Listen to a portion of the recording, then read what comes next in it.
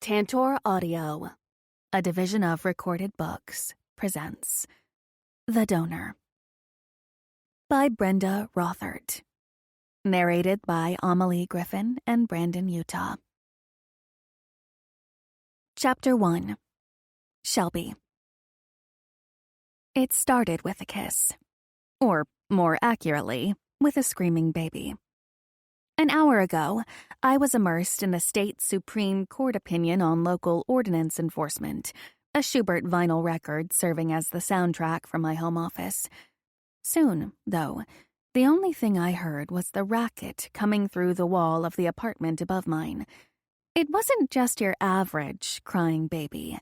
It was a shrieking, incredibly pissed-off baby. I told myself to focus, get in the zone, and tune out the noise. I'd somehow gotten through contractors re-roofing the neighboring building last fall, hadn't I? The contractors didn't wail, though. I would have preferred an incessant alarm clock to the baby upstairs, and I couldn't say the same for the nonstop hammering. Oh my God, the absolute lung capacity of that child. Glaring at the ceiling, I yelled, "Enough already!" and started reading a paragraph of the opinion for the fourth time. I'd budgeted exactly enough time to finish this job and start my next one on time. But thanks to my new neighbors, I was going to have to work this weekend. The baby's cries were turning from angry to mournful, and I frowned at my computer screen. What if my new neighbors were trash humans who had abandoned the baby? Clearly, someone wasn't taking care of it. I stood up, scolding myself for waiting an entire hour to go up there. The kid couldn't feed itself, after all. This had to be a problem with the blonde 20-something with a pixie cut I'd seen carrying boxes up the stairs a week ago, or her partner. Whoever it was, they were about to get an earful from me. Grabbing the keys to my apartment, I walked out the front door, locking it behind me, and stormed up the stairs, stomping my feet on each one to show Blondie how annoying loud neighbors could be. If she was even there. I pounded on the door of apartment 5, vowing to kick it open and go help the baby if no one answered within a minute. "You've got 30 seconds, I yelled at the closed door. "Then I break it down."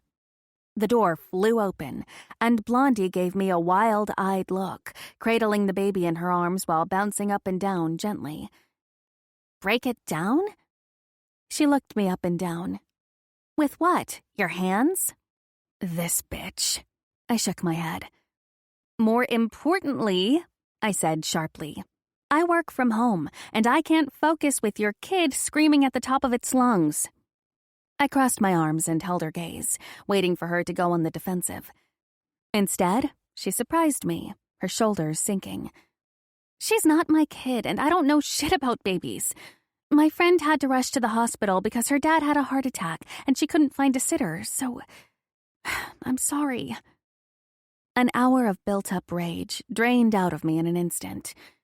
"Try feeding her," I suggested, "or changing her." "I've tried every single thing on Josie's list, and nothing is helping. I fed her, changed her, walked around with her, talked to her." "Well, can't you just rock her or something?" I asked. "I've rocked her while sitting, while standing, and while walking. I even turned on some Soundgarden and tried rocking her while rocking. Nothing." I rolled my eyes. "You tried to soothe a baby with Soundgarden?" "I'm desperate. Got any better ideas?" I frowned at her, because, yes, I did. Brahms? Are they on Spotify? I was 28 and ashamed of my generation. Shoving my keys into the pocket of my cardigan, I sighed softly. "Look, I have some music that might help. Why don't you bring—" I gestured at the infant, and Blondie interjected. "Iris, this is Iris, and I'm Marlowe." Iris unleashed her fury again, the noise deafening. "I'm Shelby," I said loudly. "Let's go, like right now." My new neighbor nodded. "Come on in while I grab my phone and keys." She stepped aside, allowing me to enter the apartment. I could only take 4 steps into the apartment before I was stopped short by boxes. A lot of boxes. Had anything been unpacked yet? "It's still a bit of a mess," she said, waving a hand, shifting the baby to her hip so she could shove her phone in her back pocket and hook a finger into her keys. "But it's only been 10 days, so I'll get there eventually." She walked toward me, Iris aiming for a world record in screaming. "So, is it just you in your apartment, or do you have a family?" I answered quickly. "Just me. How about you?" She shrugged. "Just me for now. If you see a guy with longish black hair coming in or out of my apartment, please kick me directly in the vagina." My jaw dropped in shock, then sank even lower when she tried to pass the baby over so she could lock her door. Hell no. She'd agreed to babysit. I hadn't. "Let me get that," I said, taking the keys instead of the kid and locking the door for her. "We broke up like a month ago," she continued, raising her voice so I could hear her over Iris. "Rock won't stop sniffing around, though." I made it down the stairs and put my key into the lock of my own apartment, giving her a concerned look. "Do you feel unsafe?" She snort-laughed. "No, it's not like that. He's got a huge dick and he's an 11 in bed. But he's about a 4 in all other aspects, so I need to stop seeing him. He's a hot liar, but still a liar. When I asked him why he had the word never tatted on his groin, he said he just liked the word, but then I found out it used to say Eve, his ex's name, and he had it changed to never. Like, why not just tell me that?" I pushed the door to my apartment open, and Marlo walked in, grinning at me. "Oh, wow. Apartment goals." She took in the hardwood floors I'd dusted and mopped yesterday, and the industrial-style shelving unit with houseplants. As she rocked a still crying Iris back and forth in her arms, her gaze landed on the corner of my living room where I had my workstation set up. "You work at that desk? How is it so organized?" Marlo shook her head, sounding baffled. "Are you a professional organizer? If so, you're hired." I smiled. "I'm a lawyer." She gave me an appraising look and then returned my smile. "Okay, I can see it. You've got that no-nonsense look about you. What kind of law?" "I own a legal research business." Marlo's face lit up. "So you work from home? All the time?" "Well, when babies weren't making it impossible, I did." I nodded in response. "Girl, me too. I do a podcast." She gave me a pleading look. "Can you show me the bathroom next? I assume it's in the same place mine is. And if you could hold this tiny terror so I can pee, I'd owe you so huge." My pulse raced as she started passing me the baby. I'd never held a baby before. What if I did it wrong? What if she screamed even louder? Marlo didn't seem to notice my hesitation as she nestled Iris into my arms. "Can you walk back there with me and keep talking so I know you're not taking off with Iris? Josie will fucking kill me if I let her kid get kidnapped on my watch." Wow, this woman just put her every thought directly into the world. I could see why I never liked her, though. She had beautiful blue eyes, a tiny round silver nose ring, and a natural confidence I wished I had. "So, what's your podcast about?" I asked, following her to the bathroom but stopping before I reached the door. "It's about women and sex," she answered from inside the bathroom, leaving the door open. "It's called Clitorally Speaking." Of course it was. Why had I even wondered if Marlo would say she liked to talk about history or wellness? I looked down at the baby in my arms, who was still crying but had her eyes closed. Iris was exhausted. How did her mother ever get anything done while having an infant to care for? What an absolute time suck. She did have a sweet little nose, though, and perfect little lips. And the cooing sounds she made in between cries made my heart melt. "What's wrong, Iris?" I asked softly. "Can you tell me?" She opened her eyes and looked at me, and something inside me shifted. Her soft, beautiful blue gaze locked onto me, and I couldn't look away. Were we having a moment? "Here, let's try this," I said, gently moving her into an upright position against my chest, her little face peeking over my shoulder. I'd seen people hold babies like this on TV. Maybe she just wanted to look at the world around her instead of staring at faces nonstop. Patting her back, I put my cheek against the side of her head. She was so soft, so tiny, and I couldn't get enough of her fresh, sweet smell.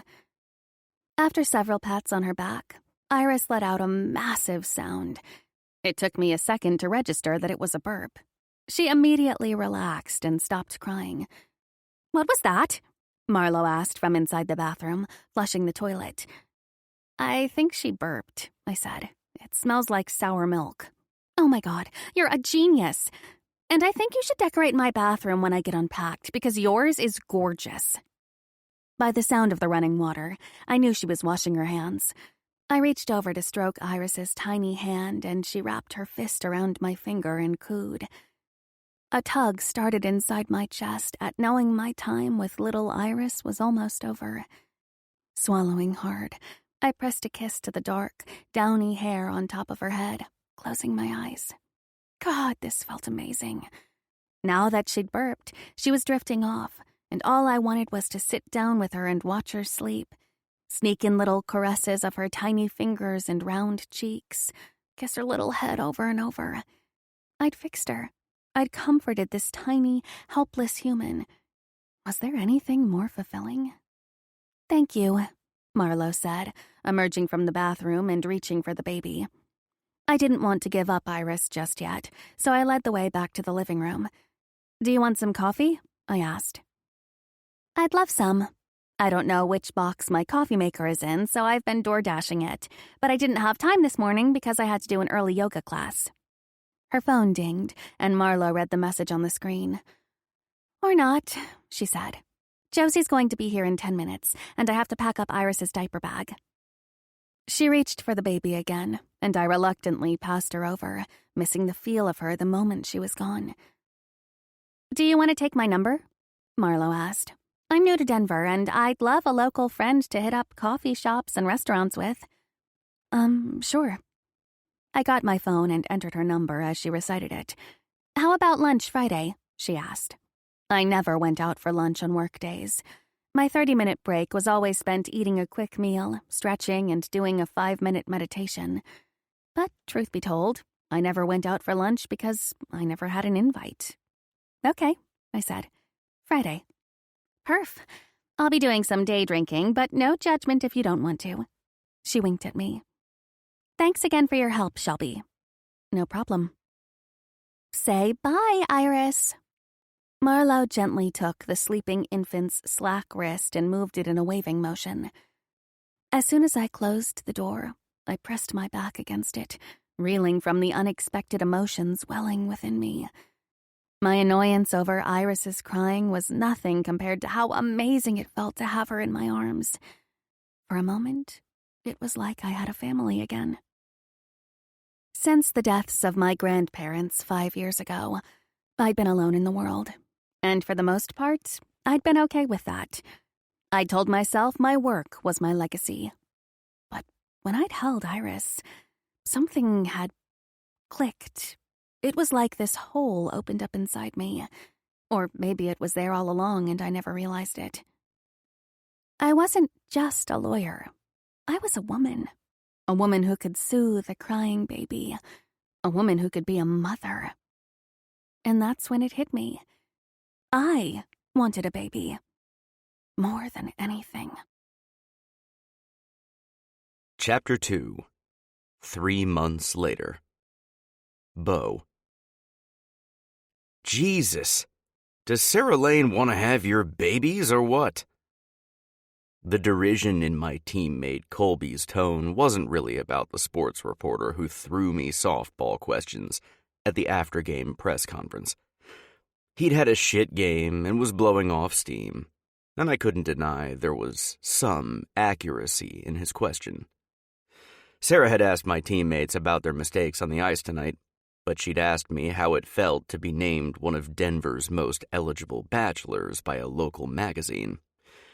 She asked you the same goddamn question at the last press conference, Colby scoffed and loosened the tie around his neck as we made our way through the arena's player exit.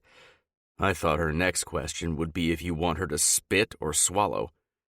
We'll never know since Mike Groban got to ask the next question. I grinned at my friend. And swallow, obviously. You'll find out what it feels like to not be the golden boy anymore someday, Colby grumbled. I just hope I'm there to see it.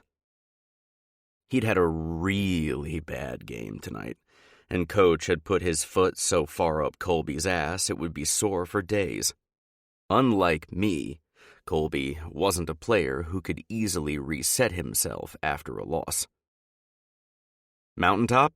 I asked, proposing a trip to our favorite after-game bar. He gave me a wry grin. Yeah, I'll buy since I'm being such an asshole. I clapped him on the shoulder. You're always an asshole. It's part of your charm. He got in the passenger side of my Range Rover, as usual. We both knew he'd be in no condition to drive by the end of the night, and he'd either Uber home or crash at my place. It was a 15-minute drive from the arena to the bar, which I probably could have done with my eyes closed since I'd grown up near Denver. I was lucky to be drafted by my hometown team 9 years ago, and I hoped I never played anywhere else. We should get in a camping trip before it gets any colder, Colby said as I drove. He was from Indiana, and he was still enthralled with the mountains here. In the 2 years since he'd been traded to Denver, we'd taken around 10 backpacking trips. Some were just a couple of nights, but one we'd done in the off-season had been 2 weeks. Yeah, we should take McCall, I said. Rowan McCall was our newest teammate, and he and his girlfriend had broken up when he got traded from Tampa. He was entirely focused on hockey, and he needed to get out and live a little. I parked about a block away from Mountaintop, and on the walk to the bar, snowflakes started swirling in the air around us. Bro, it's October, Colby said, shaking his head. Are we skipping fall? I trick-or-treated in snow boots all the time as a kid. We were close to the bar's entrance when a small group of women came up to us, all of them dressed nicely. Hey, it's the hockey players, one of them said. Are you guys going to Mountaintop too? They made it so unbelievably easy. I'd seen these women here before, and it was clear that tonight they weren't taking any chances on other women getting our attention inside the bar by waiting for us out here. We are, Colby said, his shit mood apparently forgotten. He smiled at one of the women, extended a hand, and said, Hi, I'm Colby Harrison. Prick. He'd called dibs on the most attractive woman in the bunch, who told him her name was Lexi. We walked in as a group, and a redhead took my arm, her industrial-strength perfume smelling like a freshly scrubbed toilet. Why did women think that shit was sexy? Everyone knew that Colorado Coyotes players hung out at Mountaintop after games, and every game we played was shown live on the big screens here. After our shit performance tonight, there was no applause for Colby and me when we walked in, apparently the first players to arrive tonight. You suck, Harrison, someone called from the other side of the rustic-themed bar. I held back a smile as Colby glowered. Our team captain, Dalton, always told us if we walked into Mountaintop after a game, we'd better be prepared to hear about every fuck-up we made that night. If we weren't up for it, there were lots of other places we could go where we wouldn't be recognized. Let's get some drinks, Colby muttered, scooting past Lexi much closer than needed. Bo! A female voice called from nearby. Over here! I looked over to find Tiffany, the unofficial leader of the Foxes, waving me down from a nearby table. Making sure to only sigh inwardly, I waved back. It was cool having a fan club, I reminded myself. The Foxes were a group of about 10 female season ticket holders, ranging in age from 30 to maybe 70, who brought signs to every home game. Some had my face on them, and others had pictures of socks. Shortly after I started playing for the Coyotes, the Foxes had formed and named themselves based on my name, Bo Fox. They chanted, "Fox rocks our socks" at games, and had started a thing where every time I scored a goal, they each threw a sock onto the ice. It had caught on quickly, and now when I scored, the arena crew had to come out and sweep up hundreds of socks. "You'll get 'em next time," Tiffany said, as I approached their table. She immediately passed me a Sharpie and pulled down on the collar of her V-neck t-shirt, bearing half of her breast. This was their tradition, having me sign their breasts after games. "Hey, thanks for cheering us on, even when we lose," I said, scrawling my signature across her breast for at least the 100th time. "Me next," another woman said, pulling her shirt down. These women were fearless. They gave zero shits who saw most of their breasts as I signed them, and I had to admire them for that. "Beau, this is our newest fox, Carla," Tiffany said, gesturing at a woman with white hair who was trying to get her breast into signing position. It wasn't working so great. She was older, her shirt didn't have a wide neck opening, and her breasts were saggy. "To hell with it," she said, reaching for the bottom of her shirt. Shit, I couldn't let a senior citizen raise her entire shirt in a crowded bar. I gently put my hands on her arms to stop her. "You know what, Carla?" I said. "New members get something special." I leaned in and kissed her cheek, and she beamed at me, fanning herself. "I'm 67, and you just made me feel about 20 again," she cried. Winking at her, I finished my rounds and signed all the other breasts, then posed for a photo with the group. "I'm thirsty, ladies, but I hope to see you at the next game," I said, smiling at them. "We'll be there," Tiffany said. As I ordered at the bar, I casually scanned the crowd. I wasn't specifically looking for a hookup, but I wouldn't say no if the right opportunity presented herself. We were leaving for a road trip the day after tomorrow, and our schedule would be a grind. When the bartender passed me my beer, I handed him some cash and nodded my thanks. As I turned to walk back toward Colby, I nearly bumped into a 20-something woman with dark hair. Her brows were drawn together in a serious look, a little line between them. "Sorry about that," I said. She just stared at me, her eyes wide behind her black-rimmed glasses. I gave her a polite nod and turned to go. "I want your sperm," she blurted. Yikes. There had to be a full moon tonight. I liked women who made it easy, and she wasn't bad-looking at all, but I hadn't even had a sip of my beer yet, and I was hungry. "Listen, She cut me off, cringing. "That came out wrong. Look, I know you're busy signing people and all, but could I have just a little bit of your time? I have a question for you that may sound crazy, but..." She gave me a pleading look. "Please?" My buddy's waiting for me over there. I did more than a month of research, extensive research, on something, and if we could just sit down and talk about it..." The frown line between her brows returned. "You're the only one who can help me, Beau. Please." This was a new approach. Clearly, she wanted to sleep with me, and I'd had women try the hard sell with me before, but not like this. This woman wore a business suit, the dark purple shirt beneath her jacket covering her up to her collarbone. Wait just a fucking minute. Maybe she wanted to role-play? She'd be the buttoned-up librarian, and I'd be... well, me. I looked her up and down.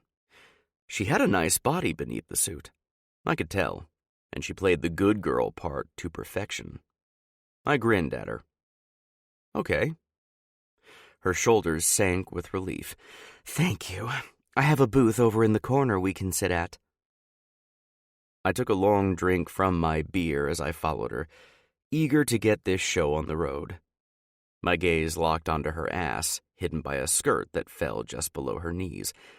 Damn, she'd gone all out with the suit she was wearing. It was about as spinster as a nun's habit. "Please have a seat," she said, gesturing to one side of the booth in the corner of the bar. I slid into my seat, and she did the same on the other side of the booth, folding her hands in front of her on the table. "My name is Shelby Grant," she said. "I'm 28, and I'm an attorney." An attorney?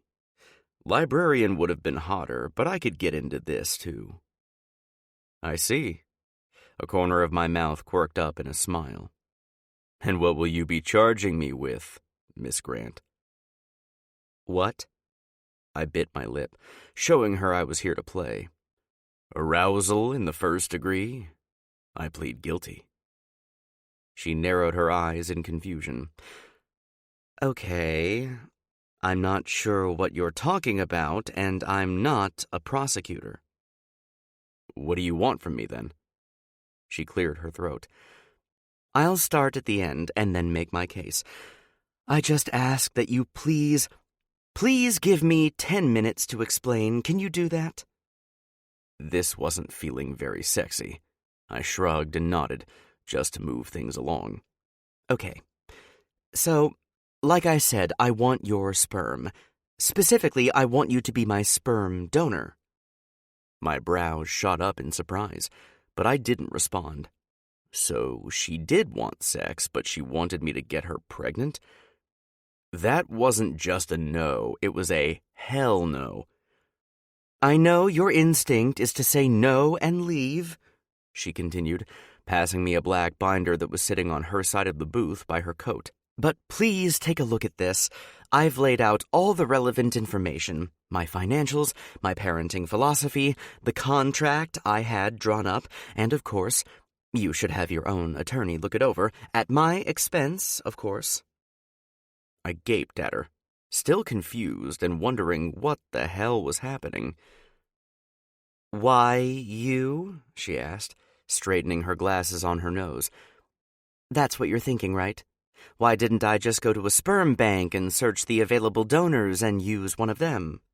Actually, I was thinking I wanted to get the hell out of here and get a stronger drink, but Shelby was looking at me so earnestly that I couldn't admit it.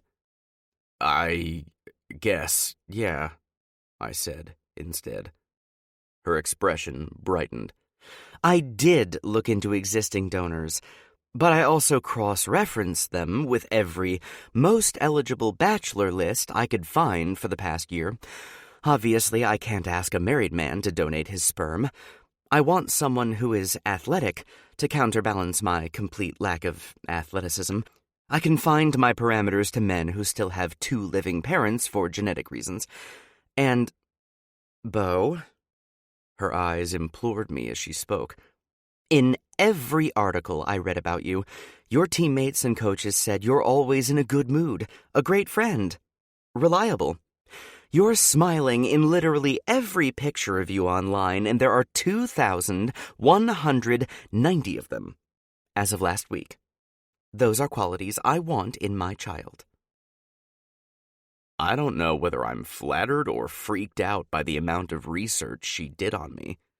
One thing I do know, though, is that I'm not giving her, or anyone else, my sperm. "You're about to bolt," she said, apparently reading my expression. "And I get it. I honestly do. All I ask is that you take the binder. I wrote you a letter and included my contact information. There's also the address of a restaurant in there I'm hoping you'll meet me at for lunch next week, so you can ask me any questions you have." I picked up the binder and gave her a polite nod. "I'll take a look." When I stand up, she slides out of the booth to stand next to me. "All I'm asking for is a chance," she says. "Just a chance to tell you more about who I am and why this would mean everything to me." I gestured at Colby, who was surrounded by women on the other side of the bar. "I have to go join my friends now, but I'll take a look." "Thank you," she said, giving me a hopeful smile. I walked across the bar, beer in one hand and binder in the other. When Colby spotted me, he gave me a confused look. "You doing some homework?" he asked. I glared at him, no longer in the mood to be in the spotlight that was mountaintop after a game. Later on, I'd tell Colby I'd not only signed a bunch of boobs tonight, I'd also been asked to father a child. But for now, I just wanted to finish this beer, followed by a few more. Chapter 3. Shelby. But he didn't say no, right? Marlo gave me an encouraging look as she passed me a glass of wine and sat down on the other end of my couch. He didn't have to say it. It was all over his face. I took a sip of the wine and made a face. This tastes terrible. Red wine is an acquired taste. I put my glass on a coaster on the coffee table. I don't think I want to acquire it. We have to find a way to loosen you up, Shelby. Alcohol will help. I don't want to loosen up. I just want to have a baby. I curled up on the end of my couch, still feeling dejected from my conversation with Beau 3 nights ago. I knew it sounded crazy. How could a stranger approach someone and ask for their sperm and have it sound anything but crazy? All of it made perfect sense to me, though. In the past 3 months, I'd not only researched eligible bachelors in the Denver area, I'd also read books on genetics, parenting, and how to make organic baby food. I was well prepared for what to expect, and now I just needed to figure out how to get myself expectant. We should go out, Marlo suggested. If you let me dress you and do your makeup, you could pick up a guy and possibly be pregnant by midnight. It's not the right time in my cycle. Marlo hummed. You could still get in some practice and have a guy to call when it is the right time. I sat up and gave her an exasperated look. We'd become good friends, and one of the reasons we got along so well was that we always told each other the full truth. I'm not looking for a degenerate boyfriend with a name like Rock, I told her. I want my child to be fathered by a man with good genes. Marlo sniffed and looked away, annoyed by my comment about Rock. Well, you're not going to meet anyone by pouting on the couch. Hey, I had a lot of hours invested in researching Beau Fox. It's okay that I'm disappointed it didn't work out. What kind of name is Beau Fox, anyway? It sounds like a porn star name. It's the name his parents gave him. Henry and Claire Fox were the parents of 5 children. Beau was their 3rd. Claire was a professor of women's studies at the University of Colorado, and the picture of her family I'd seen in an online university magazine was like the template photo for a Christmas card. A beautiful family of 8, including their son-in-law, Adrian, stood in front of a stream. Snow on the ground and mountains in the background. They wore flannels and vests and boots that were expensive but broken in, clearly not purchased just as props for the photo. All of them had hair in varying shades of brown, Beau's hair among the darkest, and my favorite feature was the matching laugh lines around their eyes and their bright smiles. The Fox family probably wasn't perfect. No one was. But they loved each other. That much was clear. Beau was part of a big family, every member accomplished in their own right. The joy I saw in their faces was what I wanted for my own son or daughter one day. Can we at least go get dinner? Marlo asked. I haven't eaten since breakfast. I sighed heavily. Just leave me and my empty womb here to wallow. Is this all it takes to bring you down? Marlo stood up, rolling her eyes at me. This is a long road, Shelby. There are going to be disappointments. You approached one guy. One. She held out a single finger for emphasis. And so what? It didn't work out. I happen to know from seeing your color-coded charts that you have lots of other options. She was right. I knew she was right. I had too much hope wrapped up in Beau Fox, and I needed to let it go and move on. I'm waiting for the lunch I invited him to on Wednesday, I said. If he doesn't show, I'm moving on to the next guy. Good. Because if this is your dream, don't let anyone discourage you. Keep pushing. You'll get there. Although, again, I don't know what you're thinking. She scowled. One afternoon of babysitting was enough to make me seriously consider getting my tubes tied. I want a baby more than anything. It had become more than just a want. I yearned for a child of my own. I'd recently walked into a baby boutique and teared up when I picked up tiny white and yellow dressing gowns and caps. The smells of baby powder and lotion made me sigh dreamily and imagine rocking my own freshly bathed infant in the nursery I'd start designing the moment I found out I was pregnant. Not only didn't I need a relationship with a man to do this, I didn't want one. At all. I wanted this baby to be mine and only mine. "Can't you want a baby and eat dinner?" Marlowe coaxed. "We can talk about baby names if you want." Okay. I took a deep breath, getting myself into a better frame of mind. "But we talk about baby stuff all the time. I'd like to hear about how your show went today." She grinned. "Girl, it was amazing. I interviewed a couple of women in their 70s about their sex lives." I furrowed my brow. On second thought, I might not want to hear about that. "Don't be ageist," Marlowe scolded. "Grandmas like dick just as much as women our age do." Shaking my head, I went to grab my bag and keys. This was apparently the price I'd have to pay for yapping about fertilization windows and teething nonstop for the past month or so. Picking up the wine glass I'd discarded, Marlowe downed the entire glass and carried it into my kitchen. "Did you know pubes turn gray just like regular hair?" she asked over her shoulder. Dear God, it was going to be a long evening. I glanced at my watch, and my heart sank. It was 12:35 p.m. Beau was officially 5 minutes late to the lunch I'd invited him to in my letter. Well, he'd be 5 minutes late if he walked in right this minute.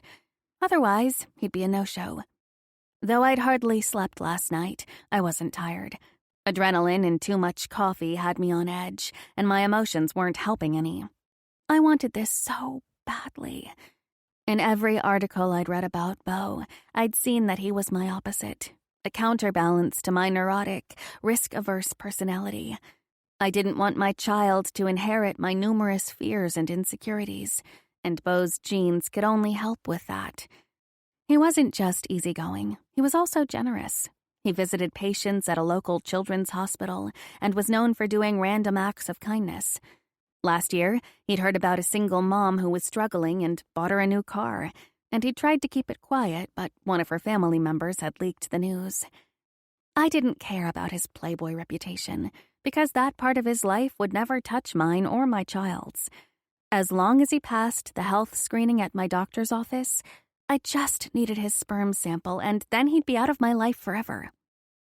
"Hey, just checking in," my server said, giving me a gentle smile. I'd gotten here at 12:05, early as usual. My server was a woman named Lydia who was clearly hip to the fact that I was being stood up. "I'll keep waiting," I said, trying to sound confident. "I'll get you some more water," she said. I'd already gone through 2 glasses because I was a stress water drinker. Though at this moment, I wished I was a stress smoker or coke snorter because, damn, I needed something to take the edge off. "Brought you some bread, too," Lydia said when she returned with my water. Bread. Perfect. Now I had something else to focus on besides the empty doorway of the restaurant. I pulled a warm, fluffy roll from the basket and fished a rectangular pad of butter from the bottom. It was just how I liked it. The bread had softened the butter and made it the perfect spreading consistency. It really was the little things that made a person's day. I took my time buttering both sides of the bread, then stretched time further by checking my phone in between bites. No texts from Beau saying he was running late, but it had been a full 20 minutes since I'd checked news headlines in my email, so I did that. I tried to get engrossed in an article about the economy, because we should all be knowledgeable about the world around us, right? I told myself that, but in reality, I was crumbling inside. He wasn't going to show. Deep down, I'd known it was a long shot. He'd been polite the night we met, but also dismissive.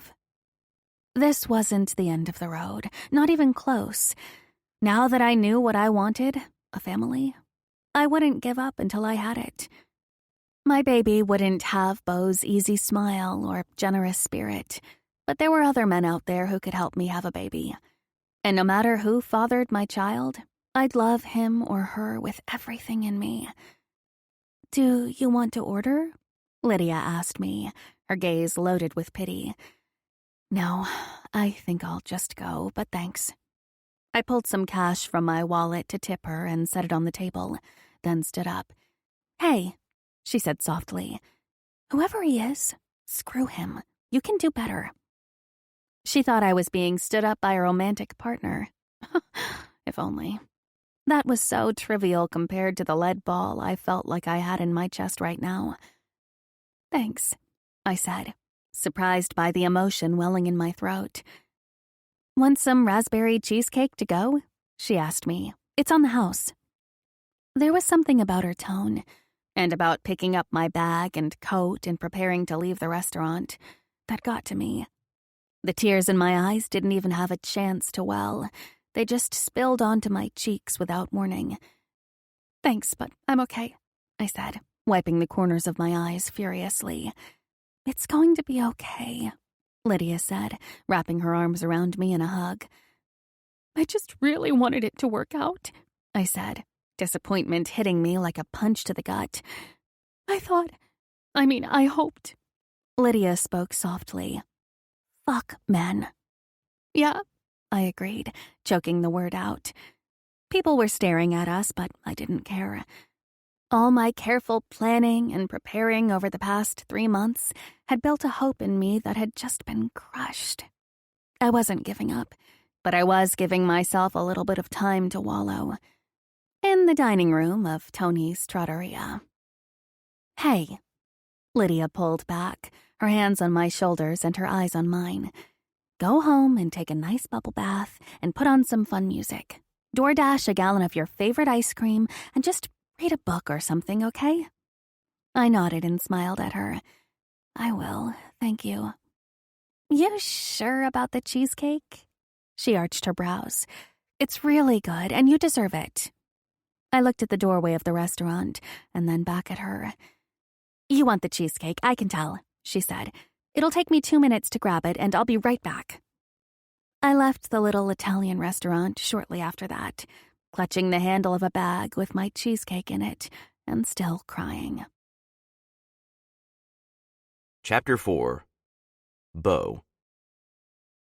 Dear Beau, it must feel so strange to have a woman you don't know ask you to donate sperm. I'll respect your decision either way, but I want to make sure you know more about me before deciding. I'm not sure where I was born. My mom has bipolar disorder, and she remembered that she was in a hospital when she had me, but she doesn't know where it was. My father was in and out of our lives for those first years, and he wasn't around when I was born. He was an alcoholic who started using drugs, and it eventually killed him.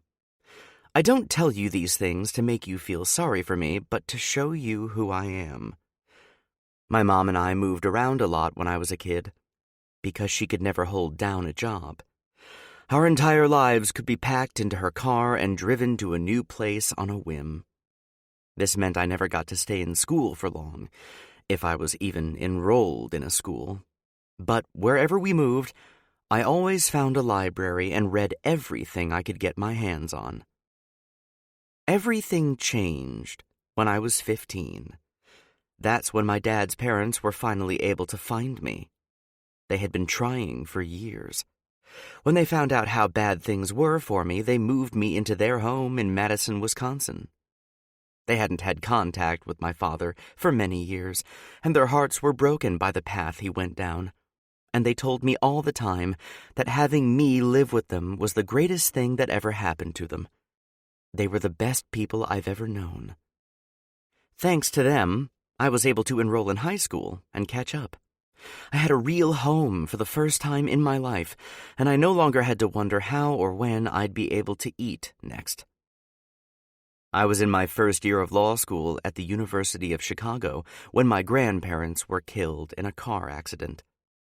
My whole world died that day.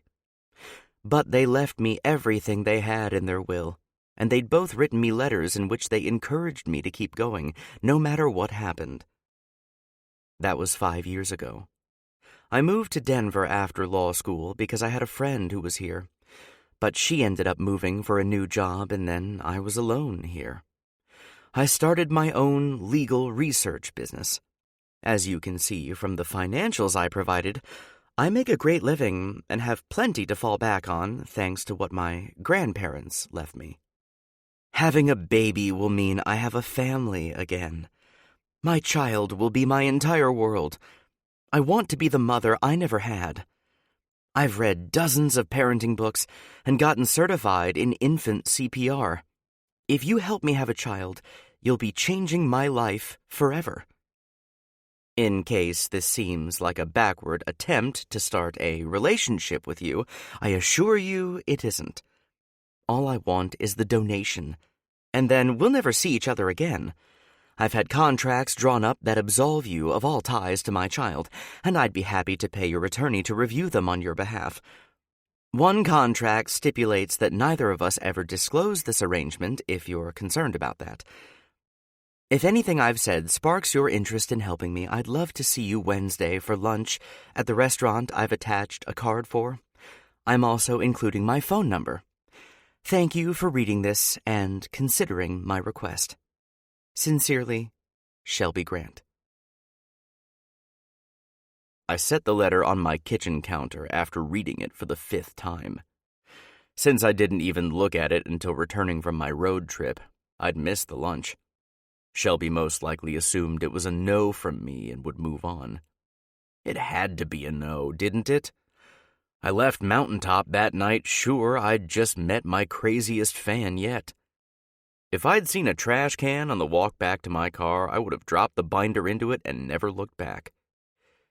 Sheer curiosity made me open it and look at the contents. Shelby had used color-coded tabs to divide it into sections, and she'd included everything from her college transcripts to paint samples and decor ideas for a baby nursery. Flipping through the pages and skimming them, I'd started to see her less as crazy and more as determined. She wasn't sitting back and hoping for her dream to come true. She was actively grinding to make it a reality. The athlete in me admired that. There wasn't a doubt in my mind that Shelby would have the baby she wanted so badly. The only question was, would I be the biological father? It wouldn't hurt to have my attorney look things over, especially if she was paying for it. Part of me, a big part, was flattered to be her top choice. She knew I was a total package. My parents had drilled using protection during sex into me as a teenager, and I'd used it every time. I helped condom manufacturers stay in business, because in the decade I'd been having sex, I'd used a lot of condoms. This would be a chance to see what it felt like without one. Trying to get a woman pregnant. That was hard to imagine as a bachelor who couldn't imagine myself having kids. What if I never got married and had my own family? If I stayed healthy and played hockey as many years as my body let me, there was a real possibility I'd never settle down. Shelby's kid could come find me one day as an adult and be the only child I ever fathered. I rubbed a hand down my face. Shit. This was a lot to think about. I liked to keep things light, and this was anything but. After twisting off the cap on a bottle of beer, I sat down to catch up on shows I'd missed while on my road trip, but I couldn't shake the things Shelby had said in the letter. You'll be changing my life forever. Having a baby will mean I have a family again. I had a big family, and sometimes they were a pain in my ass, but I couldn't imagine my life without them. On a whim, I picked up my phone and texted the number Shelby had included in her letter. Hey, it's Bo. Sorry I missed lunch. I was on a road trip. Can we reschedule? She responded immediately. Yes, anytime. Just let me know and I'll be there.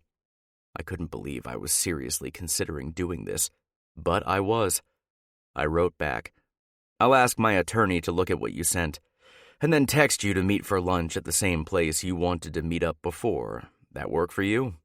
Again, she responded immediately, "Yes, thank you." 3 days later, I approached Shelby, who was sitting alone at a table in a little downtown Italian place called Tony's Trattoria. She beamed at me, her eyes hopeful. "Hi," I said, sitting down across from her. "You picked a good place. This is one of my mom's favorites." "Well, I can confirm they have great cheesecake," she said. She sounded nervous and looked it too, her back perfectly straight, and her hands in her lap. "They have good red wine, too," I suggested, because she looked like she could use a glass to loosen up. "None for me, but order some for yourself if you want." She looked at the menu. "They sell it by the bottle, so order a whole bottle if you want." I could tell Shelby would have bought me an entire case of wine if it would help me agree to her proposal. She wanted this so damn badly. I'd seen this same look on the faces of guys who got called up from the minors. They wanted to prove themselves and live their dreams more than anything. "No, I'm good," I said, nodding at our server as she approached. Shelby ordered water and a grilled chicken salad. I went for lasagna and unsweetened tea. Once the server had left us alone at the table, Shelby just looked at me expectantly, waiting for me to tell her if I was in or out. I cleared my throat. "So, my attorney looked the paperwork over and said it protects me in every way legally possible." "I swear I don't want anything from you except, you know." "My attorney said even though it protects me, he still advises against it." Shelby deflated. "I understand." This was my last chance to bow out gracefully. I could make small talk with her, pick up the lunch check, and wish her well with her dream. That wasn't what my gut told me to do, though. "I'm in," I said. She looked up from the table, a little line of confusion forming between her brows. "What do you mean?" "I mean, yes," I said, grinning. "Let's do this. I'll help you have a baby." Her eyes flooded with tears. "Oh my God, are you serious?" "I am. I've given it a lot of thought and read your letter about 50 times. If you're completely sure you want to do this alone and all you need is for me to get you pregnant, I'll do it." She covered her face with her hands, crying. I didn't know what to say, so I just sat there, uncomfortable even though they were happy tears. A woman wearing the red polo and name tag of a Tony's server approached our table, her furious gaze locked on me. "Is this him?" she demanded. "Is this the guy who stood you up?" Shelby took her hands away from her face, looking surprised. "Lydia, if this jerk is making you cry 2 weeks in a row, you need to get up and leave right now," the server said. "He's not worth it." What was this? How had I made Shelby cry last week? Oh, when I didn't show up for lunch. Shit. She'd been here hoping I'd show up and left thinking I just hadn't bothered to show up or say anything. "No," Shelby assured the server. "These are happy tears, I promise. He's giving me something incredible. It's not what you think." Lydia gave me a skeptical look, then met Shelby's gaze again. "Okay, but I'm here if you need anything, okay?" Shelby smiled gratefully. "Thanks. I appreciate it." After we were alone again, an awkward silence fell between us. "Sorry about that," Shelby finally said. "It's okay." I glanced at my watch. I have to pick my niece up from preschool, so I need to get out of here by 1 at the latest. Do you want to make plans while we're here? We can get a hotel room if you want." Her eyes widened in abject shock. "What? No, no, no." She quickly composed herself. Sorry, that's my fault. I should have explained better. You'll make your donation at my doctor's office, and then she'll take it from there. Huh? I'd been thinking she wanted to do this the old-fashioned way, but apparently not. It was probably for the best, given how uptight she was. Sure, I said, shrugging. However you want to do it. I'll send you the number for the doctor's office, and you can schedule an appointment whenever it works for you. I nodded, trying to think of a tactful way to pose my question to her. Hey, I said, meeting her gaze with a smile. I'm not an asshole. If you have a partner that you want to include in all this, you don't need to worry that I'm some kind of bigot. I support LGBTQ rights and marriage equality. She shook her head. It's not that, Beau. I'm not gay. But I'd tell you if I were. I'm attracted to men, and only men. But I want to keep this transactional. I think sex could muddy things. She was right. Hell, it could take multiple tries to get her knocked up, and what if she got hooked on the sex? Women usually caught feelings from sleeping together, no matter what arrangements were agreed upon up front. This was a smart approach. She couldn't get her heart broken this way. Okay, then, I said, smiling. I'll make an appointment. Thank you so much, Beau. I can't believe this is happening. I'm so happy. It was the first time I'd made a woman glow by not having sex with her. This was unlike anything I'd ever imagined myself doing. It couldn't have been any easier, though. All I had to do was get off to make Shelby's dream come true. I could most definitely do that. Chapter 5. Shelby. If this is what first date nerves felt like, I wanted no part of it. Not that men were clamoring to take me out, but if they were, my response would have been, meh. Though I wasn't waiting for Beau to show up for a date, my stomach was churning like I was. Checking the doorway, then my watch, then the doorway again. What if he changed his mind? Panic filled my chest. It had been nearly 3 weeks since Beau agreed to do this. And other than his text to me about the appointment today and my text last night reminding him about it, we hadn't had any contact. 3 weeks was a lot of time for reflection. I'd kept busy working, reading more parenting books, and starting prenatal care. For the first week of daily exercise, no caffeine, and prenatal vitamins, I was on cloud 9. I was preparing to get pregnant with a child of my very own, which made my dream feel one step closer to reality. During week 2, though, I started to seriously miss my coffee. I knew it would be okay for me to have a little, but I wasn't taking any chances. Baby Grant deserved to grow in the most hospitable womb possible. Beau's appointment was in 2 minutes. I said a silent prayer and looked at the doorway again, but he wasn't walking through it. Maybe he had called the doctor's office to let them know he was running late. I hadn't actually told him I'd be here today, so he wouldn't have had a reason to tell me if he wouldn't be on time. I picked up my bag from the chair next to mine and walked to the front desk. While waiting in line, someone tapped me on the shoulder. My heart raced hopefully. Hey, Beau said, smiling when I turned around. I didn't know you were coming. His grin turned into a smirk. Or maybe we both are. He had the jokes.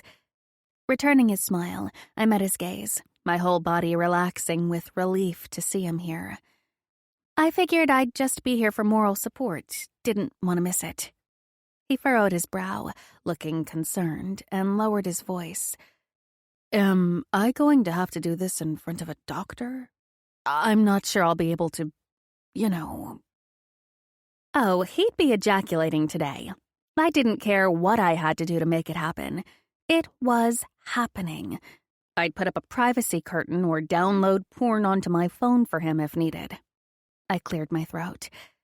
We'll make sure conditions are favorable. He nodded, looking relieved. Hey, I said softly.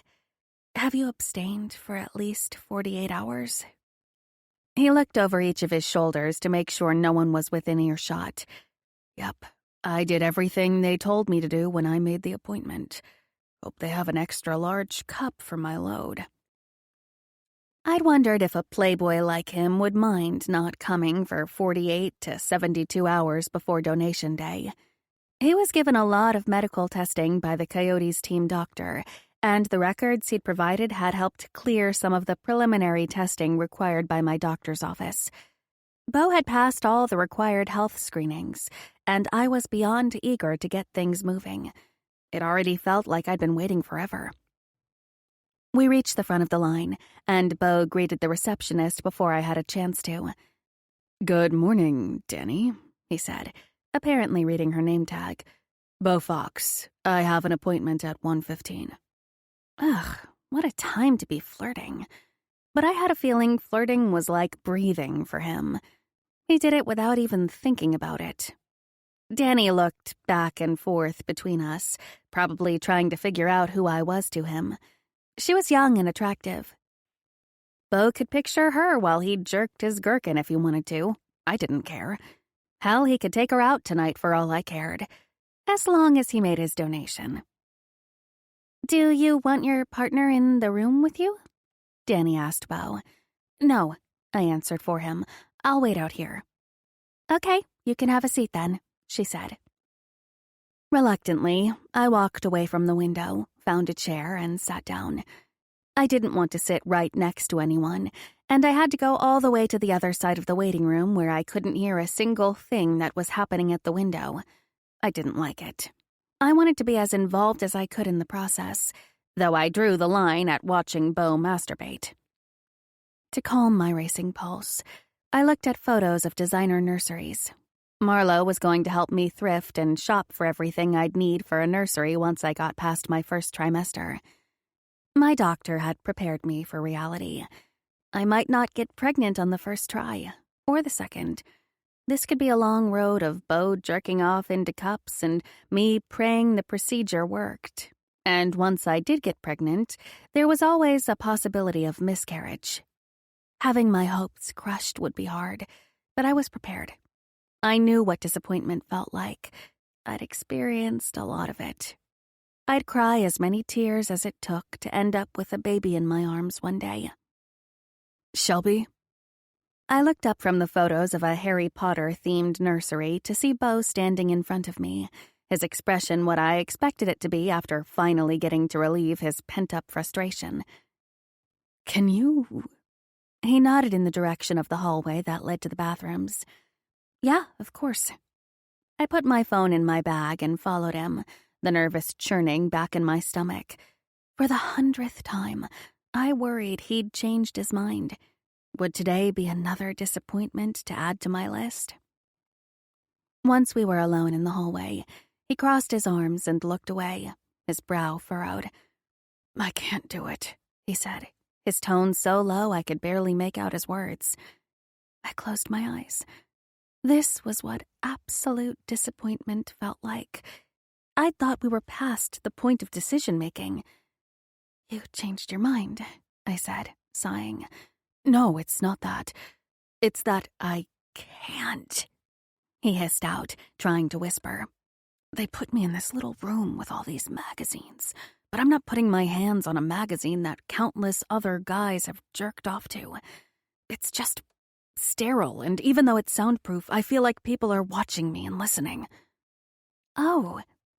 I looked up at him hopefully. "So it's not that you don't want to, but that you can't." He shook his head, his eyes dark with either anger or frustration. "I'm sorry, Shelby, but no, we're not giving up." He glared at me. "Why don't you go in there and masturbate? It's not easy. I'm used to having an attractive woman begging for it, not some sticky magazine with women in slutty nurses' costumes." I'd gotten this far. I wasn't about to give up. "Let me try," I said, my heart hammering. His brows shot up in surprise. "You?" Clutching the handle of my bag so hard my fingers tingled, I nodded. "Give me 2 minutes to use the bathroom, and then I'll go in there with you." The corners of his lips quirked up. "Is there a section in your binder about the male erection?"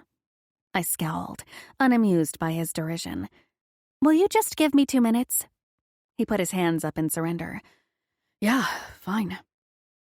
Once inside a bathroom stall, I called Marlo, praying she'd answer. "Hey, did you get the spunk?" she asked. "Not yet," I whispered. "This is an emergency. I need to know how to turn a man on, and quickly." "Why? Does this guy expect you to jerk him off? Because I don't think that's how— Marlo, I don't have time. Please, tell me what you know, because I have no idea. I've never done this. How do I make him come?"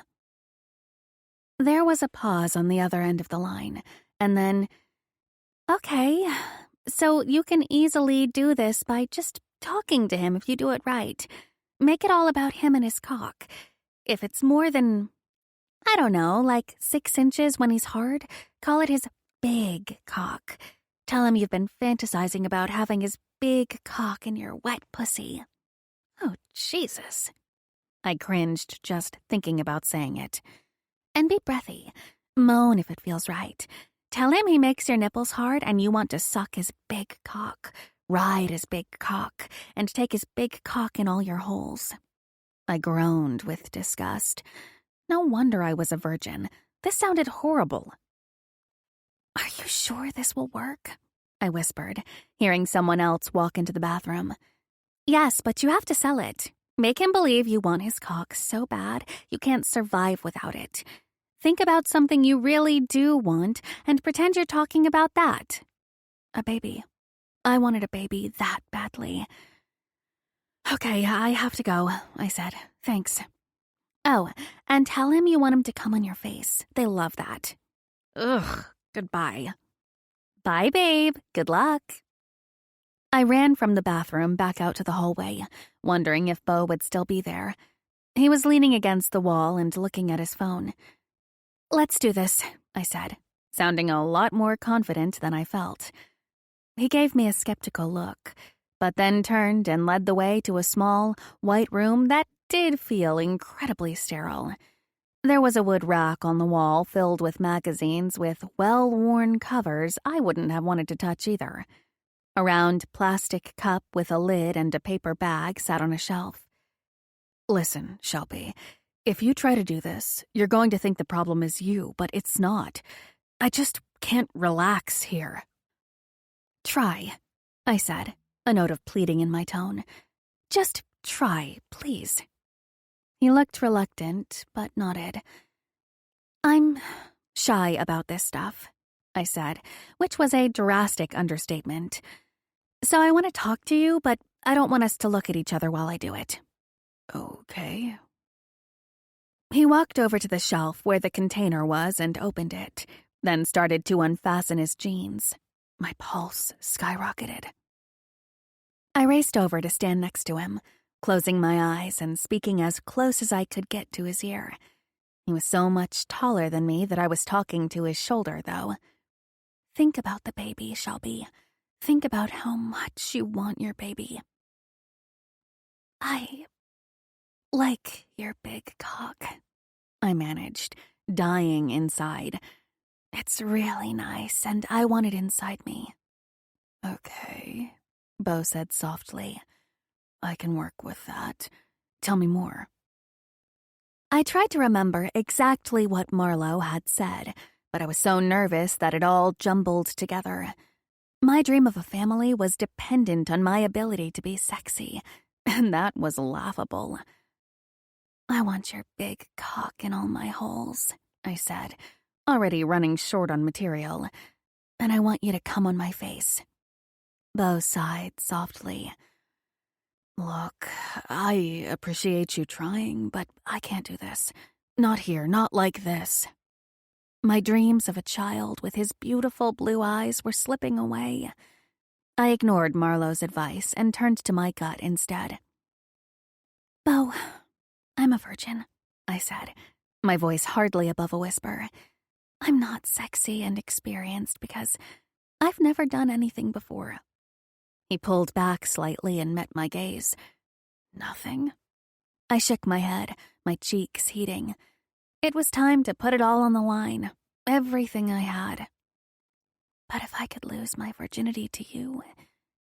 I licked my lips and put a hand on my cheek. I know it would be good. You'd make it good. I slid my hand down to my neck, across my collarbone to one of my breasts. You'd undress me so slowly and be patient with me as I ran my hands over your chest and arms, down to the waistband of your jeans. I'd fumble getting them undone, and when I finally got to feel you, I'd close my eyes and take my time, running my hand up and down your cock.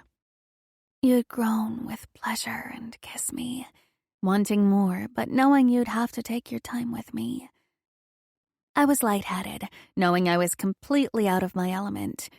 It would have been easier for me to lecture on any of the constitutional amendments without any prep than to do this. But it was doing something. Beau had pushed down his jeans and his eyes were narrowed, and his hand was occupied. "You'd teach me," I said, my gaze locked onto his. "You'd tell me to get on my knees and take you in my mouth, and I'd just want to please you. You'd teach me how to make you crazy, but you wouldn't let yourself come. First, you'd touch me and tease me as long as it took for me to beg you for more. You would enjoy that."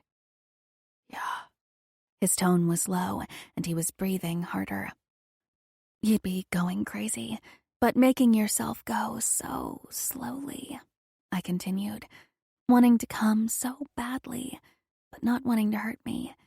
You'd always make sure I came first, every time. Even if you were out of your mind, you'd make me come first. And you'd know exactly how to do it, with your fingers or your mouth. And just seeing how turned on you were, I'd come exactly when you told me. Oh, fuck." He tensed all over, and then his shoulders dropped, and he met my gaze. I waited, trying to decipher the look he was giving me, but not wanting to look down either. "Did you... Oh yeah, you're good at that." I grinned, my mortification already forgotten. Somehow, I'd done it. Sheer force of will had made me find a way to make Beau come. I was another step closer to being a mother. Chapter 6. Beau. I parked my Range Rover in the driveway of my parents' home, smirking at my older brother's minivan. Asher was 32 to my 27, but he'd gotten married 6 years ago and now had 2 kids, and all the chaos that came with them. I loved my niece and nephew, but I was reminded how much work kids are the moment I walked in the door of the sprawling log home that was now the Fox family home base. 4-year-old Anderson ran past me, completely naked except for the red superhero cape floating behind him as he ran, secured around his neck. He was carrying a foam dart launcher, his expression as intent as an actual soldier on a hunt. "Asher, put your underwear back on," my sister-in-law, Chloe, called from another room. "And no shooting darts at faces." He was probably chasing after Isaac, my 25-year-old brother. There were 5 of us: Asher, Fiona, who was 29, I fell right in the middle. Then there was Isaac, and Genevieve was 23. Jen was away at medical school, but the rest of us had stayed in the area where we grew up. "And there's my Beau." My mom smiled at me as I walked into the enormous kitchen. "Hi, honey." "Hey, Mom. Smells great in here." She took a break from whatever she was chopping at the island to give me a hug. "I made lasagna. Hope you're hungry." I patted my stomach. "Always." My older sister walked into the room looking a little disoriented. "I'm sorry, Mom. I fell asleep. What can I help you with?" Mom nodded at the stools pulled up to the kitchen island. "Nothing. Just sit down." "Are you sick?" I asked Fiona. "I don't think so. Pregnancy is just exhausting. Some nights I get home from work and throw together a quick dinner and I'm in bed within an hour." She was 4 months along with her first child, and her job as CFO of a tech company was demanding. "Why doesn't Adrian cook dinner?" I asked, grabbing a slice of cucumber from the big bowl of salad my mom was putting chopped vegetables in. "He works too," Fiona said, a defensive note in her tone. Chloe, Asher's wife, had fit in with our family immediately. My parents accepted Adrian, but Asher, Isaac, and I weren't his biggest fans. He was a tool, and I had a feeling Fiona would be responsible for most of the parenting work, just like she was for all the cooking and cleaning. "Is Adrian going to make it over to eat with us?" Mom asked Fiona. "No, he's pretty tired from the bachelor party. I told him I'd bring some food home for him." "There's my favorite middle son." My dad walked into the kitchen and hugged me. "What's going on with you, Bo?"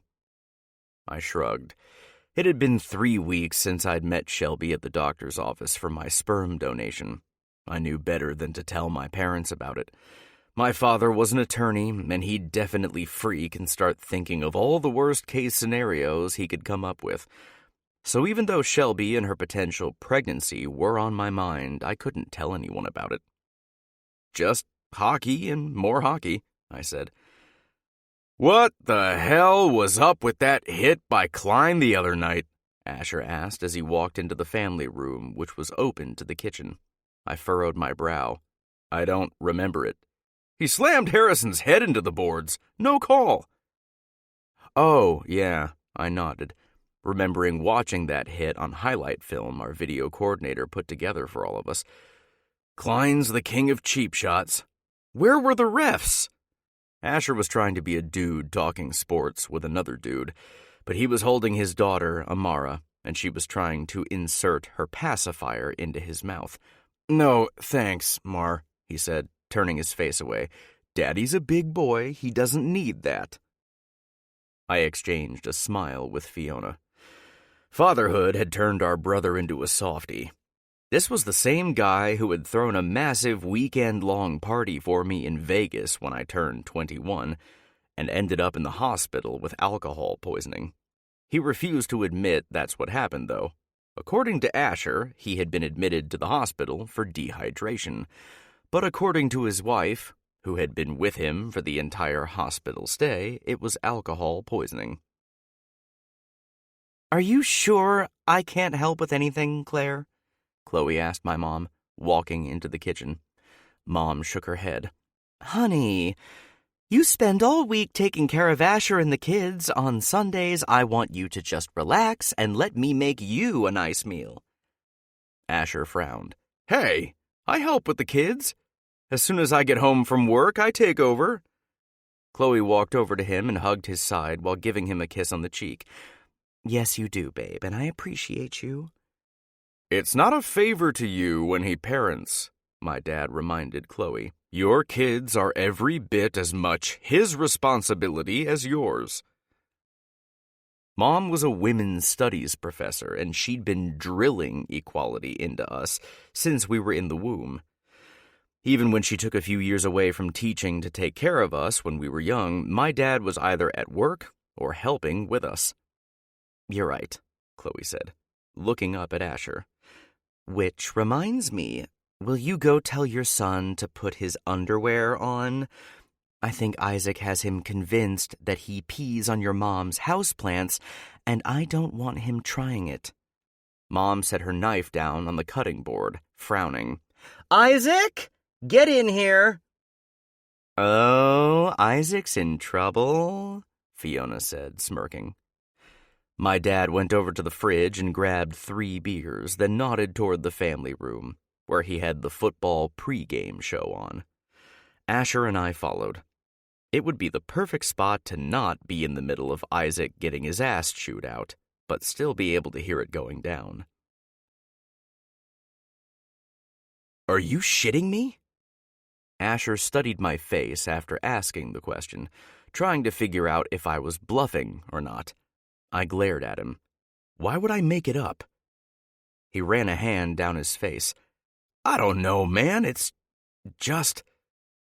We were sitting in chairs on my parents' back deck about an hour after eating. Chloe had joined Anderson and Amara for a nap in one of the guest rooms upstairs, leaving Asher with some time for a private conversation. I needed someone to talk to about Shelby, and he was my brother. We'd always been close, and I trusted him entirely. I didn't want to defend my decision to him, though. "I don't regret doing it," I said. "I thought about it a lot." "Yeah, but she could come after you later, man. Legally. And you have a lot to go after." My attorney looked over the contract. He said I'm good. Asher nodded. "Okay. I'm glad there's a contract, but what if something happens to her down the road? Who does the kid go to?" "That'll be up to her." I took a long sip of beer before looking back at my brother. "Look, I shouldn't have brought it up. Let's talk about something else." "No, I'm glad you told me." I gave him a pointed look. "I don't want anyone finding out about this, not even Chloe." "I won't tell a soul," Asher assured me. "You have my word." With a nod, I looked out at the mountains in the distance. Even though this was my home, traveling to other cities for hockey made me appreciate where I lived. Trees, open skies, and mountains relaxed me. Nature was the ultimate reminder that we were just a speck in the grand scheme of things. "I shouldn't have interrupted you," Asher said. "I think you had a point to make that I never let you get to." He was right, but I was aggravated now. I'd been trying to convince myself for 3 weeks to just forget about Shelby and move on. It wasn't working. "She's not the type of woman I usually go for," I said. "No whiskers and bushy tail," Asher quipped, one of his usual jabs about puck bunnies. Part of what I was going to say was whether I'd want to... I looked over both shoulders to make sure we were still alone. You know, conceive the kid with her. I thought we might be looking at multiple times, and she's a very uptight attorney. Asher scoffed. "Say no more. I get it." "But then, when I went to the clinic, and..." I shook my head and looked away, regretting my decision to talk to him. "Never mind, man." "Hey," Asher said. "Whatever it is, it's okay. I'll turn off the sarcasm and just listen." I turned back to him. Maybe saying what I was feeling would help me move on. I sure as hell needed to. "I couldn't do what I needed to do in the room at the doctor's office, you know?" I said. "So, Shelby, she talked to me." Asher furrowed his brow, confused. "You know, she talked to me," I repeated. "To get me into it?" "Oh!" Asher nodded appreciatively. "Got it." And I fucking came in record time, man. It was what she was saying and hearing her say it. And now I can't stop thinking about it, about her. I fantasize about her all the time. My brother's lips turned up in a small smile. "The woman you weren't sure you'd be able to sleep with." I sighed heavily. "Yeah, joke's on me, right?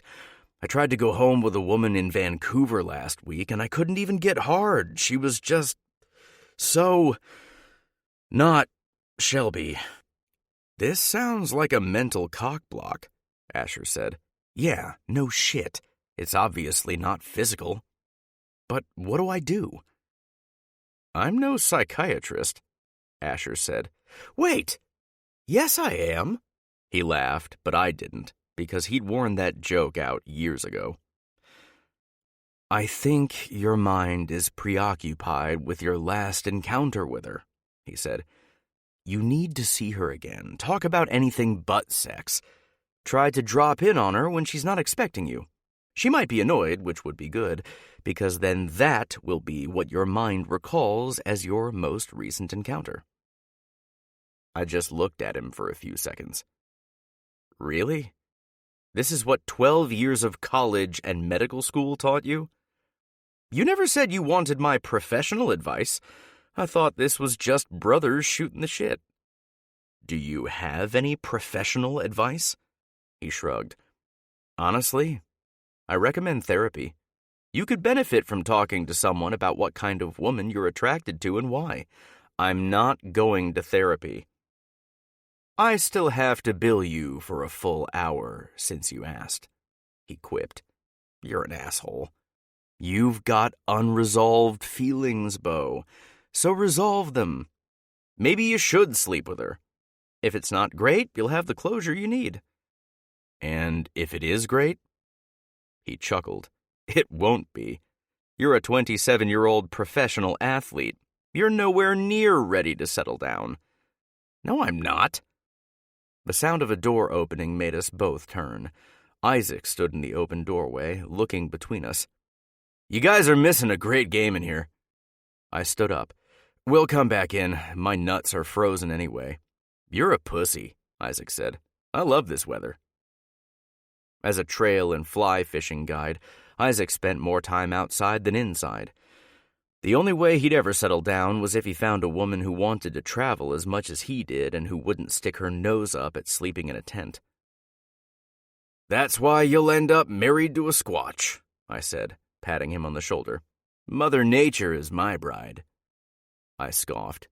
Good luck getting head, man. Once inside, my brothers each opened another beer, but I switched to water. I needed to be sharp for practice in the morning. Isaac was right. It was a good game. But my mind was elsewhere. I was thinking about Shelby Grant and wondering how she relaxed on days off. I had some specific ideas for relaxing her. Maybe Asher was right. I was fantasizing about her words. If I could experience the real thing, that would provide the closure I needed to move on. I needed to reach out to Shelby, get to know her, and hopefully convince her to let me be her first. Chapter 7. Shelby. Hey guys, welcome to Clitorally Speaking. I'm Marlo Hill, and today we're talking about something you don't hear much about. Dat ass. Every woman has her own opinion on butt play and anal sex, and my guest today happens to be a fan. Allie Montgomery is single and dating in New York. She's a beauty influencer, and she has an amazing blog called Allie in the City. Allie, welcome to the pod. I'd blocked out 2 hours of work for bookkeeping this afternoon, and I liked listening to Marlo's podcast when I didn't have to be totally focused on my research. This one sounded interesting. I like it with the right partner, Allie commented. No woman likes having her delicate back door jackhammered, right? God, that's the worst, Marlo agreed. Preparation and lube are essential. I cringed, wondering what I'd gotten myself into. Though I'd never done it, I'd read enough books and seen enough movies to be intrigued by sex. Anal, though, did not look like fun. At least, not for the recipient. So, let's talk about butt play, Marlo says. I like both giving and receiving. What about you? Oh, same. But my boyfriend knows I want both of us to shower beforehand if butt play is on the agenda. I'm not getting anywhere near a dirty ass. Marlo laughed. You guys have an agenda? Sometimes we do. If my boyfriend sends me sexy texts during the day about wanting to do something in bed that night, we usually do. You're a better girlfriend than I am, Marlo cracked. That's probably why I'm single. It's all about being with the right partner, Allie said. Anal with an inexperienced partner is the worst. You don't even want to sit down the next day. Ugh. I shook my head as I input my expenses for the last month on my laptop. Why did women participate in something so gross and painful? I planned to keep supporting my friend by listening to her podcasts, but my mind wandered as the discussion continued. It was too soon to take a pregnancy test, but I'd gotten the procedure done at my doctor's office last week, and I could be pregnant. She'd cautioned me about getting my hopes up, telling me it often took multiple tries, but I couldn't help daydreaming and placed a hand on my stomach. It was early November, which meant there was a possibility I'd become a mother next summer. Since I wasn't sure how many times I'd be able to talk Beau into donating sperm if I needed more, I was hoping to get pregnant quickly. Though I was recording my insurance expenses, I really wanted to grab my phone and search for baby clothes. I couldn't, though, because I'd made a deal with myself. No buying any more baby clothes until I was pregnant. I finished recording my expenses and went into the kitchen to make lunch, a turkey and veggie panini. I was in the middle of cleaning up when I heard a knock on my door. It had to be Marlo. She was the only one who ever came over. I wondered if she ever listened to her own podcasts. This was a good time to find out, since I had the volume on her podcast about anal sex cranked up in the other room. I still couldn't wrap my head around it. When I opened the door, though, it wasn't Marlo standing there, but Beau. "Hey."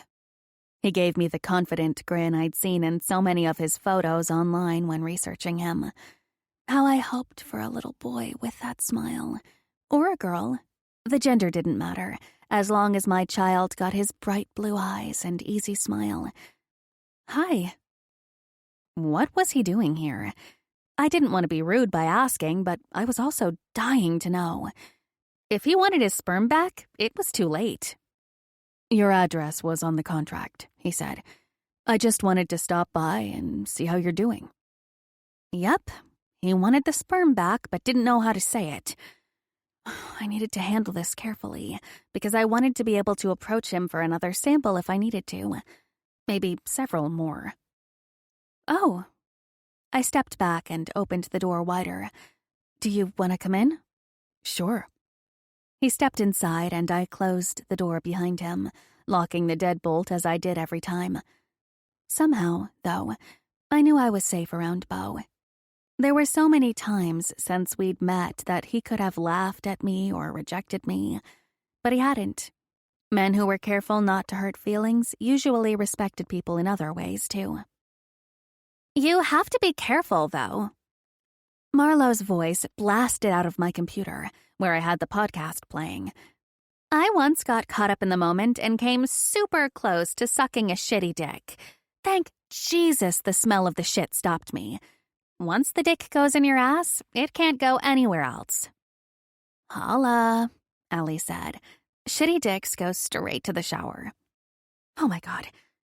My face burned as I ran over to the computer and closed out the app. I was only listening to it because it's my friend Marlo's podcast." He grinned, looking like he was on the verge of laughing. "Hey, it's all good." I had to be doing a full-body blush right now. Beau and I had shared a few intimate moments at the doctor's office, but I didn't want him to think I was into ass play, or whatever the kids called it these days. "Wow, I like your place," he said, walking into the living room. "It's so clean and organized." "Thanks." He walked over to my workspace, a nook in the living room with a sizable desk, a bookshelf, and several big potted plants lined up in front of a large window. "This is where you work?" "Yeah, I don't need a big office. I like being out here where it's bright." "You said you do legal research, right?" "Right." "So what are you working on?" I glanced at my desk, trying to remember if I'd left anything confidential sitting out. Really, any paper involving work for a client was confidential, as was the work I did. But I could tell Beau about it in broad terms. "I'm looking into legal precedents in environmental civil suits." "Huh. Is it interesting?" I shrugged. "It is to me, but I know a lot of people find legal research dry." A lot of people found not just my work, but me to be dry, to put it mildly. A few years ago, I'd gone on a couple of dates with a man who told me, while breaking things off, that the tax seminars he was forced to attend were more fun than I was. So I couldn't figure out why Beau, who had his own fan club, had stopped by my apartment. Unless... "You can't have your sperm back," I blurted. "It's already... in use." He arched his brows, looking amused. "You think I came here to try to get the sperm back?" I just looked at him for a few seconds before asking, "Didn't you?" "No, Shelby, I just wanted to see how you're doing." I shifted on my feet, less suspicious than I'd been when he arrived. "I'm feeling pretty impatient, to be honest. I could be pregnant, but it's too soon to know." "Have you felt sick at all? Had tenderness in your breasts?" I lowered my brows and crossed my arms over my chest at the mention of my breasts. Beau just continued to look both amused and unaffected. "My sister Fiona is pregnant," he said, "so we all get to hear about that stuff." "Oh." I felt a swirl of joy on his sister's behalf. "How far along is she?" He considered. "About halfway, I think. 4 months." "How exciting. Does she have other children?" He shook his head. "This is her first." "Wow." I put my hand on my stomach, hoping I was close to having a baby of my own. "You want to get some lunch?" Beau asked. I looked over at my desk, where my afternoon of work was waiting. I stuck to my schedule faithfully, so even though I wanted to stay on good terms with Beau, work took precedence. "I already ate," I said, "and I have a status update due at the end of the day for the job I'm working on." He nodded and looked down at his phone. There were probably at least 100 other women's phone numbers in there he could ask out to lunch. I assumed he was scrolling his options, but he surprised me. "I'm just checking my schedule. Looks like I've got a work thing tomorrow, and then I'm leaving for a road trip. What about Monday night? Are you free for dinner?" What did he really want? I was terrible at this dance people did when they wanted something, because I was a direct communicator. "Is there something you want to tell me?" I asked, anxiety rushing through my veins. "Do you not want to give me any more samples? Or is there something you want changed in the contract? Because you don't have to take me out for dinner. You can just tell me. Otherwise, I'll worry until—" He cut me off. "Shelby, I just want to spend some time with you, that's all. I'm invested in your dream, too. We should at least be friends, don't you think?" No, I didn't think we should. The last thing I wanted was for Beau to be invested, because that could lead him to wanting to be part of my child's life later. "Sure," I lied. "Dinner Monday night sounds good." "Is there any place you really like?" I shook my head. "We can go anywhere, but I'm not eating raw fish or fried foods or drinking alcohol in case I'm pregnant. I can't be around cat litter boxes either because of toxoplasmosis." There was that amused grin again. What was it about me that Beau found so funny? "I'll find a place without litter boxes and get a reservation," he said. "I'll let you get back to work." "Thanks." He was on the verge of laughing. What the hell? "Shelby, relax," he said. "You look like you think I'm about to rob you or something." Aggravation flared in my chest. I was used to men telling me I was too uptight and needed to relax. What that really meant was that I was too uptight for them, and they wanted me to relax for them. I'd stopped dating because of the way those men made me feel, and I had no desire to be spoken to like that in my own home. "Do you need anything else?"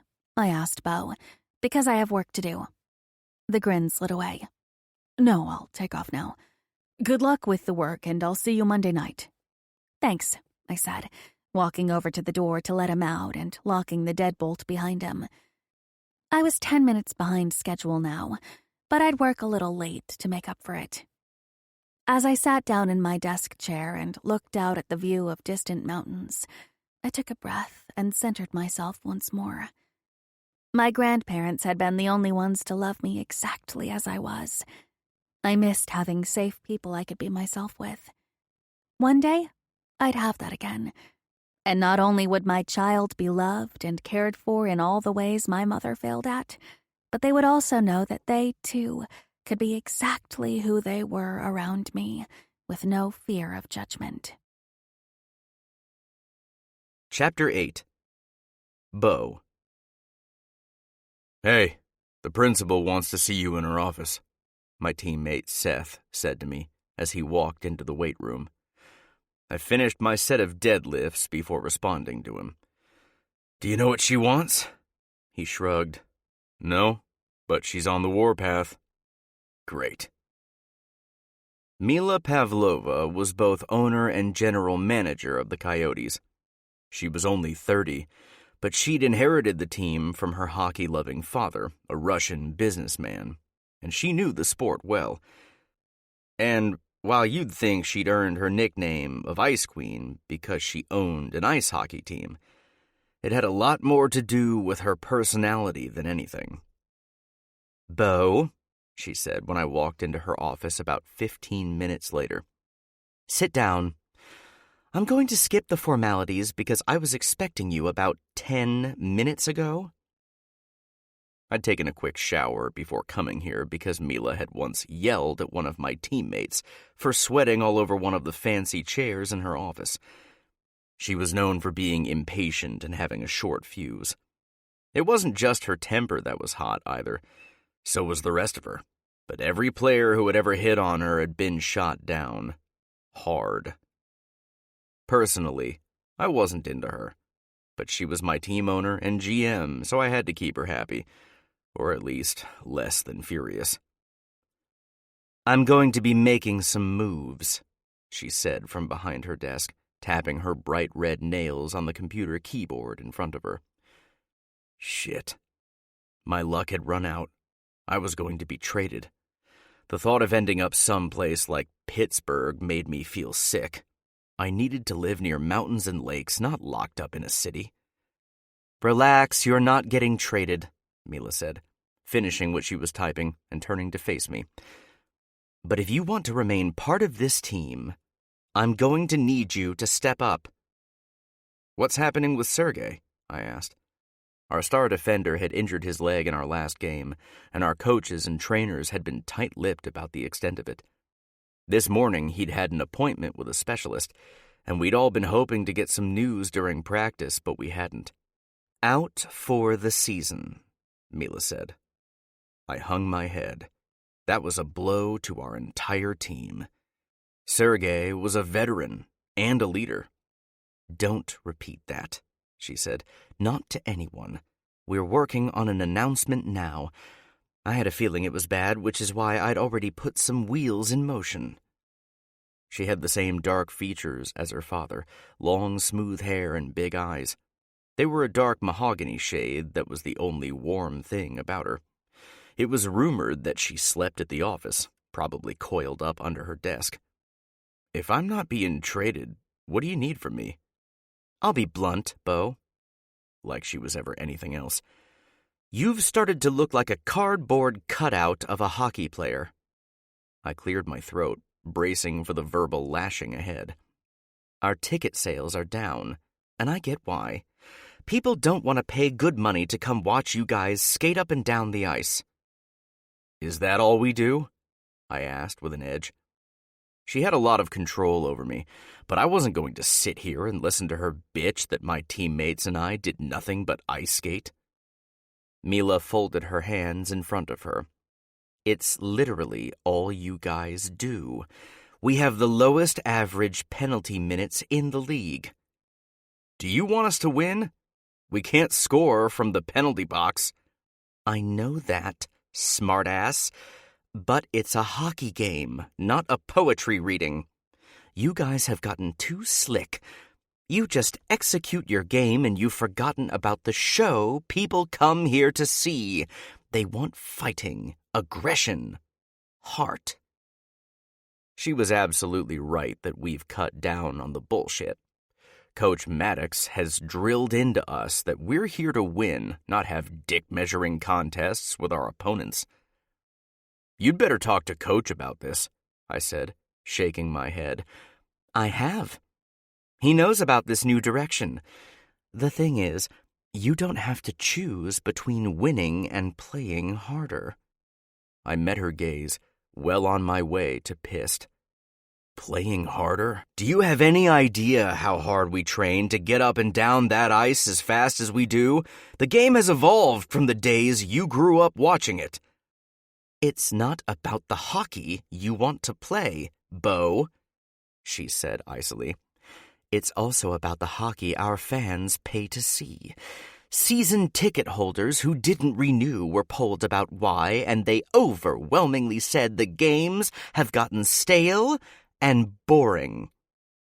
I needed to calm down. I reminded myself that I wasn't getting traded, and that I got paid a hell of a lot of money by Mila. "So, you want us to put on more of a show?" I said flatly.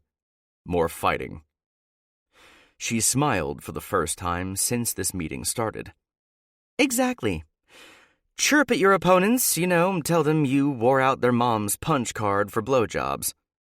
"I know how to chirp at opponents." Mila forged ahead, excited about the newer, more bloodthirsty approach she was forcing on us. "I always want us to win, but I also want to see the Coyotes make the highlight reels on SportsCenter on game nights. I want our social media blowing up, furious opposing team fans in every city we visit. Some blood on the ice would be nice." It was all I could do not to get up and storm out of her office. It was easy for her to request more blood when she wasn't the one bleeding. "I'll see what I can do," I said. "You're a leader on this team, Bo. You can bring up the energy level and make everyone want to play balls out. Less cuddly puppies and more cutthroat coyotes."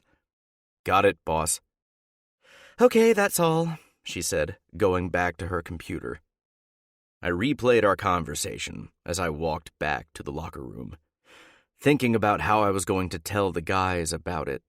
But when I pushed open the locker room door, Sergei was standing there on crutches, tears streaming down his cheeks. Out for the season. This shit sucked. And now wasn't the time to discuss what Mila had said to me. "He's out for the season," Colby told me in a low tone. "It's bad." I went up to Sergei and put a hand on his shoulder. "Sorry, man," I said. He nodded, and his anguished expression put things in perspective. Did I want to showboat and start pointless fights with my opponents? Hell no. But Sergei had it far worse than I did. "Cuddly puppies?" Colby gaped at me over beers that evening at Mountaintop. "She said that?" I nodded and took a pull from my bottle of Fat Tire. "Jesus, she's a piece of work," Seth said. Including me, 6 players had made it to this week's roundtable meeting. We got together regularly to shoot the shit, and this week I'd started things off with telling them about my conversation with Mila. As they let off steam about our owner's new balls-out approach, my gaze wandered over to the table I'd sat at with Shelby the night we'd met. A couple of college-aged guys were sitting there tonight laughing, but I looked past them and remembered how intently Shelby had looked at me as she explained her dream. I'd never met anyone as serious as she was. From what she'd told me about her parents, I knew she'd been through things kids shouldn't have to experience. My mom had taught us to approach the new kids at school and the ones no one else paid attention to. She'd actually told us that if she found out we bullied other kids, we'd have to have her shoe surgically removed from our asses. Shelby had probably been one of those kids, moving from place to place and not going to school regularly. It made sense that she was serious. Life had never been carefree for her. I'd offended her by telling her to relax the other day. I didn't mean it the way she took it, but that didn't matter. When we had dinner, I would need to tread more carefully, show her I was someone she could relax around and be comfortable with. "I called Jason Nestor," Colby said. "That prick is so easy to start shit with." "No one gets to call anyone," I said. "We're all supposed to start as much shit with as many people as we can." "It's going to be so obvious," my teammate Locke said. "I'll feel like a wrestler, faking fights and shit." "It's only fake if both people know it," Colby said. "I'm not faking when the other guy is throwing real punches. Fuck that." "I did hear our season ticket sales went way down this season," another teammate, Owen, said. Yeah? I gave him an amused look. Did you hear that from the chick in the front office you're banging? You heard about that? Everyone heard about it. You're ballsy for fucking her in her office, man. Owen balked. I didn't, man, I swear. We've only hooked up at her place, my place, and there was one time in my car. Who said we fucked in her office? Jeremy from the sales department, Colby said. He's the one who told me. That's bullshit. He's just trying to get her fired because he's an asshole. You should talk to someone in HR if you're dating her, I said. If Mila finds out and she's in a mood, you never know what she'll do. Owen shrugged. We're not really dating, just hooking up. My dad had told us horror stories about seemingly innocuous decisions like banging a coworker going wrong. His life lessons were often about steering clear of legal trouble. It'll be your ass if she loses her job over it, I said. You think? It could be. You're not likely to get canned, it'd be her. And she could sue. Just be careful, man. Owen's expression sobered. The appetizers I'd ordered arrived, and everyone passed plates around. I hadn't meant to bring the mood down by telling Owen to tuck his dick back into his pants, but it needed to be said. I still can't believe Sergey's out, Colby said, as he heaped cheese fries onto his plate. He said the doctors are giving him a 50% chance of ever playing again. Holy shit, Seth said. He's not even 30 yet. Fucking sucks, I agreed. He doesn't deserve that shit. Anyone else see the irony in our owner telling us to start more fights on the same day we found out we lost our top guy to an injury? Locke looked around the table. Of course we saw it, but it was stupid to badmouth our owner in a public place. Instead of responding, I raised my glass.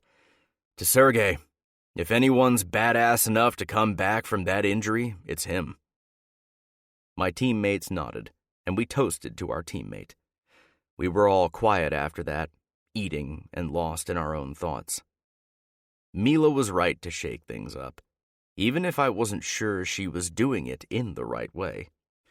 Losing Sergey was going to change everything. He was a rock in the locker room and on the ice. The rest of us had to step up and try to fill a hole that couldn't possibly be filled.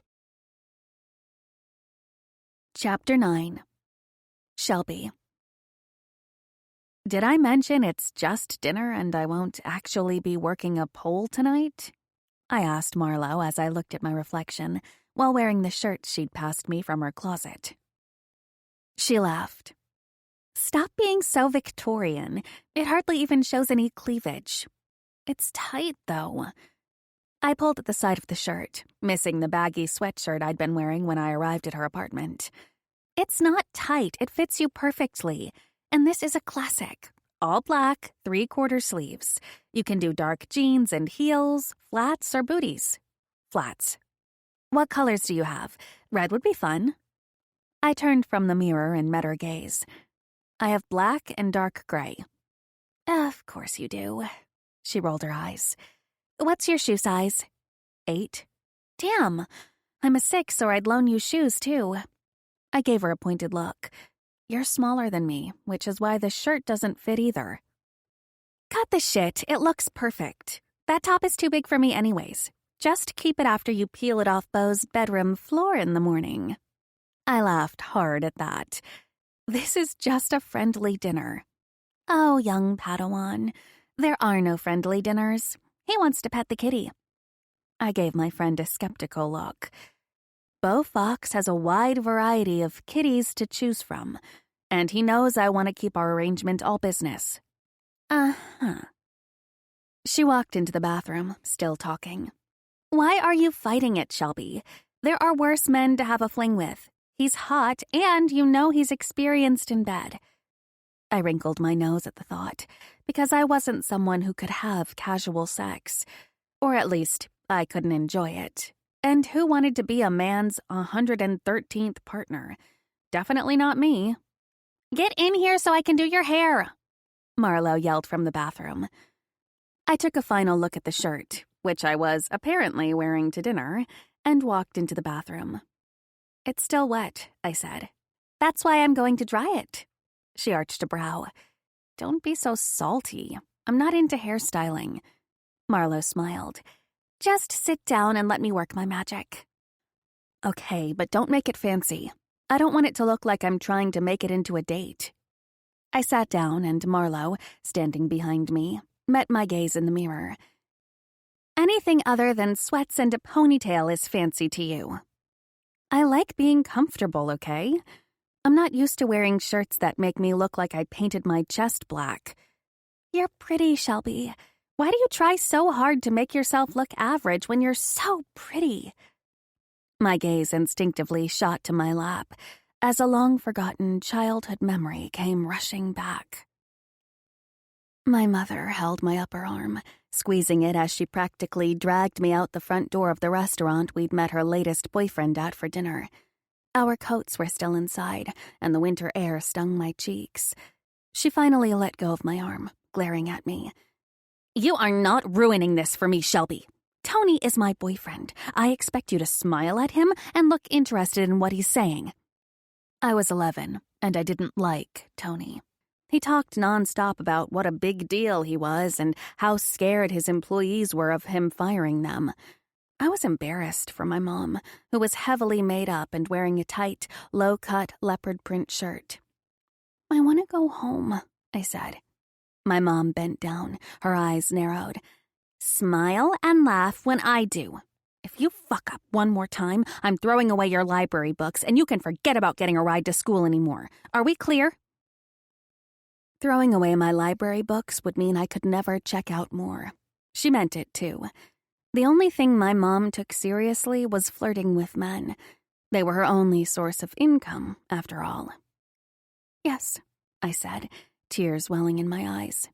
"We're clear." "Shelby, are you okay?" Marlo asked, giving my shoulder a small shake.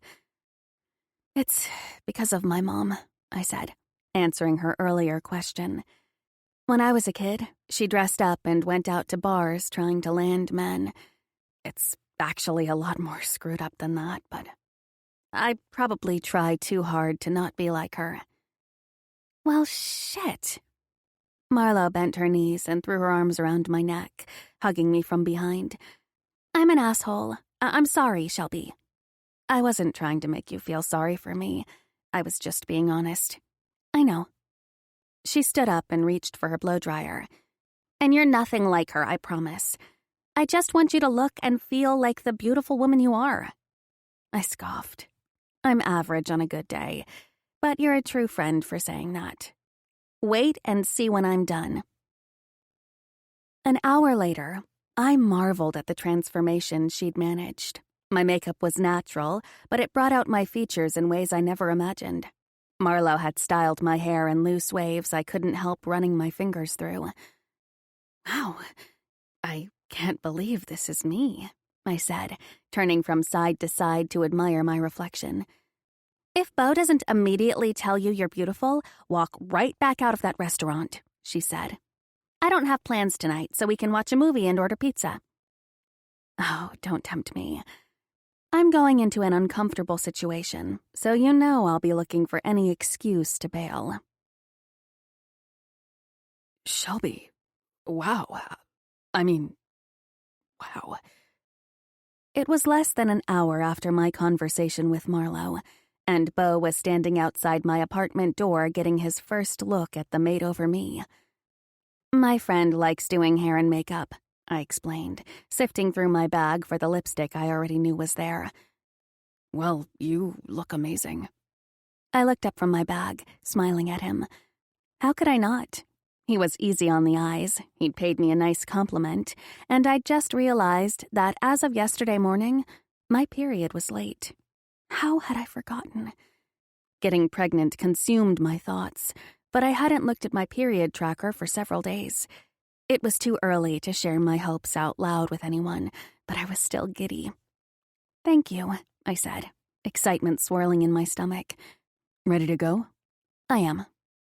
I grabbed my coat, closed and locked my apartment door, then walked beside him to his car, which turned out to be a dark gray Range Rover. "My winter chariot," he said as he opened my door, adding, "I like the boots." There was snow on the ground, so I'd worn my insulated winter boots instead of the flats Marlo recommended. "Thanks." He'd picked me up for dinner instead of meeting me and complimented me twice. I had a nervous twinge that made me give him a skeptical look. "What?" he asked. "This is just a friendly dinner, right?" I clarified. "We're doing separate checks and, fist bumping at the end?" He laughed, bringing out the laugh lines that were probably my favorite of his features. "I've never met anyone like you, Shelby." What did that mean, though? Did he see me as a challenge because I was more neurotic and less glitzy than the women he was used to? Because that didn't even make sense. I had to credit Beau with one thing. I definitely couldn't figure him out. "Yeah, we can fist bump if you want to," he said. "And no, I'm not trying to get you into bed. Unless you want me to." Ugh, how cringeworthy would that be? No, I don't want that. I mean, no offense. You're great, but I'm done with dating. "Done?" He glanced over at me as he stopped at a light. "Yeah, I tried for years. And now that I can hopefully have a baby all on my own, I don't need a man." "But do you ever want one? If you don't mind me asking." All the awful dates flooded through my mind. Once I filtered out the unstable men and the ones only looking for sex, there weren't many left. And if they were somebody I could see myself with, the feeling was never mutual. It was a roller coaster of rising and falling hopes, and it had felt good to just step onto level ground again by deciding not to do it anymore. "Honestly, no," I said. "You said you've never met anyone like me, and I think the men I went out with would agree. I know who I am, and I know it's not what most men want. Or maybe any men. I'm uptight and set in my ways. For a long time, I tried to change and be like other women. But finally, I decided I'm happy just being myself. I like me. That's all that really matters." As he pulled into the parking lot of a steakhouse, Beau said, "I admire that. And when I said you're not like anyone I've ever met, I didn't mean it in a bad way. I like that about you." I had no idea how to respond to that, so I went with the safe choice and said nothing. Beau parked the car and met my gaze, then looked at his watch. "I made a reservation, and we're right on time. And I'll make you a deal." "A deal?" "I won't put the moves on you, but I am paying the check tonight. I asked you to dinner, and that's what I do anytime I ask a friend to dinner." "Are we friends?" He grinned. "I hope so." I nodded. "Okay." The restaurant was a local favorite. A small crowd gathered around the waiting area. Since we had a reservation, we were led to our table right away. "Beau Fox," someone said as we passed them. "Dude, I think that's Beau Fox from the Coyotes." Beau turned and gave him a quick smile and nod. What was that like, having people recognize you in public? Our table for two was tucked into a corner of the restaurant, the walls nearby adorned with old news clippings about Denver's history. Beau immediately ordered a basket of the restaurant's rolls and the whipped cinnamon butter they were known for. "So you've never been here?" he asked. I shook my head. "I mostly cook for myself or DoorDash. I think you'll like it. Their steaks are phenomenal." He was right about the rolls. They melted in my mouth, and I was considering a second one when he sat back in his seat, elbows on the table as he seemed to study me. "You said you moved around a lot as a kid," he said, "before you moved in with your grandparents. Was there any place you liked best?" I answered immediately. "Chicago. We lived in an apartment above a laundromat and a martial arts studio when I was 12. My mom, well, I already told you she's bipolar. She would have episodes sometimes where she locked me out of the apartment. Sometimes it lasted several days. The owner of the martial arts place saw me sitting at the top of the stairway one of those times, because I had nowhere else to go. His name was Doug. He asked if he could hire me to clean his studio in exchange for meals and free self-defense lessons. "Sounds like a good guy to have in your corner," Bo said. "The best." My throat tightened as I remembered his kindness. And he made it sound like he needed my help, but really all I did was sweep the floor. He made me feel important for the first time in my life. That was the hardest place for me to leave when my mom fell behind and couldn't pay rent anymore. "Do you still remember the self-defense skills you learned?" I smiled. All of it. Doug stayed after classes to work with me and make sure I could defend myself. I think he knew I'd need it. Bo's brow furrowed. "Nothing serious, I hope." I shrugged.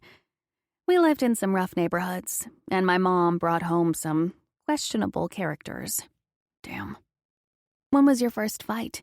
I asked him, eager to have the spotlight shining on him instead of me. He laughed. "My brothers and I fought all the time. Since I was in the middle, both of them fought with me, but not so much with each other. But my first fight with someone else... let's see. I guess I was about 9. A teammate and I got into it after a game." 9? My eyes widened. "Did you guys get in trouble?" He shook his head, looking dismissive. "Fighting is part of hockey. You get used to it." "Do you still have all your teeth?" He grinned. "One of my front teeth got chipped in a high school game, so I've got a filling. Other than that, they're all mine." He told me about... The pages are waiting, but right now, you're invited to enjoy a calm moment of music and reflection. This audiobook is completely free for you.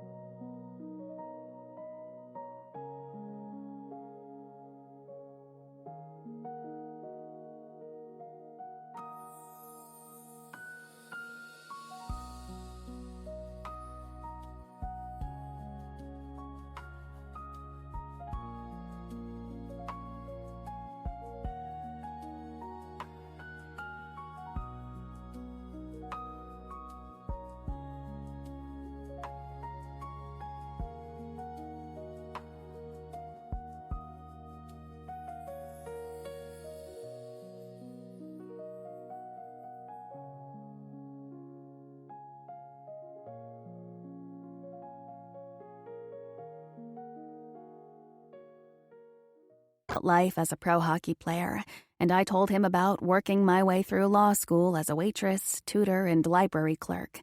He ate a massive steak, baked potato, and a salad, and I had spicy chicken pasta. The time flew by quickly, and before I knew it, a few hours had already passed. "I should probably get home," I said. "I have to be up early for work in the morning." "Yeah, me too." He drove me home, and I realized on the way that I hadn't thought about whether I might be pregnant all evening. Our laughs and conversation had taken my mind off it. "I had a nice time," I said as Bo parked in front of my building. "Me too.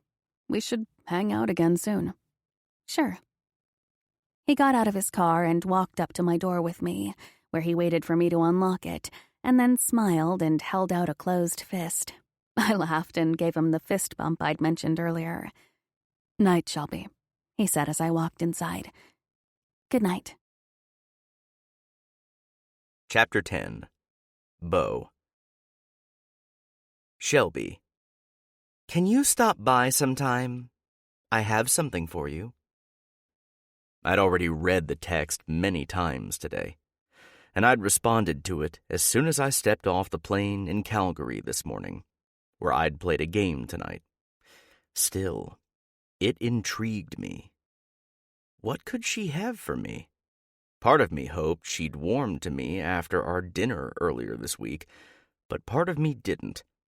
I'd seen Shelby that night, really seen her, for the first time. Before, I'd known she was a strong, resilient woman who'd been through some shit, but some of the things she said the night we had dinner had stayed with me. Men not liking who she was, learning self-defense because her home wasn't safe, and she hadn't had even one parent to rely on for most of her childhood. "Fox, get your shoulder back in the ice," our team trainer Chris said. 5 more minutes." I nodded and sat my phone on the chair next to the ice tub in the Calgary visitors' locker room. It was boring just sitting here, but I had to, because I'd taken a hard hit to my right shoulder in the game. Mila had gotten what she'd wanted. I'd trash-talked my way into 2 fights tonight, and I was sore as shit. We'd won the game, but we were a different team without Sergey. Mila had been right about that. Want one? Colby held up something wrapped in white paper that looked like a sub sandwich. Yeah. I went to grab it with my right arm, but cringed and froze from the pain in my shoulder. Here you go, princess, Colby said, moving the sandwich just a couple of inches from my left hand so I could easily get it. You want me to cut it into bites for you, make some airplane sounds, and feed it to you? Just give me the sandwich and fuck off. He did, and I set the sandwich on the chair where my phone was. I was starving. My shifts on the ice tonight had been long. I ungracefully managed to unwrap the sandwich, which turned out to be a meatball sub, my favorite. Fox, get your shoulder back in the ice, Chris called from across the room. I submerged myself into the freezing ice and water, just my head and left arm above the surface so I could eat. Shelby's text returned to the front of my mind. I'd stop by as soon as I got home from my road trip, and I wanted us to remain friends, but I'd decided not to pursue anything more with her. She was too good for that. Just because I found her intriguing, that didn't make it right to try to charm my way into her bed. She'd told me clearly that she didn't want to be more than friends, and I would respect that. Just friends with the woman who was having my kid. I knew it was for the best, though. Shelby deserved to find an amazing man and be treated like a queen one day. I wouldn't be that man, though. Hi, Shelby beamed at me as she opened her apartment door. Come in. I stomped the snow from my boots on the mat next to her door and crouched down to untie them. How was your trip? She asked. I looked up at her. It's colder there than here, but we won. That's great. Once my shoes were off, I stood up and our eyes met. She had little, if any, makeup on, and her hair was up in a messy bun. Still, she was pretty. For the first time, I had a friend I found attractive. So, I have news, she said, her eyes sparkling. I'm pregnant. What? I grinned and opened my arms to hug her. That's amazing. Congratulations. Thanks. She hugged me and I picked up on a sweet scent that reminded me of a bakery. Only you and Marlo know, and it was so hard to wait until you got back to tell you. Wow. The news was hitting differently than I'd expected it to. Shelby was having my kid, even though it wouldn't be my kid to care for. Biologically, it was mine. I'd thought I'd feel like Santa Claus giving someone an amazing gift and then piecing out on my sleigh. Instead, I felt weird. I couldn't ruin Shelby's moment by saying so, though. How far along? I asked her. Almost 6 weeks. And how are you feeling? She burst into a huge smile. I've never been so happy. I can't believe it worked on the first try. You must have potent sperm. Yeah, my brother got his wife pregnant immediately both times they tried. I guess it was 3 times, actually. They lost one early on. Shelby put her hand on her stomach, which was still flat. I kind of want to wrap myself in bubble wrap and never leave the apartment.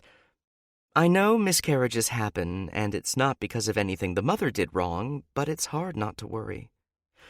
This is a time for celebrating, not worrying. Her expression lit up. Which reminds me, I said I had something for you. She walked into the kitchen and took a white box from the table, bringing it to me. I made hot cross buns to celebrate my bun in the oven, and also cinnamon rolls. I grinned. This explains why you smell so good. I do? Yeah, kind of like vanilla and cinnamon. good enough to eat. I would have added with a wicked grin if she were any other woman I was this attracted to. Not Shelby, though. I wasn't as emotionally checked out about her baby as I'd expected to be, and I needed to stay on good terms with her for at least the next couple of decades. Maybe I'd want to play a small role in my child's life, if she'd let me, even if the kid only knew me as her friend. I just want to go buy all the baby things, she said, sighing wistfully. I know I should wait, but I don't think I can. I'll take you shopping. It was a terrible idea, but the offer popped out before I had time to think it through.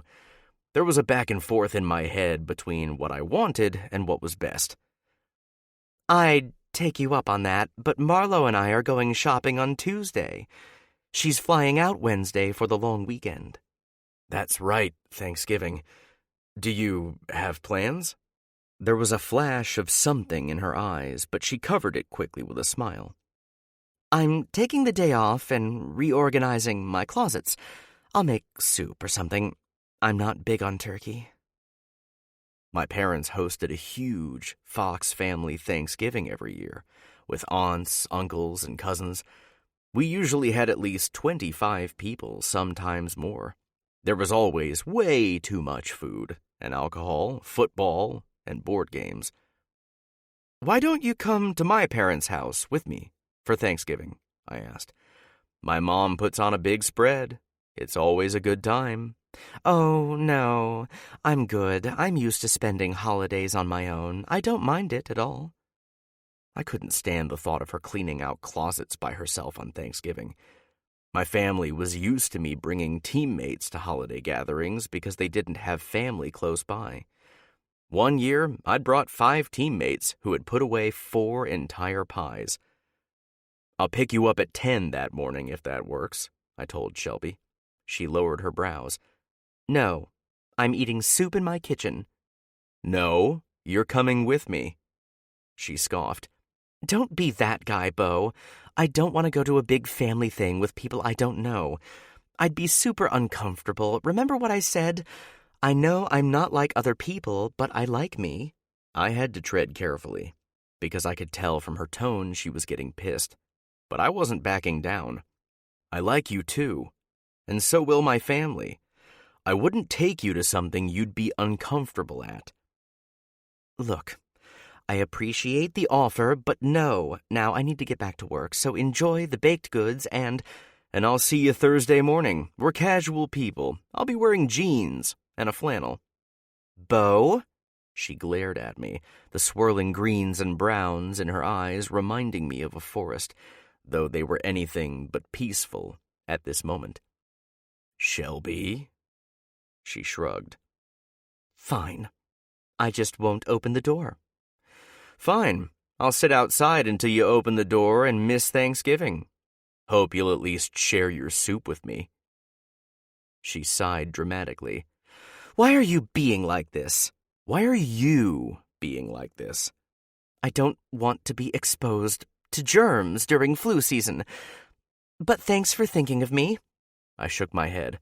My sister's pregnant and she'll be there. I promise no one will get in your face.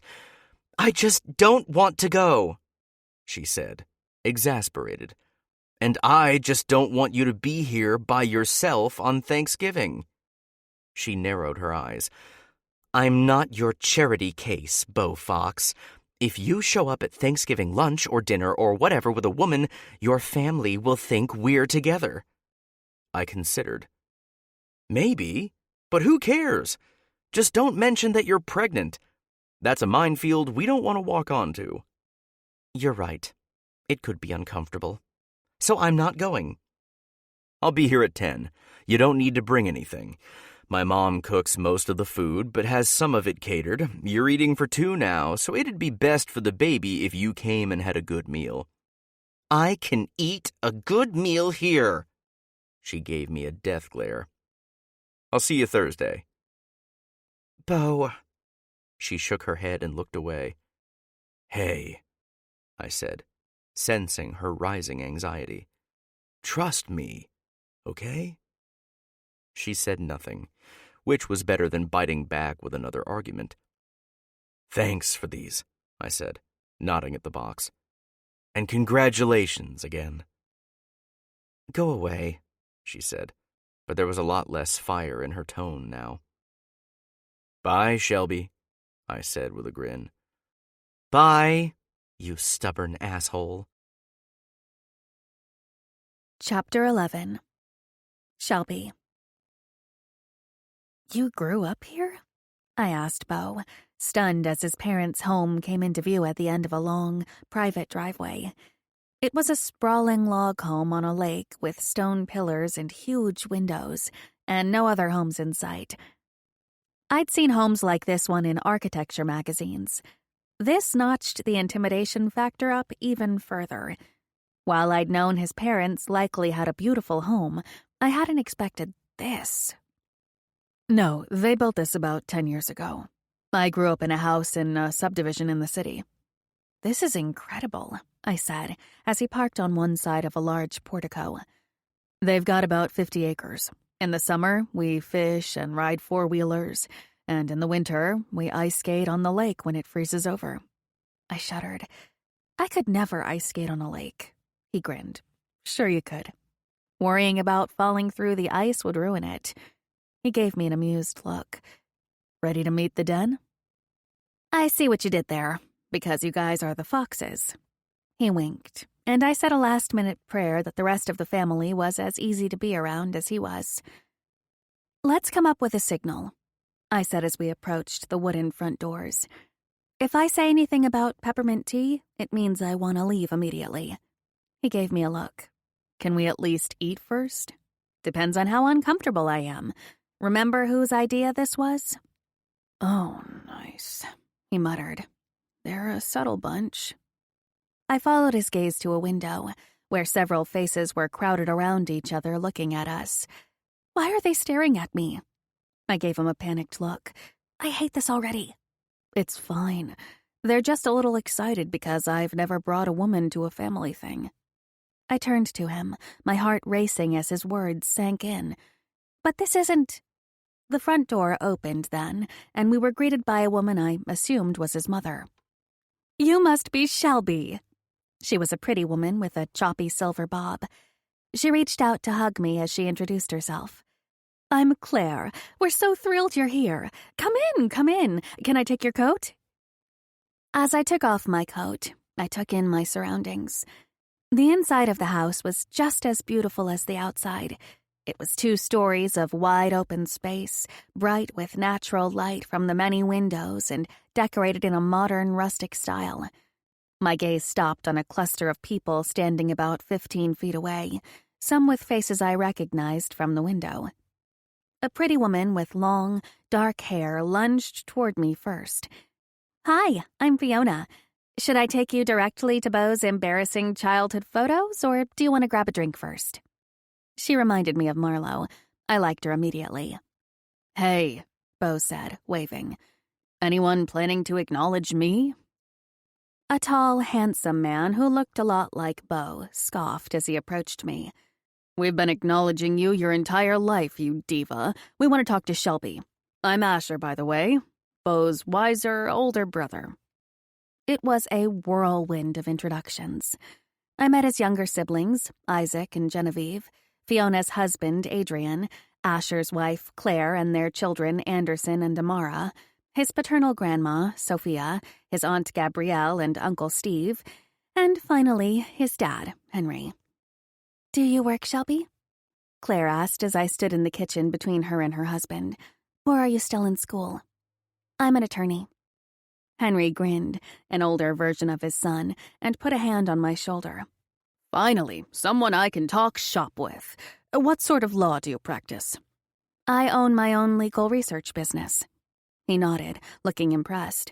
"Do you specialize in anything, or just take the cases that interest you most?" I shrugged.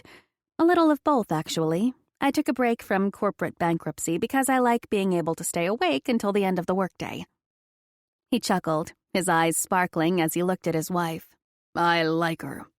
"I think we all do," Claire said. "We're so glad you joined us, Shelby. I'm sorry I can't spend more time getting to know you since I'm busy in the kitchen, but I hope we can sit down later and chat. She was so warm and welcoming. My instinct was to sit down, try to blend in, and say as little as possible, but Claire made me want to try something else. Can I help in the kitchen? I asked her. She's way better help than you're used to, Bo said. She made the most amazing homemade cinnamon rolls the other day. Fiona's expression turned dreamy. Oh my God, the baby has been craving cinnamon rolls. I'll have to get the recipe from you. Isaac cringed. Or not. Remember when you started an oven fire? She rolled her eyes. Like any of you will ever let me forget it. That was more than a decade ago. Genevieve laughed. Right, but wasn't it just last Thanksgiving when you made those god-awful mashed potatoes? Everyone groaned. They were like porridge, Asher said. Not even gravy could help. You guys, how was I supposed to know you can only make mashed potatoes with certain kinds of potatoes? I thought a potato was a potato, Fiona said, sitting down and opening a can of seltzer water. And that's why we're on a first-name basis with so many Uber Eats drivers, Adrian said. Bo, Asher, Genevieve, and Isaac ignored his comment. I got the impression it was okay with them that they make fun of their sister, but they didn't think her husband should jump on the bandwagon. What can I help with? I asked Claire. If you're sure you want to help, I have 10 pounds of potatoes that need to be peeled. Sure, Bo and I will do that. Bo arched a brow at me, amused. We will? Yep. Isaac made a whip-cracking sound, and Bo gave him the finger. I passed Bo a knife and took another one from the block on the island for myself. Potatoes were a safe bet.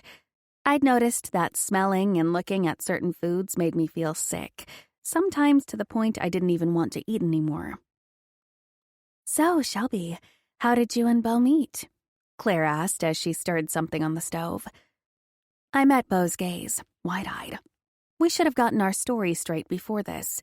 I couldn't exactly tell them about the binder and my efforts to help him jerk off into a cup. We met at Mountaintop after one of my games, he said. She saw me signing the tits of the foxes and knew I was something special. Oh, Bo, his mom said disapprovingly. You're still doing that? He shrugged and grinned playfully. They ask me to, Mom.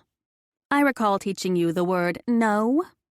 They're all your age or older. I'm not getting my rocks off, trust me. Asher snorted from the living room, which was open to the kitchen. I bet they are, though. Bo's making their old lady bits tingly. Boys, Henry said, giving Asher a disapproving look over the rim of his dark-framed glasses. Can we not be so lewd when we have company? Daddy, what's old lady bits? Anderson asked Asher. Asher looked at his wife, who shook her head and said, Don't look at me, that's all you. You're not old enough for the answer to that question yet, Asher said. Isaac intervened. You guys shouldn't teach them that anything is too shameful to talk about. That's right, Claire answered from the stove. Asher gave his son an excited look. Hey, buddy, want to build a Lego castle? Yeah, let's go. Anderson took his dad's hand and ran up the open staircase to the second level of the house, where the Legos apparently were. We're master deflectors, Chloe said. Doing okay? Bo asked me under his breath. I nodded and smiled because I was. His family was as easygoing as he was. I thought about the growing life inside me and wished he or she could have a family like this, people to be with on holidays, siblings who knew each other's funny stories. My child wouldn't have anyone but me. Would I be enough? No matter what I did, I couldn't give my child a big family. It hadn't seemed like a big deal until now. Hey, Bo said softly, looking confused. Peppermint tea? Oh. I relaxed my expression, which had probably been looking worried. No, I'm good. Try this, Fiona said, holding a cracker with dip on it in front of Bo's mouth since his hands were occupied with potato peeling. He opened his mouth and let her push it past his lips. That's good, he said. Right? It's everything dip. Mom ordered it from the caterers. I'm obsessed with it. You should try it, he said to me. I will. Fiona dipped another cracker and held it up to my mouth. I opened and she popped it in. And she was right. It was creamy and garlicky and delicious. Don't you just want to eat it with a spoon? She asked. Or is that just me because I'm pregnant? Bo shook his head. Nah, you were a weirdo before you were pregnant, too. I just realized none of your teammates came this year, Henry said from the living room. I can't remember you ever coming to Thanksgiving without teammates. Coach had all the orphans over to his house this year, Bo said. But Dalton asked me to bring him a piece of Mom's pecan pie. He's such a sweetheart, Claire said. Bo shook his head and spoke in a low tone. He's got my mom wrapped around his little finger. We peeled potatoes, and Bo put them on the stove in a big pot of water to boil. I kept busy for the next hour helping in the kitchen, and then everyone sat down to dinner at Henry and Claire's long, solid wood dining table. I hadn't felt so much like part of a family since my grandparents were alive. But I had to remind myself I was only part of the Fox family for today. Then I'd go back to being a lone wolf. Shelby, how do you feel about Scrabble? Genevieve asked me after the meal. It was a Fox family tradition that the men cleaned up after the meal on holidays. The women were all relaxing in the living room, some with a glass of wine in hand. I had a mug of warm apple cider. I think it's the most underrated board game out there, I told Bo's younger sister. So you're a fan? She asked brightly. Don't do it, Shelby, Fiona said from the recliner she was stretched out in. She's a super nerd. She plays Scrabble on weekends for funsies. Me too, when I can find someone to play with, I said. The truth? I played it on my phone because I had no one to play against in real life. I wasn't going to mention that, though. Let's play, Genevieve said, getting up from her seat. Mom, you'll play, right? Of course. Chloe? Chloe shook her head. No, thanks. I'm going to watch the game. Fiona was right. Genevieve was good. We played 3 games, and she took 2 of them. I won the last one, though, winning by more than 50 points. And I never felt self-conscious or awkward, even with Bo all the way in the living room watching football. It was evening when we left, and I was exhausted, full of pie and happier than I'd been in a long time. Bo's family was even better than I'd imagined them when I was researching him. Better than organizing your closets? He asked me on the drive back to my apartment. Yes, I had a great time. Thanks for inviting me. Anytime. I couldn't go back anytime, though. Once my pregnancy started showing, there would be questions. I tried not to think that far ahead, though. Today had been great. That was enough. Chapter 12. Bo. Bo, I'm a virgin. Shelby stood next to a bed, wearing sheer white lingerie with thin straps that fell almost to her knees. She slid her fingers beneath the straps, and it fell to the floor, revealing her flawless skin and the supple curves of her body. Teach me, she said, running a hand down her stomach. Teach me how to make you crazy. I was crazy already, aching to get my hands on her. What would I do first? Her breasts called out to be cupped and kissed, and her nipples begged to be teased and sucked. Her first. I was going to be her first and her only. I was so turned on just looking at her. Shelby had never shared this part of herself with anyone. It was all mine. Touch me, she said, stepping closer to the bed. Please. I shifted around in bed, belatedly realizing I was rock hard, and I knew why. I'd been dreaming about Shelby again. As I'd fallen asleep in my Chicago hotel room last night, I'd imagined I was hunting a bear, hoping I'd dream about that. But instead, I'd fantasized about the woman I was trying my best not to think of in a sexual way. She was 10 weeks along now, and we texted daily, but hadn't been able to see much of each other since Thanksgiving, due to our schedules. Shelby treated her working hours like she was in an office. She wouldn't blow off work to hang out if I was free during the week, and she was working extra hours in the evenings to catch up on research for a case that had an earlier trial date than originally expected. I'd met a woman in a bar last night after the game, Alyssa. She was hot, but I wasn't feeling anything more than some light flirting. At some point, I'd grown fond of Shelby's resistance to my charms. I'd never been with a woman like her, who challenged me and didn't get stars in her eyes every time I spoke. Though I'd always thought I liked women who fell into bed easily, the only woman on my mind was the one who wanted nothing to do with me between the sheets. Fuck. How had I gotten myself into this mess? I pushed the bed covers aside and got to work. Morning wood was part of my daily life now, and my routine was fantasizing about Shelby riding my dick until she screamed with pleasure. Closing my eyes, I pictured her letting loose, showing me a side of her no one had ever seen before.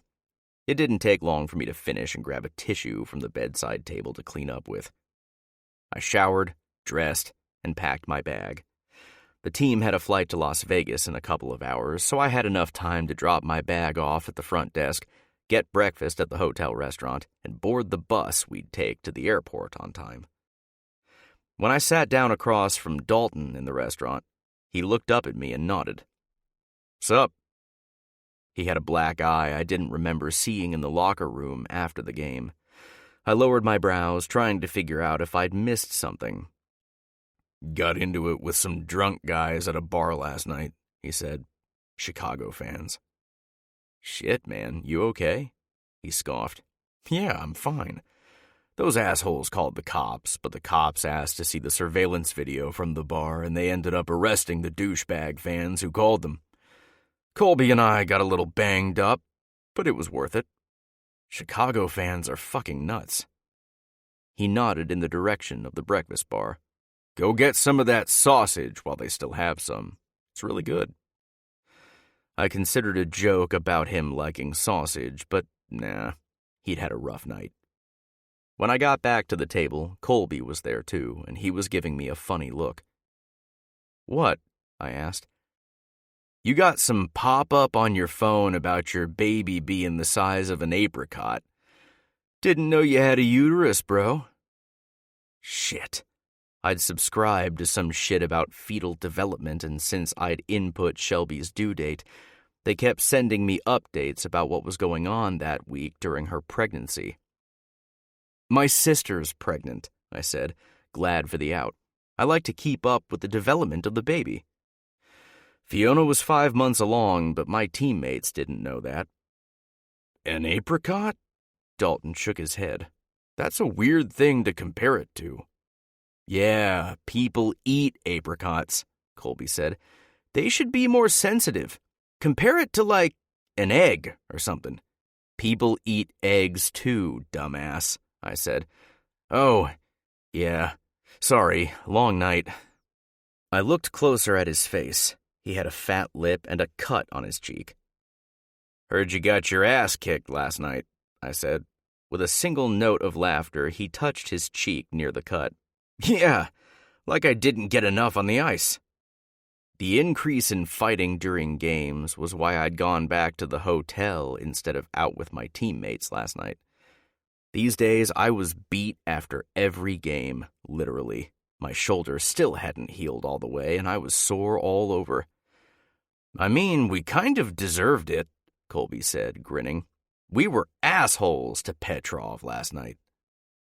Chicago's team captain had broad enough shoulders to take the chirping, but his fans were apparently offended on his behalf. Other teammates started showing up to eat at the restaurant. I finished off one plate before filling another one, then checked my phone while I waited for everyone else to finish. "No, good morning. Great game last night." Text from Shelby, of course. Anytime I'd started any sort of communication with other women, they'd immediately started the good morning and good night texts. I hated them. If someone was in a relationship, that was one thing. But when you just hooked up once or not at all, too much. It would have been nice to get one occasionally from Shelby, though. She literally didn't want me at all, and it frustrated and amused me in equal measure. Maybe not so equal. I was becoming more frustrated than amused, especially since my only sexual partner in the past 2 months was my hand. I texted her instead. Me. Hey, good morning from Chi-Town. How are you feeling? She'd been experiencing morning sickness, and sometimes it stretched into the rest of the day, too. Shelby. Like crap. I'm working in bed with a bucket beside me. Are you keeping any food down? Not much. My doctor said to come in if I can't keep water down today. Are you able to drive? I could if I had to, or Marlo could take me. I'm flying to Vegas soon. I'll check on you after I land. You don't have to. I'll go to the doctor if I get worse. I'll check on you. Okay. Thanks. Hope you feel better.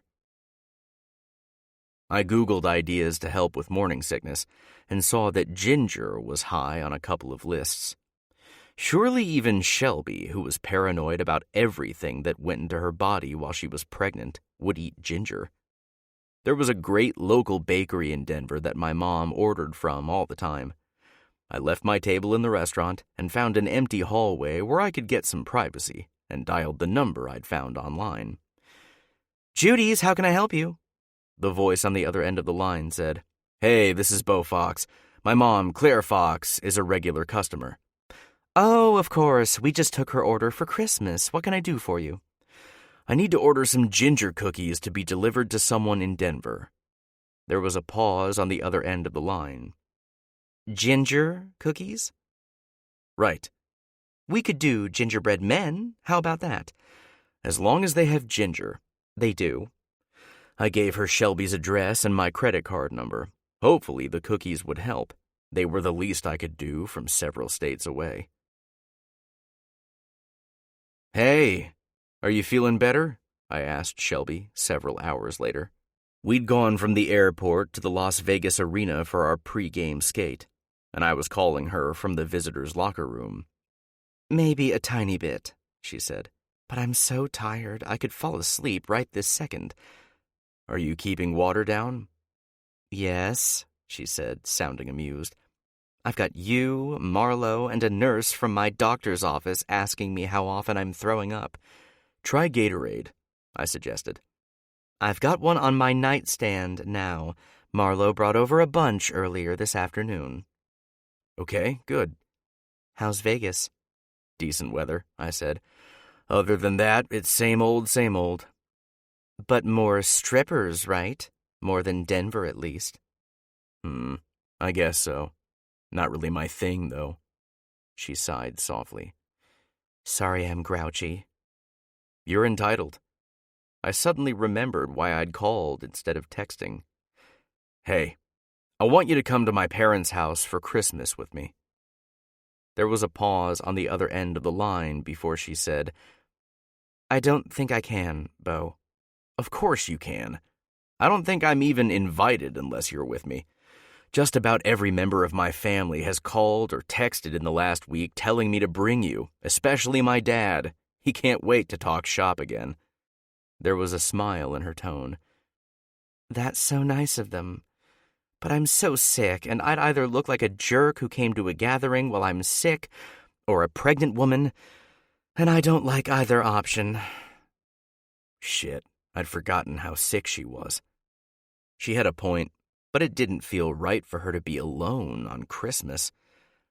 I'll be fine. Don't you worry about me, she said, seeming to read my mind. I'm taking Christmas Eve and Christmas off, and honestly, I'm planning to lie on my couch, catch up on shows, and sleep. You could wear a mask, I said. My family really wants you to come. That was true, but what I really meant and couldn't bring myself to say was, I really want you to come. If I wasn't sick and completely exhausted, I'd be there. I love your family. Maybe I'll get lucky and be better by next week, but if not, I need to stay home. Okay, well, hang on, there's someone at my door. That's weird. because Marlo is the only person it could be, and she always texts first. Getting out of bed is the worst. There was a pause. It looks like a delivery person. Okay, I'm going to open the door. Stay on the line and call the police if you hear me being murdered. Jesus, Shelby. Hey, thank you so much. Let me grab my purse and tip you. Oh, really? Okay, well, thank you. I heard her close and lock the door, and then she returned to our call. It's from a bakery, she said, sounding confused. I bet they got the address wrong. I should go grab the delivery guy so he can take it back. Hang on a sec. Hey, wait, they didn't get the address wrong. I just saw the note on top. Feel better soon, Bo. That was so nice of you, thank you. And you even tipped the delivery guy. I smiled, because it was the first time in a while I'd heard her sound so happy.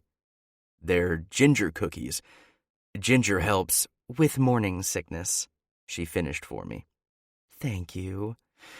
These look and smell amazing. I'm going to try one right now. I waited a few seconds. Oh, wow, these are amazing.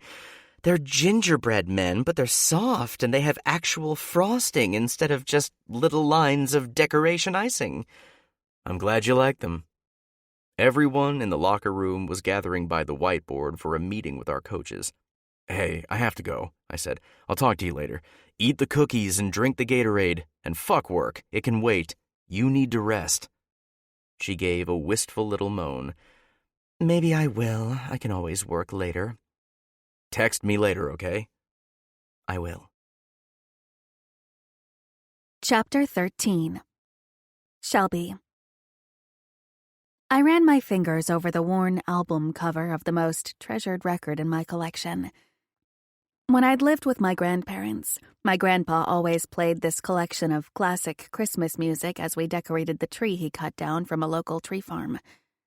Now I had his prized vintage record player, and I played this album once a year on Christmas.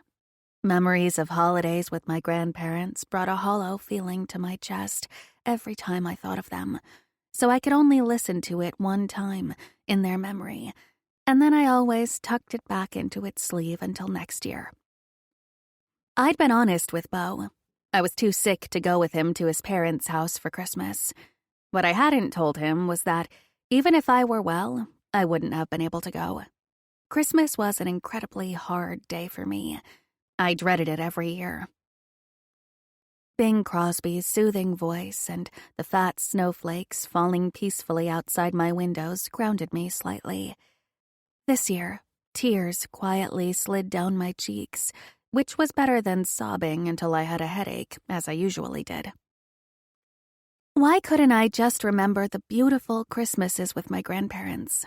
Waking up to gifts for the first time in my life at age 15. My grandma's homemade biscuits and sausage gravy that she made every Christmas morning. That trip to the tree farm the day after Thanksgiving every year to choose our perfect tree and bring it home. Those memories were a balm on the wounds from all the Christmases before.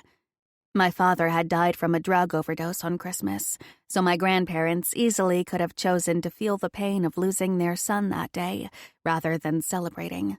But they chose to make it as joyful a day for me as they could instead. I wanted to choose joy, but every year I ended up on my couch with a box of tissues, letting myself feel the hurt instead of burying it like I tried to do every other day of the year.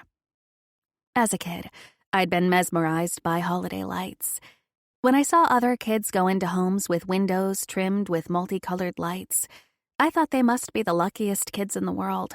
On the rare occasions I went over to another kid's house, I'd gape at their Christmas tree with homemade ornaments and shiny decorative balls, wishing my home had one too.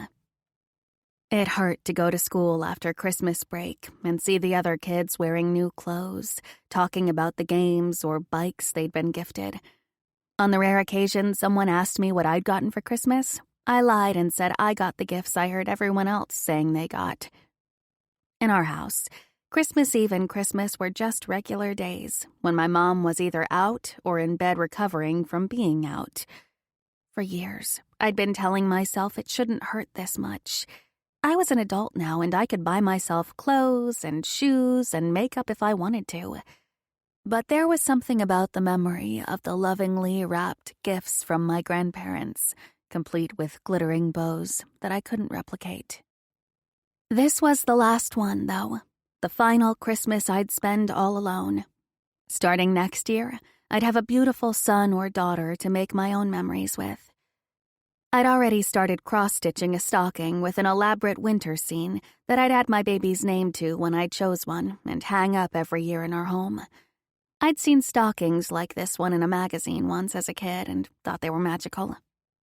I knew now that it wasn't the stocking that was magical, but the love someone put into it just for you, adding your name and making sure you had something special. My child would feel that love every day. After a cleansing breath, I got up from the couch and took a shower. It was late morning, and I was feeling fairly human today. The gingerbread cookies were long gone, and they had tasted amazing. Since I didn't have much in the way of groceries, I went into the kitchen and started making scrambled eggs and toast. In the living room, Jingle Bell Rock was playing. I was just one song from the end of the record. The thought of introducing my baby to the songs my grandparents had danced to while we decorated our tree made me smile. How I missed them. For a long time, I'd been completely alone, and I'd told myself I was fine with it. Since becoming friends with Marlo and Beau, though, I'd been happier. I had people who cared enough to check in when I was sick, people who wanted to spend time with me. It was nice. I'd never envisioned getting to know Beau or meeting his family. I was grateful for the time we'd had together, though. One day, many years from now, I hope to tell my child about the man who had given me the greatest gift of my life, and his family. No names, of course. I'd just tell my son or daughter about the bright, warm people who were all a small part of our little family of two. As I ate, a text popped up on my phone. Marlo. It's too early in the day for my family throwdowns about politics. I'm not even buzzed yet. How are you feeling? Me. Better, actually. I just ate some eggs and toast, and I think I'm going to binge watch Bridgerton. Again. Marlo. Oh, I'm jealous. Tell my husband, Anthony, I'm ready and waiting. Me. Done. Good luck with the family. I carried my dishes over to the sink, about to wash them when there was a knock at my door. I furrowed my brow. Marlo or Beau? It was doubtful it was Marlo, because I'd just been texting with her. My heart raced as I ran my fingers through my unbrushed hair and looked down at my outfit. I was wearing my comfiest pajama pants, which were flannel with the Grinch all over them, a worn-out University of Chicago Law School t-shirt, and a furry yellow bathrobe. Shit. The knock sounded again, and I cringed. It had to be Beau, determined to drag me to Christmas dinner with his family. This was a worst-case scenario. I looked like hell, my cheeks tear-stained and my hair wild. I wasn't up for seeing people today. Beau couldn't possibly understand why just walking into his parents' home with a beautiful tree and a big, loving family would likely make me burst into tears. Steeling myself, I went to the door, unlocked it, and opened it, about to greet Beau when I stopped short. I just stared, my lips parted with shock. It wasn't Beau standing at my door, but my mother. I hadn't seen or heard from her in more than 3 years, but she looked a decade older than the last time I'd seen her. Her hair was a faded shade of dark brown, with about 2 inches of gray roots showing, and she didn't look like she had any makeup on, which was unusual for her. By the dark circles under her eyes, I knew she hadn't slept recently. "Hey," she said softly, smiling. "Can I come in?" Yeah." I stepped aside and she walked in. She wore rubber slide sandals with socks. Not a great choice when it was snowing. Good choices weren't her strong suit, though. "Hey, leave those shoes at the door and I'll go get you some slippers," I said. "Your feet have to be freezing." She slipped out of the shoes and set them on the mat next to my door. They are. I've been living in California, so I don't even have a coat. One of the pockets on her oversized hoodie was hanging by a thread, and the restaurant logo on the back was faded. As much as I resented my mom, it jarred me to see her this way. I imagined her drifting between widowed men with enough money to take care of her. "Are you hungry?" I asked, handing her a pair of slippers from my hall closet. "Yeah, I could eat," she said, taking the slippers. "Thanks." Now that I was closer to her, I picked up on her smell. Between that and the stringy, oily look of her hair, I knew it had been a while since she last showered. "How did you get here?" I asked her. "Took a bus." She was pulling off her socks, which were soaking wet. Questions I couldn't ask flew through my mind. What the hell are you doing here? Why didn't you call first? Don't you have any other place to go? How long are you staying? "Looks like you're having a comfy Christmas," she said, standing up. "That's the way to go. Christmas is just something stores make into a big deal so people will spend a bunch of money on stuff they don't need." I felt that in the pit of my stomach, because she'd said it to me as a kid to explain why she didn't get me any presents. No one had the power to upset me the way my mom did, and I was already on the brink today. I had to stay focused on the things I could control and not let my emotions take over. "I'll make you a grilled cheese and some soup," I said. "You always did make the best grilled cheese sandwiches," she said. "Your place looks nice, Shelby." "Thanks."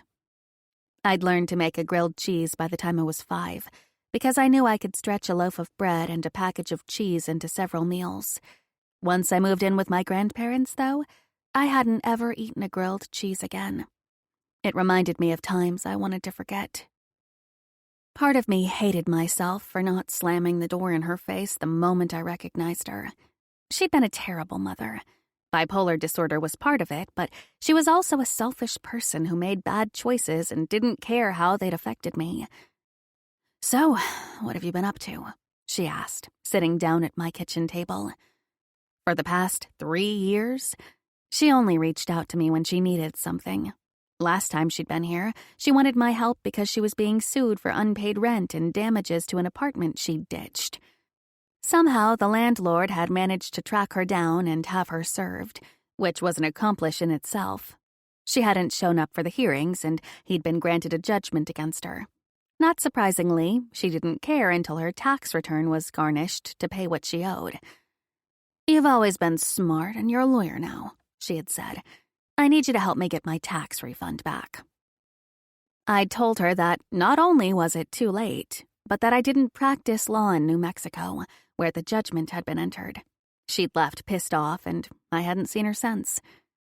With everyone else, I was a strong, direct communicator. I stated my boundaries. But with my mother, I was a kid again, silently along for the roller coaster ride that was her life.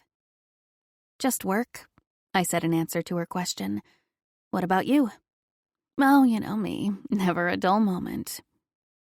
I set the sandwich in front of her, and she brushed her long bangs away from her eyes, smiling as she looked up at me. "No pickles?" She'd always liked it when I put sandwich-sliced pickles in her grilled cheese sandwiches. I felt a flare of aggravation at our role reversal. Moms were supposed to be the ones making the sandwiches. "I don't have any," I said, turning my back and going to the sink to clean up. "This is a great sandwich," she said, and I bristled. I knew her. Compliments were only offered as a means of buttering me up before asking for something. Deep down, I knew it would be money, and I was ashamed of the part of me that wanted to write her a check just so she'd go away peacefully. "Hey, can I crash here tonight?" she asked. "I'm in between places right now." Was that the favor? I didn't like having her here, but if it was a matter of sleeping here for a night and leaving tomorrow, I'd survive. "Sure," I said, turning to face her. "You look tired from the trip, and I'm sure a shower would warm you up. So why don't you take a shower after this, and you can sleep in the guest room? There are towels in the closet outside the bathroom, and the guest room is the one with the bed made." "You're pretty, you know." You could get a boyfriend if you'd clean yourself up and try. I ignored her, leaving the kitchen and walking into the living room. I grabbed a book from my bookshelf, making sure it wasn't one about pregnancy, and sat down on the couch. The last thing I wanted was for my mom to know I was pregnant. Though it looked like I was reading the book, I couldn't focus on anything but the fact that my mom was in my house. I was on edge, listening as she walked over to the sink and set her plate in it, then walked out to the living room. "Guess I'll get that shower," she said. "And then I'm going to crash. I'm tired." It was late afternoon, and I wondered how long it had been since she'd last slept. When I was a kid, she'd gone days at a time without sleep sometimes, and other times she'd slept 16 hours a day. I tried to pay attention to the book, which was about a World War II pilot, but I kept having to read the same sentence over and over. It wasn't until a tear splashed onto the page that I realized I was crying. Chapter 14. Beau. Shit. Both my hands were occupied balancing the tower of dishes my mom had packaged leftovers for Shelby in, topped with a wrapped gift I didn't want to drop. How was I going to knock on her door? I used the toe of my boot, tapping it against the door several times and hoping she'd hear it. Fortunately, she did, and she opened the door. "Beau?" I craned my neck to look at her around the massive stack of dishes. "Yeah, it's me. Merry Christmas." "Merry Christmas. Come on in," she said. "What's all this?" "My mom sent food for you when you're feeling better. Everyone missed you." I carried Shelby's loot into the kitchen and set it on her table. "You've got prime rib, ham, 2 kinds of potatoes, corn casserole, cranberry salad, and chocolate cheesecake." She shook her head at the assortment of dishes and laughed. "That'll last me days, Beau, if I can even eat it." Now that my view wasn't blocked by the dishes, I got my first good look at her and knew immediately that something was wrong. She wore flannel pants and a t-shirt. Her hair was wet, probably fresh from a shower, and her eyes looked red and swollen. I'd never seen her look anything but polished and put together. "How are you feeling?" I asked her. She sighed, her shoulders sinking. "Not as sick as yesterday, but..." She looked over her shoulder and spoke in a low tone. "I'm kind of shook up from getting an unexpected visitor." "Oh, Jesus. Is that code for your period? Is the baby okay?" She put a hand on her stomach, whispering now. "No, the baby's fine. It's my mom. She knocked on my door with no warning, and she's asleep in my guest room right now, and I don't want her to know I'm pregnant, okay?" "Yeah, of course." That must have been why she'd been crying. Shelby hadn't told me much about her mom, but what I knew wasn't good. I stepped closer and wrapped my arms around her. She stiffened momentarily, but then her whole body relaxed, and she sank against my chest. "How long does she plan to be here?" I whispered near her ear. "I don't know. She looks bad, though. I think she might be homeless." "Damn. I'm sorry." After a minute, she pulled away and looked up at me, tears shining in her eyes. "That was really nice of your mom to send the food. Tell her I said thanks." The pain in her eyes tore at my heart. Shelby didn't deserve to feel this way. "Hey," I said, cupping her cheek in my palm. "It's going to be okay." She nodded, swiping beneath her eyes as the tears fell. "Yeah, I know. It'll be fine." She plastered on a smile. "You mentioned potatoes, and those actually sound really good. I might have some. Thanks again for dropping the food off." "Oh, I'm not leaving," I said, taking my coat off and hanging it on the back of a chair. "I don't know if you saw what's underneath all these containers, but I snagged my parents' Scrabble game, thought we could play." She smiled. "I never say no to Scrabble." Damn, I liked seeing her smile, making her smile.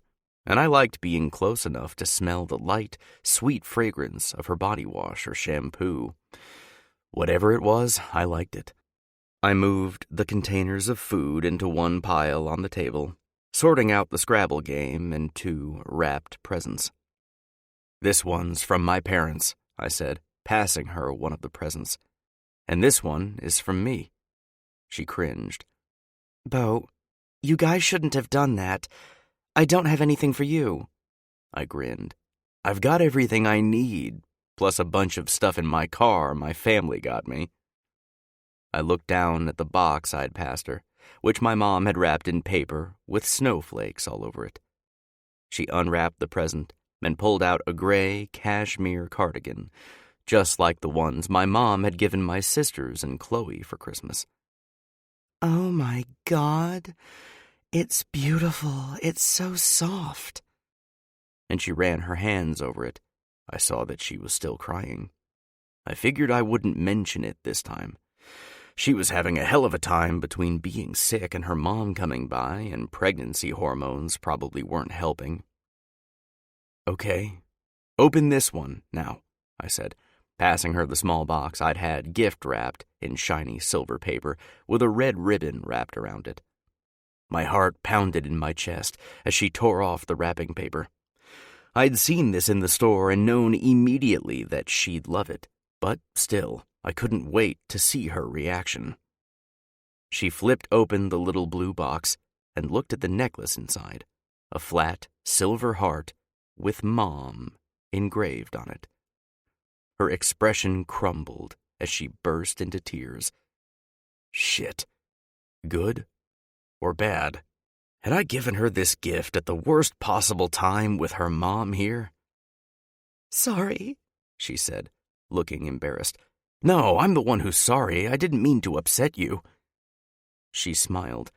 "No, these are happy tears. This is the most wonderful present anyone has ever given me. I love it so much, Bo. Thank you." I grabbed the box and set it down, pulling her back into my arms. Burying her face in my chest, she cried and held on tightly.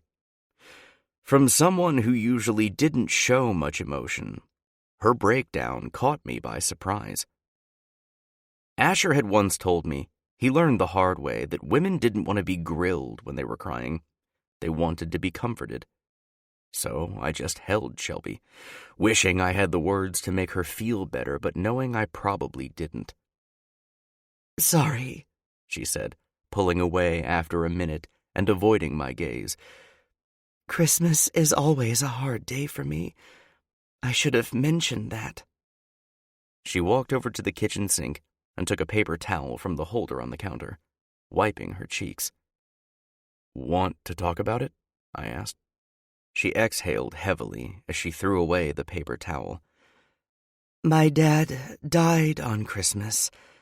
It was a really long time ago, but still." "I'm so sorry." "It's not just that. The only people who have ever given me Christmas gifts, other than you just now, are my grandparents after I moved in with them. Unless the bonus from the firm I worked for after law school counts. But like a real present with paper and a bow. Just them, and now you, and your parents." Jesus. I'd had it so good my whole life. Shelby hadn't moved in with her grandparents until she was 15. It killed me to picture her as a little girl, losing her dad on Christmas, and never getting a single gift. "I'm going to heat up some potatoes," she said, walking over to the table to look through the containers I'd brought over. "Do you want anything?" "No, thanks. I'm still stuffed from earlier." While she put mashed potatoes and gravy into a bowl and microwaved it, I opened the box with the necklace I'd bought her and took it out, then walked over to her. "Can I put it on you?" I asked. She smiled, nodded, and turned around, gathering her hair and picking it up to expose her neck. I was close enough to smell her shampoo again. I looped the necklace around her neck and tried to fasten the clasp at the back. "This thing is made for much smaller hands than mine," I muttered. "Hang on." After several tries, I got the damn thing clasped, pretty much on accident since I could hardly see it. She turned around and met my eyes, touching the heart with her fingertips. "I'll never take it off," she said. "And when I look at it, I'll always think of everything you've done for me." Her eyes glistened again, and I felt a powerful pull to show her just how amazing she was. How could I be the only one besides her grandparents to see it? The world had beaten her down, time and again, and she'd gotten up each time despite all of it. Chasing your dreams took guts, and Shelby had more guts than anyone I'd ever known. I didn't even bother telling myself it was a bad idea. Fuck it. I cupped her cheek and leaned close, my lips hovering an inch from hers for a couple of seconds, so she had time to tell me to stop if she wanted to. She didn't, though. When our lips met, a jolt ran from the tip of my spine to the base. Her mouth was soft, and she kissed me back tentatively. But it wasn't enough. I wanted this for so damn long now that I couldn't hold back. I slid my hand around to the back of her neck, my other hand finding her hip and then the small of her back. Did I pull her closer, or did she move closer? All I know for sure was that our bodies had molded to each other at some point, her soft curves pressing against me in all the right places. When our tongues met for the first time, and I felt her moan softly into my mouth, I pulled her more firmly against my hips so she could feel how hard I was for her. Christ, I wanted her bad. Her hand combed through my hair, tugging on it. I groaned and lifted her onto the kitchen counter, never breaking the kiss. She pulled her mouth from mine suddenly, her cheeks flushed, and her breathing hard. "Is this a pity thing?" she asked. What the fuck? Did she think I could choose to set myself on fire for her because she was having a rough day? "Does it feel like a pity thing?" I asked gruffly. "No." I held her gaze, lifting the bottom of her shirt up a few inches to expose her stomach. She squirmed in response. "Can I stand for this?" she asked softly. "I have rolls when I'm sitting." I shook my head. "I love your body. I fantasize about it constantly." Her eyes widened. "You do?" I stepped back and unbuttoned my flannel shirt, watching the rise and fall of her chest as she watched me. I went slowly, unfastening one button at a time. When I finished, I dropped the shirt to the ground and her gaze wandered over my chest, shoulders, and arms. "I didn't think you'd have a hairy chest," she said softly, running her fingertips over it. "But I like it." I burned for her in a way I'd never known. Her touch sent a current through my body, making me want to bury myself inside her. "Let me see you," I said, reaching for her shirt again. She slid down from the counter and pulled her shirt up and over her head, her expression vulnerable when her eyes found mine again. My erection pressed uncomfortably against the fly of my jeans as I took her in, her breasts cupped by a simple cream-colored satin bra. "You're so beautiful," I said softly. "Even more beautiful than I could have ever imagined." Something flared in her eyes, a mixture of confidence and arousal. When I put my hands on her hips, on the edge of devouring her, she stopped me with a palm to my chest. "Can we go to my bedroom?" she asked. Hell yes, we could. I took her hand and she led the way through the living room, down a short hallway, and then through the doorway of a darkened room, closing it behind us. "I didn't think I could feel good today," she said, her voice so low it was almost inaudible. "You take away my sadness, though." Her warm breath danced against my chin, and I took her in my arms. Kissing her with all the pent-up desire I'd felt since that day at the doctor's office. It was finally happening. My fantasies about being her first were coming true. She unbuttoned my pants and pushed them down, and I did the same to hers. Then I walked her over to the bed. "Get on your knees on the bed," I whispered in her ear. "Don't bend down. Just get on your knees and face away from me." She did, and I could just make out her outline in the dim light of the room. God, she was gorgeous. Her breasts were big, probably D cups, and her ass was round and sexy. There wasn't an inch of her I didn't want to touch and taste. I wrapped my arms around her from behind and kissed her neck, my erection pressing against her back. When I cupped her breasts, she moaned and arched back against me.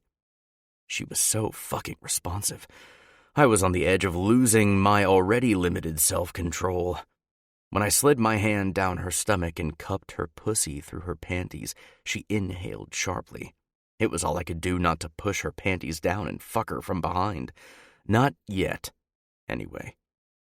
I slid the straps of her bra down to her shoulders and pushed the cups down, exposing her nipples. When I ran my fingertips around one of them, her moan was long and desperate. I unfastened her bra and teased her nipples and breasts until she was panting, then slid my hand inside her panties and slowly slid a finger inside her. She squirmed, her body begging me to go further. I moved my hand back out, though, hungry for more of her desperation for me. She turned, then, taking my hand and pulling me toward the bed as she lay down on her back. This was fucking dangerous. I wanted to be inside her virgin pussy so bad, my hands were shaking. I kissed her, and she ran her hands through my hair again, pulling on it as she gently bit my lip. I'd expected her to be tentative in bed, unsure of herself, but I was wrong. Shelby had always told me exactly what she'd wanted. It was one of my favorite things about her. "At least you can't get me pregnant," she said in a teasing tone. She reached between us and ran her hand over my erection, letting out a surprised moan. I closed my eyes, forcing myself to hold on, to keep some shred of control. "I want you, Beau," she said softly. "Make love to me. Just this one time." Just one time. You take away my sadness. Fuck. I moved away from her. "Not like this," I said. "I'm sorry. I want you more than you can possibly imagine, but not like this." "Not like what?" She grabbed at the bed covers, pulling them over herself even though I could hardly see her. "When you're upset and you want me to make your pain go away. With your mom in the next room. Telling me it's only going to be this one time." One time? Fuck that. If that was all she was willing to give me, I wasn't taking it. "You should go," she said, her tone angry and hurt. "I don't want to go," I said. "Can we just start this night over? I came here to spend the evening with you." "We can't just get dressed and act like all that didn't happen?" She was on the verge of tears again, but this time it was my fault. "Just go. Please." Great. I'd made her shitty Christmas even worse. I picked up my jeans and put them on, then walked into the kitchen to find my shirt. She didn't even leave the bedroom. So, once I was dressed, I grabbed my coat and left, wishing I'd done things a whole lot differently. Chapter 15.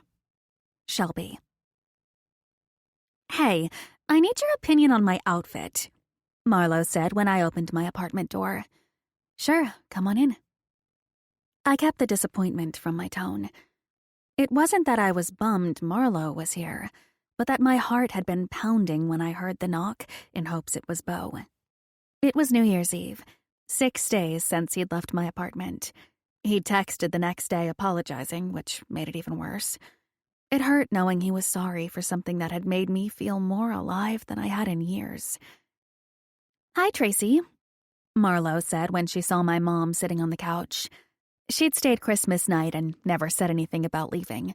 And she'd been grilling me about who had come over on Christmas because I'd left the empty box from the gift Bo had given me on the kitchen table, and she'd seen it before I got up the next day. Rookie mistake. She was like a dog with a bone now, refusing to let go because she knew from that little blue box that I'd been given an expensive gift by a man. I faithfully kept the necklace tucked inside my shirt collar so she wouldn't see it, but she knew something was up. "Marlo, you look like a little firecracker," my mom said, smiling. Marlo's eyes widened with alarm, probably because who wanted to look like a firecracker? She wore a strapless, super short, sparkly gold dress with fringe on the bottom, and she had a thin, glittery gold headband tucked into her short hair. "You look amazing," I said. "Remember, it's New Year's Eve, so you need to have that extra punch." "Yeah?" She smiled, looking hopeful. "It's the shoes that are giving me fits. None of my gold shoes look right with this dress, so I'm stuck with these." She wore black heels with thin straps that laced halfway up her calf. "I think they look great," I said. "They're starting to grow on me." "So you're going out with the accountant again?" She grinned. "Theo. He's basically a younger Idris Elba, if Idris was an 8 instead of a 10. Like, tall, broad shoulders, and very handsome. But not can't look away, my ovaries just incinerated, you know? Ovaries are important. I recommend keeping them intact." "Where's he taking you for dinner?" my mom asked. Marlo glanced at her, then back at me. I texted her the day after Christmas about my mom showing up and told her about what went down with Bo. It was pretty much a novel broken up into dozens of texts. Marlo didn't think my mom should have dropped in unannounced, didn't think she should be staying without being invited, and was ready and willing to kick her out if I said the word. "We're going to a party his boss is hosting," Marlo said to me in indirect answer to my mom's question. "Ew, no," my mom said. "He's not even paying for a nice dinner?" "Any guy who expects you to get by on celery sticks and free drinks isn't worth it." Marlo glared at me, silently asking for permission to tell my mom to go to hell. I mouthed, "I'm sorry," wishing for the 1,000th time that I had a mother who didn't embarrass me. It was her mental illness. That was the thing that kept me hanging on, unable to cut her out of my life for good. Ironically, her bipolar disorder was hard to treat because of her bipolar disorder. She went through ups and downs, often thinking during her ups that she didn't need her medication anymore. "I better go. He's picking me up soon," Marlo said, reaching for my hand and squeezing it. "Happy New Year, Shelby. Becoming friends with you was one of the best things that happened to me this year. We're going to slay this new year together." I squeezed her hand in return, grateful she'd stopped by. It was a reminder that I wasn't alone anymore. Marlo knew I didn't want my mom to know I was pregnant, so she kept that on the down low, but I could feel the encouragement in her gaze. This time next year, I'd have a baby to ring in the new year with. I pictured us in silly hats, probably sacked out before the ball dropped. It sounded perfect to me. "We should order some food," my mom said after Marlo left. "How does Chinese sound?" It sounded terrible. I wasn't throwing up from pregnancy sickness anymore, but I still felt queasy and exhausted most of the time, and trying to hide it from my mom wasn't easy. Since I didn't have much energy for cooking, we'd been having food delivered every day. Whether it sounded good or not, though, my growing baby needed nourishment. "I'll call in an order," I said. "What do you want?" "Chicken fried rice and egg rolls. You should sit down and rest after that. You look tired." "I'm going to clean the bathroom." I pressed my lips together to hold in my sharp comment. I'd never known my mom to volunteer to clean a bathroom or wash dishes, but she'd washed the dishes a couple of times since being here. Not that there were many, but still. Maybe she was finally getting her life together. "We should go get our hair done next week," I said. "And pedicures, too. My treat." Everything was my treat because I was pretty sure she was penniless. But the money didn't matter. I'd never done things with my mom that other mothers and daughters did, and if she was willing to try, I was too. "That sounds really nice," she said, getting up from the couch. "Where can I find cleaning supplies?" "In the cabinet under the sink." I ordered our food, surprised my mom was still cleaning the bathroom when it arrived 45 minutes later. After we ate, she went back to work and I curled up on the couch, scrolling on my phone and wishing Beau would text. Things would never be the same between us. Our easy friendship was gone now, replaced by the awkwardness of whatever that night was. Had we almost slept together? I'd been ready to, and that was a big deal for me. Years ago, there had been one other man I'd wanted that with, but we broke up before the time was right. For a few incredible minutes on Christmas, I'd felt beautiful to Beau, desirable, like half of a whole. Not like we were going to be a couple afterward or anything, but like I was exactly what he wanted and needed for that one night, as he was for me. The worst part was, I hadn't thought of him that way until he gave me the necklace. I was deliberately trying to keep him at arm's length since I didn't want him to have regrets about agreeing to not have any relationship with my child when it was born.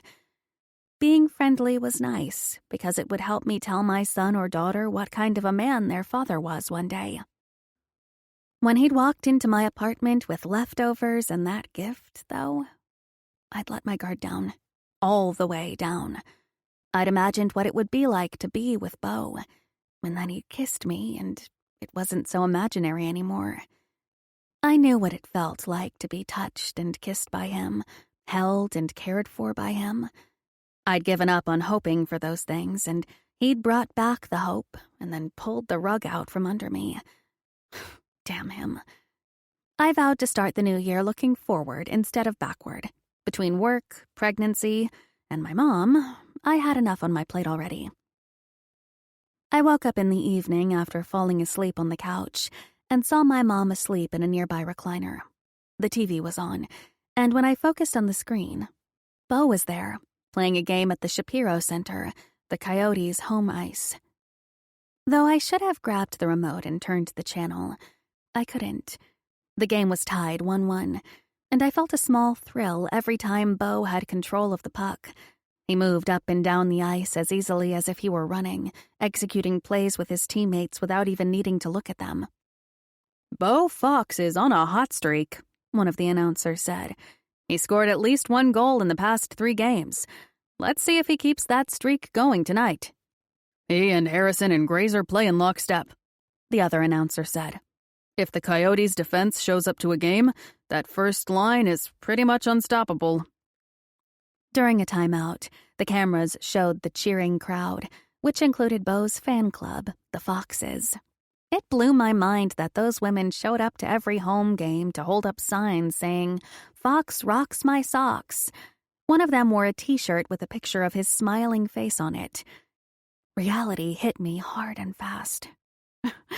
I was a fool, catching feelings for a man who was a literal superstar. Beau had been right to stop things that night.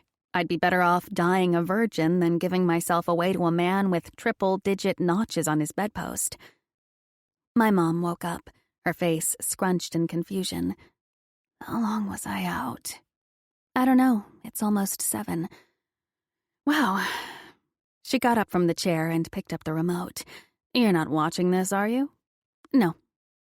Tie game or not, I couldn't fixate on anything involving Beau. It could only end one way, with my heart broken. I was fortunate to have a part of him in my child. That would have to be enough. "Should we watch the ball drop?" my mom asked. "Sure." It was the first New Year's Eve in years I wasn't alone. A year ago, I wouldn't have dreamed I'd spend it with my mom, expecting a baby of my own. My life was quiet and simple, but I liked it that way. It was enough.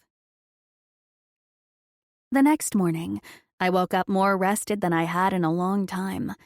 I didn't feel the need to reach for the saltine crackers on my nightstand to settle my stomach. I hoped pregnancy sickness was one of several things I could leave behind for good on the first day of the new year. Mom and I could go get groceries and maybe go out for a movie or do some shopping. Maybe it was time to tell her I was pregnant. I got up and peeked in the doorway of the guest room, but it was empty, the covers a tangled mess. "Mom?" I called out, walking into the kitchen. It was empty, too. Maybe she was running an errand. I started some water in my teapot and went to the living room to look out the big picture window and see how much snow we'd gotten the night before. My gaze stopped on my desk as I walked past my office nook. My laptop was gone. I always kept it in the same place, on the left-hand side of my desk, and there was a bare spot where it usually was. My heart thundered with worry. I had confidential work for clients on that laptop, and even though it was encrypted, nothing was unbreakable. And worse than that was knowing deep down what had happened to it. Why did I trust anyone but myself? I never seemed to learn. I ran to my bedroom in a panic, praying I'd find my most treasured possession, the silver Tiffany watch my grandma had left me. My grandpa had given it to her for their 50th wedding anniversary, and unlike the computer, it was irreplaceable. He'd had it engraved on the back with, "I love you, sunshine," his nickname for her. My jewelry box was on a shelf in my walk-in closet, and tears filled my eyes when I saw that one of the drawers wasn't all the way closed. Someone other than me had gotten into it. A couple of rings that weren't worth much were gone, and so was the watch. I sat down on the edge of my bed and sobbed into my hands. I'd been burned hard twice in the span of a week, and this time I'd let my mom do it to me, trusting her when she'd proven to me so many times that I shouldn't. Never again. Chapter 16. Beau. 3 months later. Check it out! Our backup goalie, Drew Horner, turned the screen of his cell phone around so I could see it. That's my niece, Shelby Grace McNeil. She's a cutie, I said, smiling at the picture of a red-faced newborn wearing a bow the size of her entire face. Yep, I'm an uncle now. I can't wait to buy Shelby her first hockey stick. I nodded, my mind a million miles away. Shelby.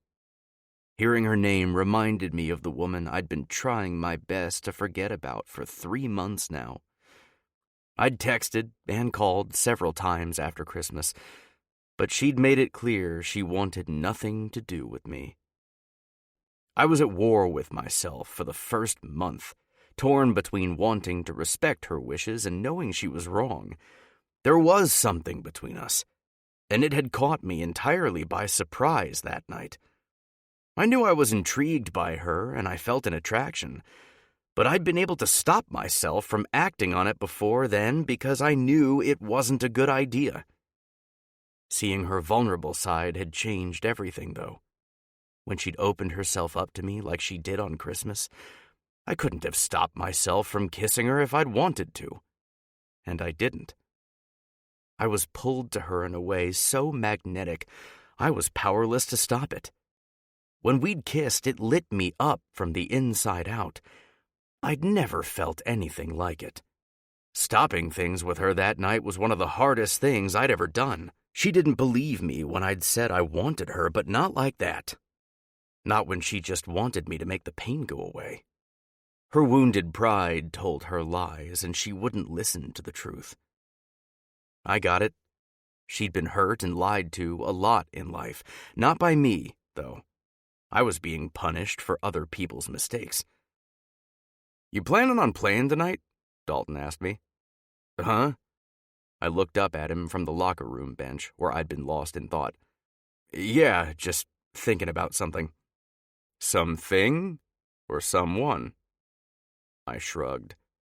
Both, I guess. Check out my niece, Horner said to Dalton, showing him the same photo he'd shown me. She looks like you, Dalton said. You think? Yeah, you make that same face when you get pissed about something. Horner gave him the finger and moved on to show his niece's photo to someone else.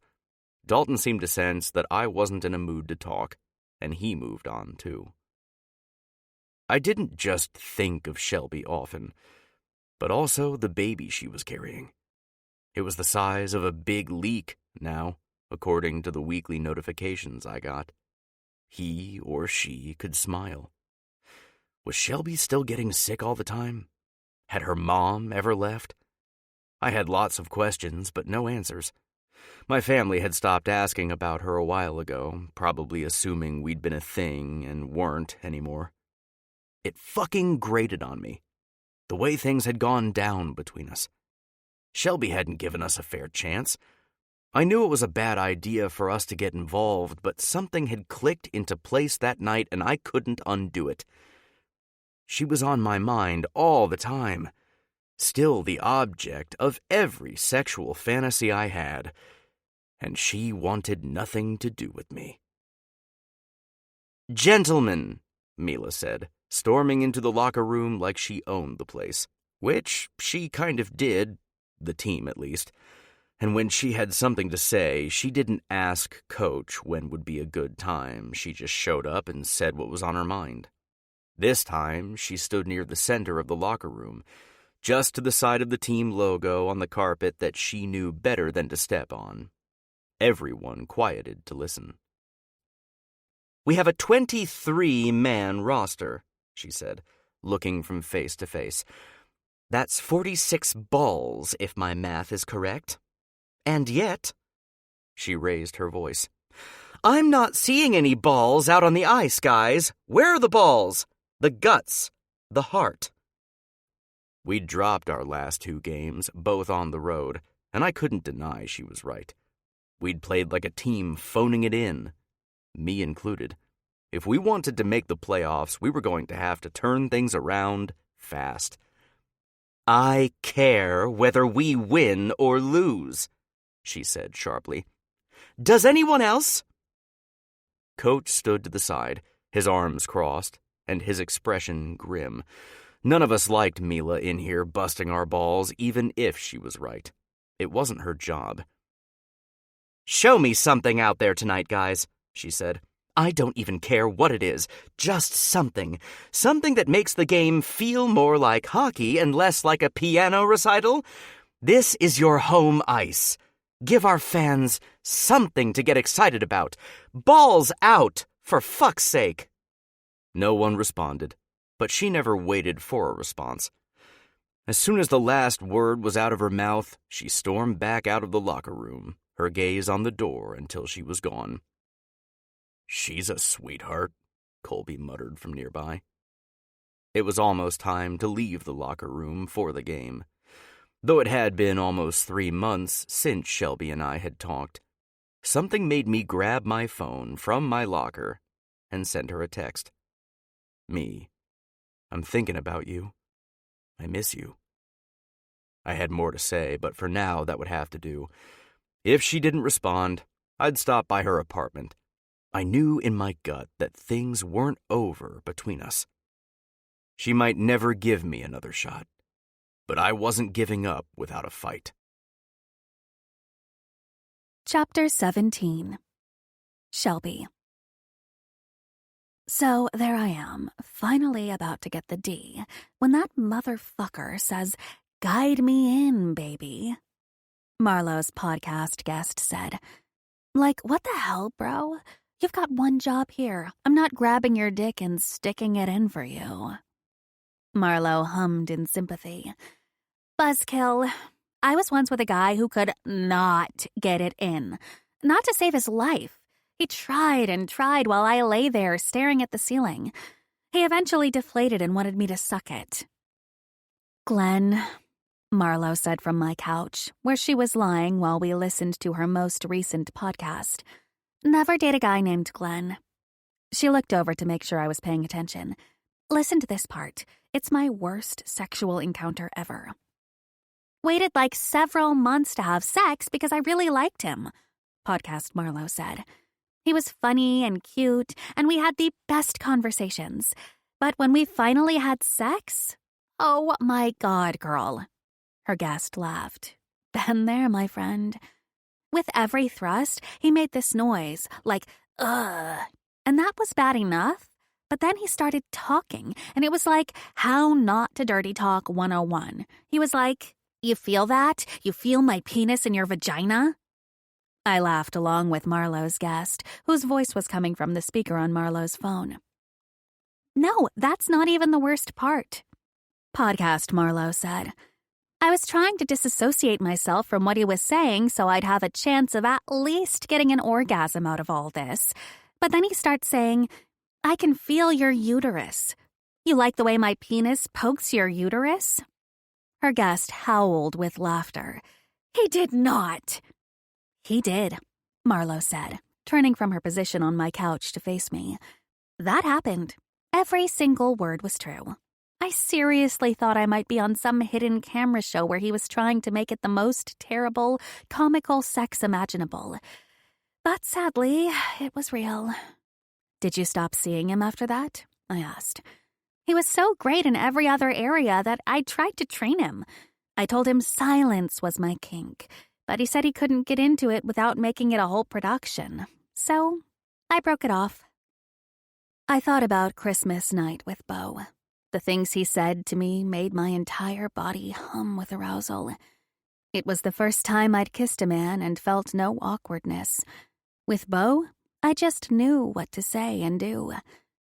Pregnancy hormones had shifted from making me sick in the first trimester to making me horny in the second, so my vibrator had gotten a workout. Every time, I fantasized that Beau hadn't stopped that night, or that he showed up on my doorstep saying he'd been wrong and he wanted me immediately. It was ironic, fantasizing about being with the man who had said he wanted to be with me when I'd told him to stay away. But fantasies always had a happy ending. Reality didn't. "Read me the text again," Marlowe said. I didn't even have to look at my phone to recite it. I'd read it at least 50 times already. "I'm thinking about you. I miss you." We were having a lazy Sunday afternoon. After going out for lunch, Marlowe and I had come back to my apartment and started listening to some of Marlowe's recorded podcasts. Marlowe was on the couch, and I was kicked back in my favorite recliner. She'd turned off the podcast, but I'd be finishing it on my own later. I was proud of her. She'd recently gotten a big advertiser for the podcast because her subscription numbers were growing rapidly. She had a way of making listeners feel like they were chatting with a close girlfriend. "And you sent it last night?" she asked. "Yeah, early evening." "I don't know how you kept yourself from responding, girl. Or why. He's hot, successful, and sweet, and you're pregnant with his kid. What more do you want?" I smiled because we'd had this conversation over and over in the 3 months since I'd stopped speaking to Beau. "I just feel like I'm better off alone," I said. "It's not because there's anything wrong with him. My plan was to have this baby on my own, and I'm sticking to the plan." "No, you got offended when he didn't want to have sex with you. Or I guess he wanted to, but didn't want your first time to be with your mom in the next room, which I get. And then your mom screwed you over the next day, and you wrote both of them off for it. You were wrong." I'd had plenty of time to reflect on things, and I knew she was right. I'd overreacted. But I'd also thought a lot about how dangerous it was to get involved with Beau, because if he developed a relationship with our baby and things didn't work out between us, he could sue me for visitation. That was what really burned, and I was ashamed of the reasons for it. When I thought about our child spending time at Henry and Claire Fox's home, surrounded by warmth and love and luxury, or going to the hockey games of their superstar father, and then returning to me, I felt inadequate. I'd never admit it out loud to anyone, but deep down, I feared that Beau would marry a beautiful, outgoing woman who was everything I wasn't, and our child would prefer being with him and his family to being with me, a loner introvert. I hated that feeling not good enough was so ingrained into who I was, but my fears and worries came from years of being looked past, ignored, and neglected.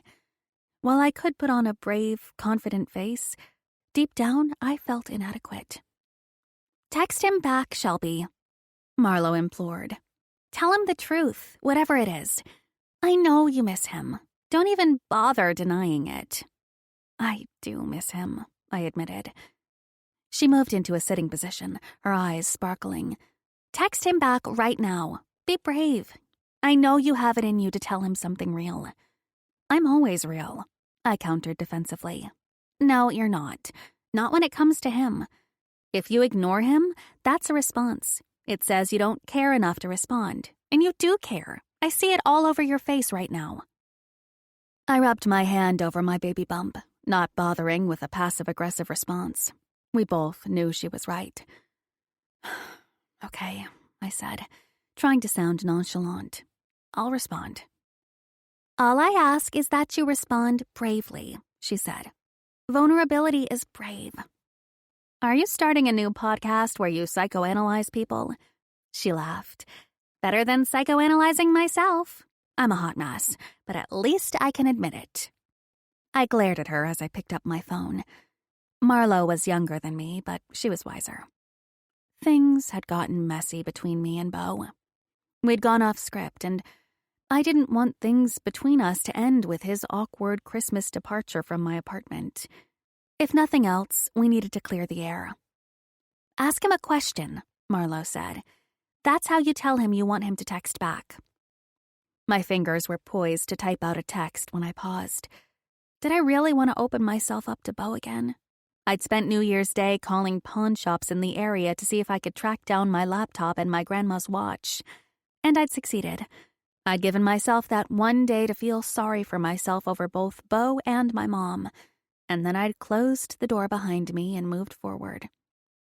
I still saw his smile in my mind, though, every day, and the little crinkles that appeared by his eyes when he smiled. I heard his hearty laugh and relived the feel of his skilled hands on my body. No matter how hard I tried, I couldn't forget. Me. I miss you too. How have you been? My heart raced as I stared at my phone screen, waiting and hoping for those 3 little dots indicating that he was texting me back. After about 30 seconds, they did. Beau. I've been busy with hockey. Can I see you soon? He wants to see me, I told Marlo. She grinned. You have to say yes. I think he's the real deal, Shelby. He was the real deal for now, but how long would that last? Beau had agreed to be my sperm donor, but what would happen between us once the baby was born? All the unknowns made my pulse pound with worry. Look, even if you guys are never anything but good friends, don't you at least want that? Marlo asked. Enough already, I'm going to see him, I said, giving her a wide-eyed look of annoyance. Now? I laughed. Will you stop? With a deep breath, I texted Beau back. Me. How about dinner this week? Beau. Sounds great. I'm free on Wednesday and Thursday. Me. I have my prenatal yoga class on Wednesday, so Thursday would be good. Beau. Pick you up at 6? I hesitated, because I'd suggested dinner so we could meet on neutral ground. If we stood in my apartment and he gave me that look again, like he did right before he kissed me on Christmas, I'd melt into a puddle at his feet. He'd picked me up for dinner before, though. I'd handled it then. That was pre-kiss, Shelby, my inner voice said in warning, before you knew what his erection felt like pressed against you. It was dinner, nothing more. I texted him back. Me. See you then. He's picking me up Thursday at 6 for dinner, I told Marlo, setting my phone down, leaning back and putting both hands on my pregnant belly. Can I hide inside your apartment so I can spy when he picks you up? It'll be easier for us to break it down after if I can see it and hear it. No, I said, laughing, not even considering it. She grunted in disapproval. Fine. And just FYI, it's perfectly safe to have sex when you're pregnant. Just don't let him put all his weight on the baby and squish it. I gaped at her. We're going to dinner, not having sex? He might want to eat more than dinner, girl. I laughed, because my outraged comments only fueled her to push my buttons even more. Marlo had brought much-needed levity into my life. You could be a little coy, she suggested. Don't give him the pee. Maybe just some oral or anal. I busted out laughing at that. Oral or anal is coy now? Good to know. When you're a virgin, it is. I feel weird about oral and downright indignant about anal, I said. I don't think I'd enjoy either. Oh, oral is spectacular, as long as you're with a guy who knows what he's doing. Have I ever told you about the guy who tried to get me off by licking the wrong end of my hoo-ha? The end by my butthole. I gently moved his head and positioned his head over my clit. This was a grown man, by the way. We weren't teenagers. And he goes, "What are you doing?" And I'm like, "That's my clit." And he goes, "No, it's not." He was all condescending, like I didn't know where my own fucking clitoris was. He said it was inside me and he knew just the spot. Have you ever had good sex? I asked her, shaking my head. Yes, but the bad is more memorable. I'm pretty sure Beau will know what he's doing. Well, it doesn't matter because it's just dinner. Keep telling yourself that, sweetie. But you still need to go to a salon and get your lady junk groomed, because I'm guessing you're past being able to reach it by now. Chapter 18. Shelby. Hey, Beau said, smiling at me when I opened my door. You look great. My hair was a little longer, and my belly was a lot bigger than when he'd seen me last. He was clean-shaven, wearing a polo shirt and jeans. As always, it was his eyes that drew me in. My heart raced as I fought the desire to throw myself at him. Thanks, I said. You do too. His gaze landed on my bump, which was looking more like a mountain every day. How's the baby? Everything's good. I didn't find out the sex, but I'm dying to know.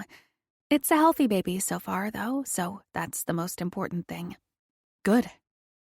His eyes radiated warmth when they met mine again. Ready to go? I nodded, even though emotionally I was all over the map. I'd planned to be friendly, but not let him affect me. I wanted us to set things right between us, but I didn't want my body to be throwing an inner parade upon seeing him again. It was, though. I wanted to be over it in terms of our attraction, but clearly I wasn't. I grabbed my bag and locked up, and we walked out to his car together. Your arms look bigger, I said. Yeah? He grinned at me and flexed. My trainer has had me working more on arms. Hey, guys. Marlo approached us, feigning surprise. You must be Beau. I'm Shelby's friend, Marlo. She was terrible at this. I wished I would have just let her hide in my apartment since we left a few seconds after Beau arrived. Marlo, I've heard a lot about you, he said as she went in for a quick hug. Same. It's good to finally meet you. We're going out for dinner, I said. Where are you off to? Oh, Target Run, she said, waving a hand. Need me to pick anything up for you? I think I'm good. Spicy Doritos? I hesitated. I'd had some Doritos over at Marlo's a couple of months ago, and now I was addicted. Since they weren't good for the baby, I didn't buy them for myself, but she kept a steady supply in her apartment for me. I called her my Doritos dealer. No, that's okay, I said. I'll get some for my place, she said, winking. Hey, I'll take some too, Beau said with a grin. I love Doritos. We have to go, I said. I'll talk to you tomorrow, Marlo. Text me anytime. I cringed inwardly. Though I loved her, I didn't want Beau to know my best friend was waiting with bated breath for updates about our evening. It was just dinner. Beau opened the passenger side door for me like no time had passed. I paused as I was about to get inside, too swayed by the intensity of his blue-eyed gaze to look away. He wrapped his arms around me and pulled me close into a hug. I went stiff for one surprised second, but then I relaxed against him. I really missed you, he said, his warm breath dancing on my skin. Me too.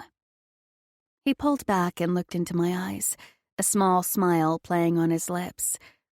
I've got things I want to say to you, but not in a parking lot. I'll wait until we get to the restaurant. I nodded and stepped into the car, my mouth suddenly dry. Even though I was wearing black maternity pants with an elastic waistband and a top that tied beneath my breasts and had flowy fabric billowing over my very pregnant stomach, Beau still looked at me the same way he had on Christmas. There was still affection, and I was pretty sure desire. I'd never felt less attractive. But when he looked at me just now, something shifted inside me. I felt like a woman again, with needs and wants and feelings, instead of a baby-growing vessel. "How's your knee?" I asked him once he was inside the car, hoping to steer the conversation to a place that would allow my heart to settle into its usual rhythm. I'd kept up with watching hockey games when I could during the past 3 months, and I'd followed hockey news online too. Not exactly the behavior of a woman who was over it. Beau had sprained his knee about 6 weeks ago, missing 2 weeks' worth of games while he healed. "It's a lot better," he said. "I was lucky. It was just a mild sprain. The team trainer has had me doing a lot of physical therapy." "It's healed up okay, though?" "Yep, good as new. But the doctor said I'm probably going to be prone to arthritis as I age." My grandpa had arthritis. He always said his joints should be on the payroll at the local TV station because they were better at knowing when it was going to rain or snow than the weather forecasters were. Beau grinned over at me. "Something to look forward to, I guess." "How's your family?" "Everybody's good. Mom and Dad are doing their thing, as always.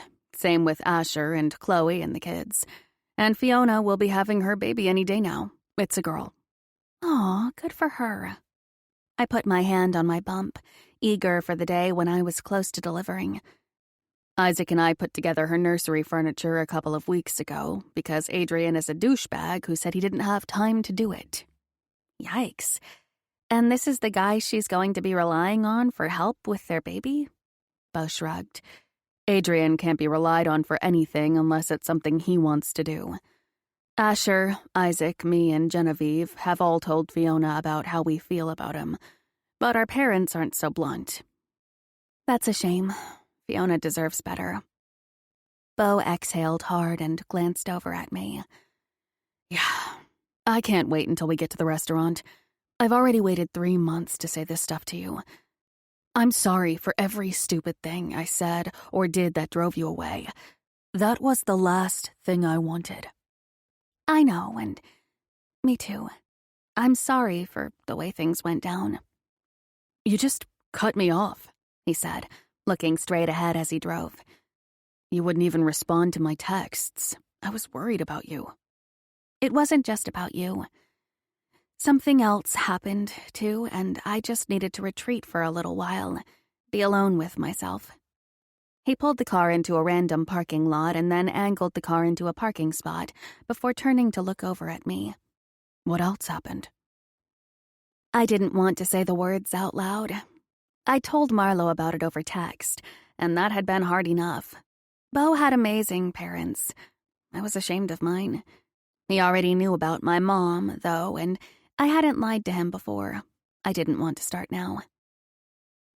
When I woke up, New Year's Day, my mom was gone, and she took my laptop and the Tiffany watch my grandma left me.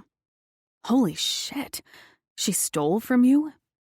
I felt a flare of aggravation, because, yes, obviously. His shock only made what was already bad feel even worse. "Yes, I told you she's bipolar."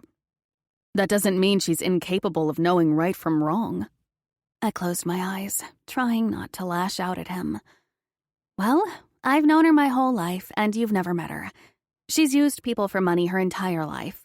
Usually men, but now that she's not as young and attractive as she once was, I imagine that's harder." He reached over and took my hand. "You deserve better. You know that, right?" I laughed bitterly. "Since when do any of us get what we deserve? I got the mother I got." "Look, the last thing I want is to piss you off again. But you need to know you shouldn't just shrug this off because it's the way she's always been. Don't let her in your apartment ever again." My throat tightened. I don't want to, but on Christmas, she walked to my house from the bus station in a pair of rubber sandals in the snow. no coat. She was hungry and freezing. And I may seem cold and analytical, but she is my mother. I don't think she had anywhere else to go. Hey, he said softly, cupping my cheek and turning my face so our gazes met. You don't seem cold and analytical. You're warm and sweet. You're amazing. I don't want you to resign yourself to being hurt again and again. Tears slipped from the corners of my eyes onto my cheeks. That's been my life so far. Shelby, you twisted what I said that night to make it fit your narrative. I wanted you so goddamn much, and I still do.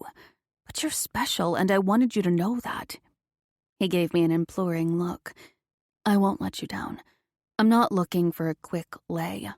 I knew all along that it would be safer if we kept things platonic, but I couldn't deny what I felt for you anymore on Christmas. It's too strong. I can't even explain it. A man pounded on the car window on my side, making me jump with alarm.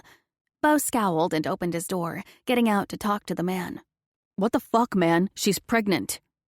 The man pointed at a sign on the side of the building next to the lot we were parked in. This lot is for paying customers only. Get inside the store or get going. Yeah, we're leaving, asshole. He got back in the car, started it, and backed out. I took a few breaths in and out, my emotions running wild from our conversation. So, anyway, Bo said, Are you seeing anyone? I gaped at him. What? No. Good, because that guy would have been regretting that choice about this time tomorrow. Give me another chance. Another chance? You mean sex? I mean all of it.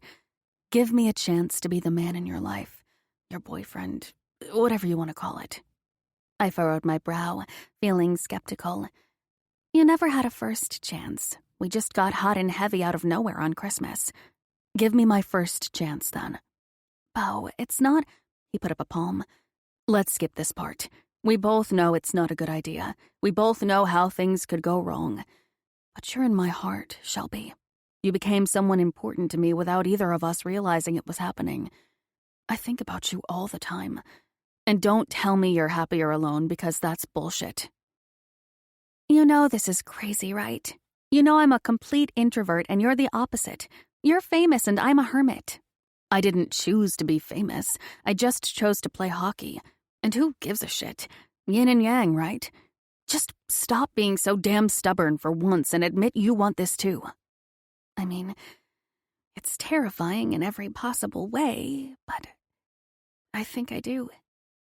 He pulled into the parking lot of the restaurant we were having dinner at and parked, then looked at me with the grin that rendered me powerless.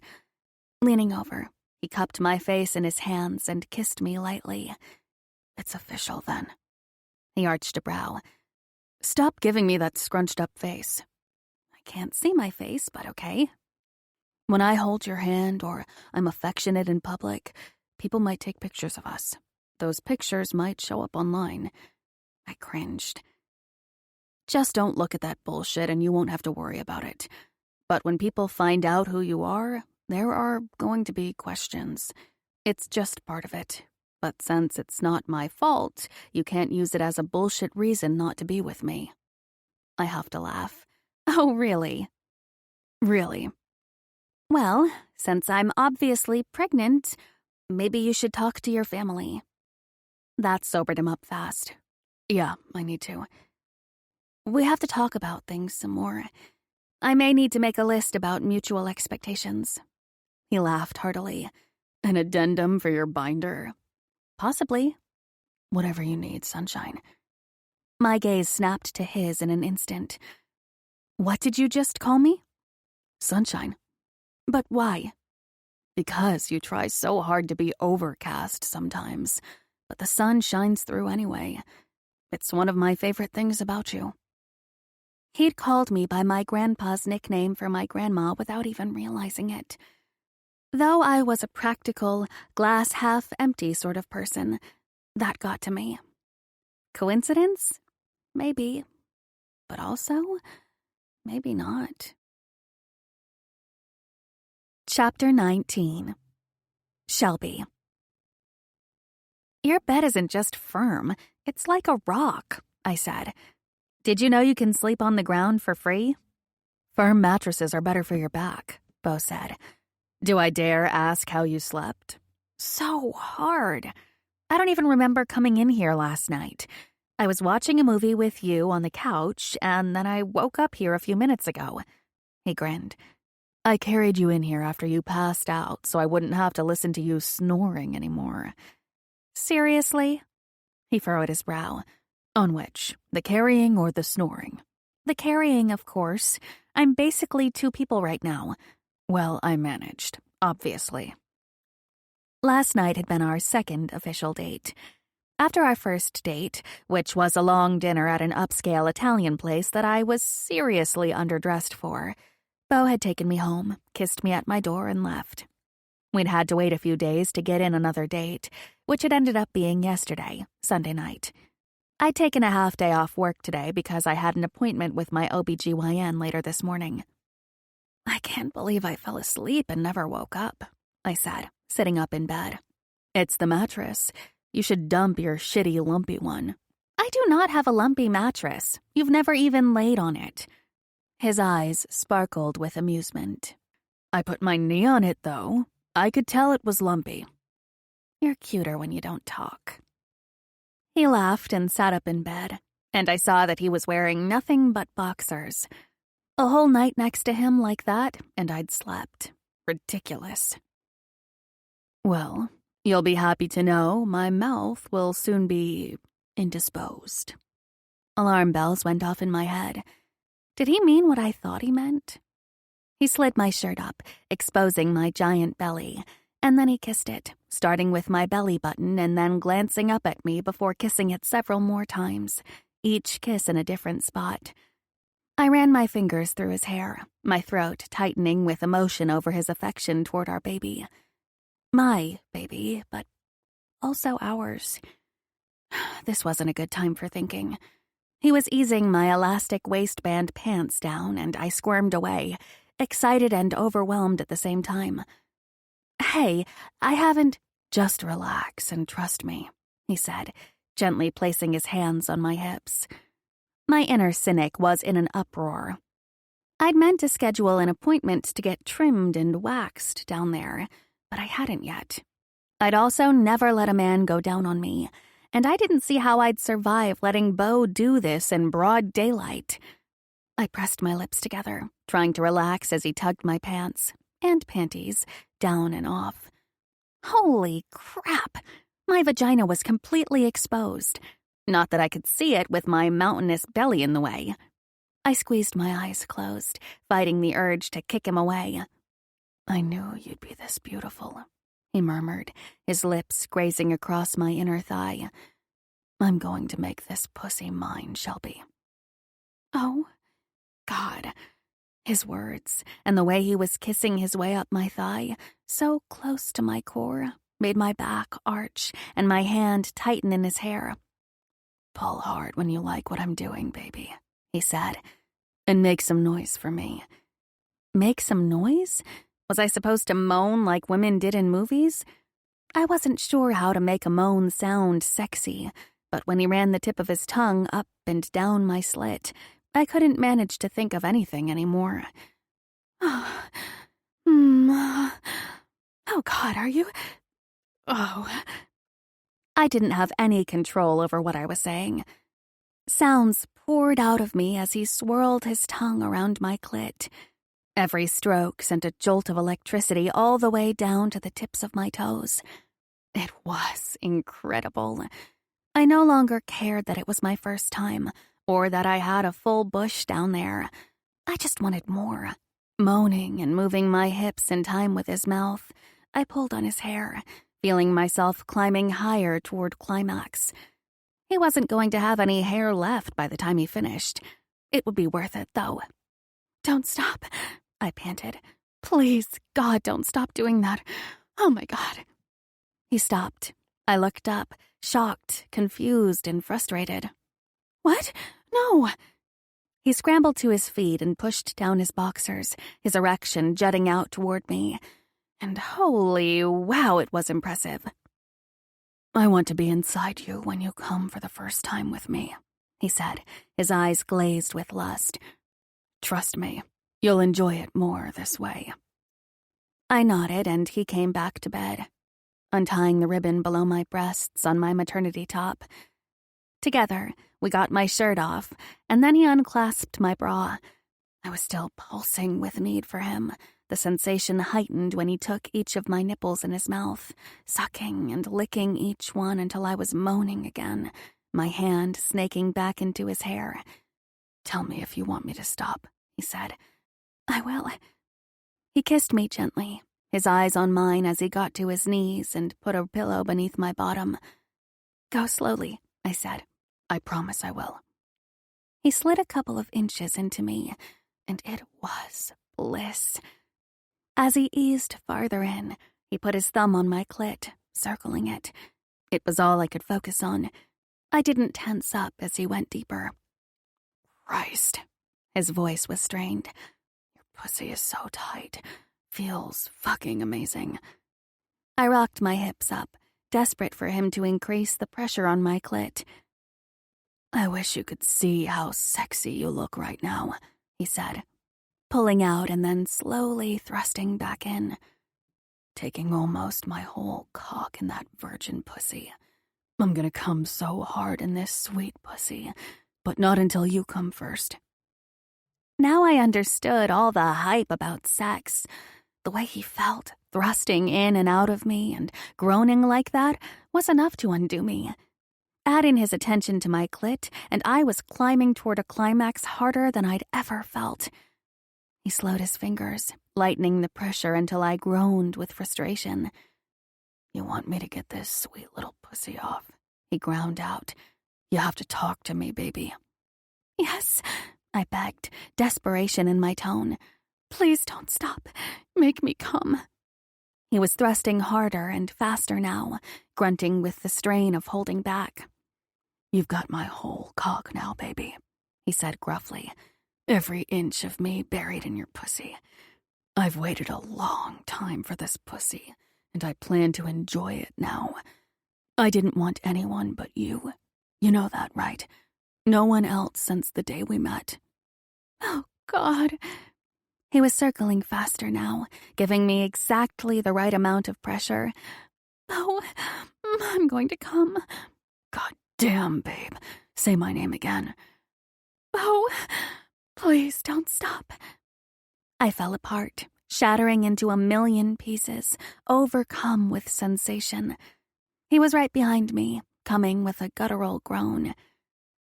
As I came down from the high, I felt the discomfort my body had been too turned on to notice earlier, and I inhaled sharply.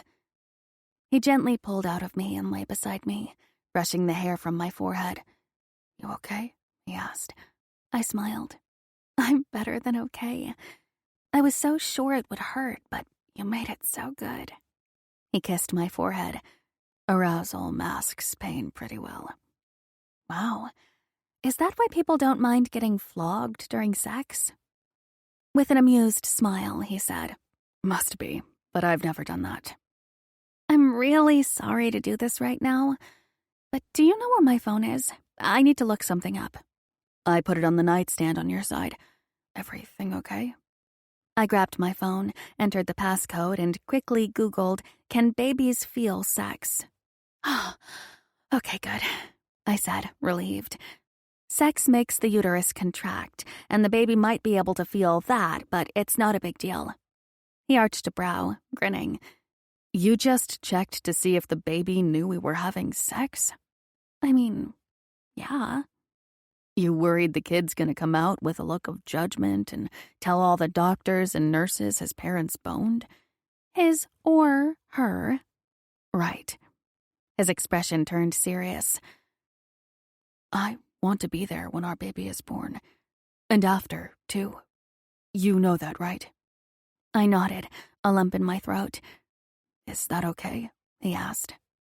I pulled the covers over myself, suddenly shy now that we were talking about something other than sex. I've thought about it a lot, I said, and it's okay, but I want to be honest with you that it scares me. It's one of the reasons I was hesitant to get involved with you. He pushed his brows together in a concerned look. I don't understand. If things don't work out with us, you could end up married with other kids later, and our child would probably prefer the life you can give them over what I have to offer. Hey, he said softly, sitting up on an elbow. Kids don't think like that, and I'd never, ever try to take this baby from you. You have my word. I nodded, grateful for his reassurance. And another thing, he said, his lips quirking up in a smile. Why are you assuming things won't work between us? The past couple of weeks have been great, haven't they? Yeah. I reached my hand into his hair and gently ran my fingers through it. It always felt so soft. I'm happy, very happy. But life has pulled the rug out from under me in the past, and I've learned to be prepared. Being prepared is one thing, but you expect people to fail you. He put an arm out, a silent invite for me to snuggle against his chest.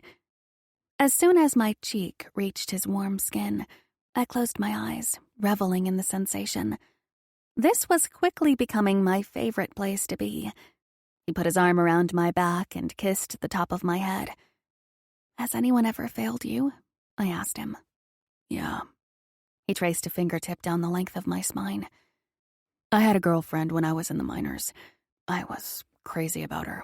I was saving up for an engagement ring. I came home early one day and found her in our bed with my best friend. How horrible. I'm so sorry. He grunted dismissively. I thought catching them was the worst thing that had ever happened to me, but it turned out to be the best. I dodged 2 bullets. Never spoke to either of them again. Fiona went over there while my ex moved her stuff out, and that was it.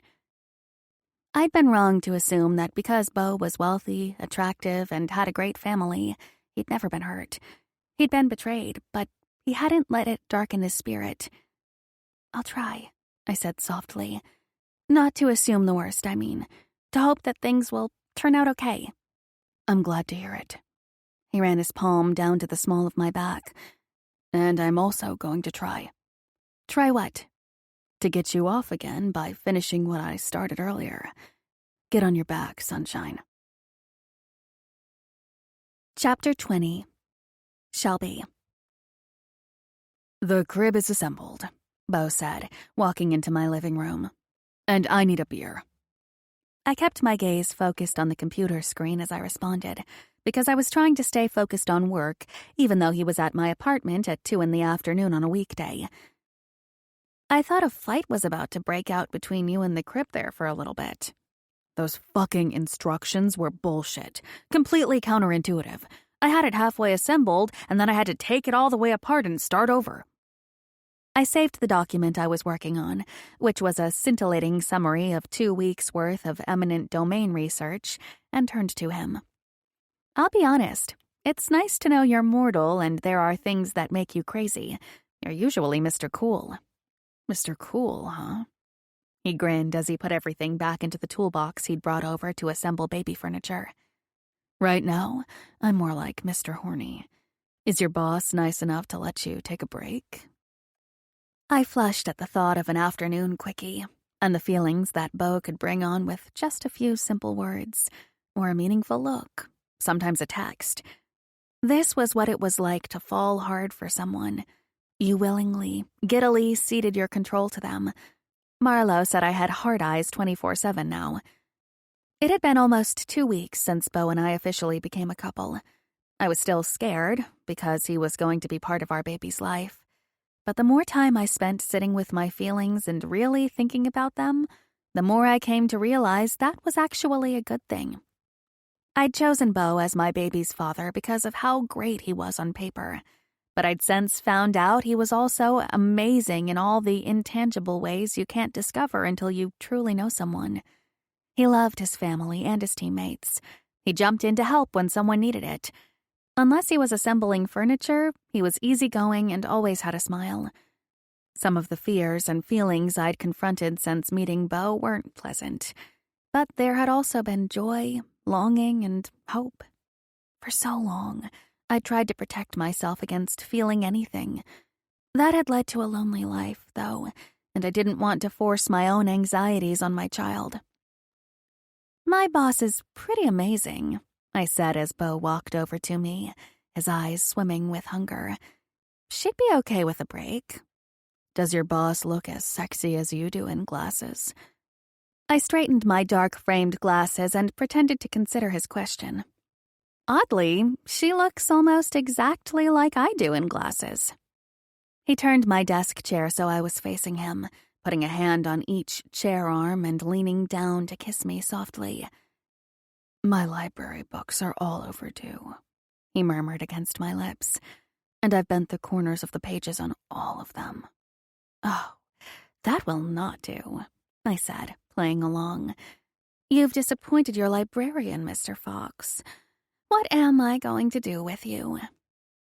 His mouth found mine again, the kiss full of pent-up sexual energy. No matter how many times we had sex in every position that accommodated my belly, it was never enough.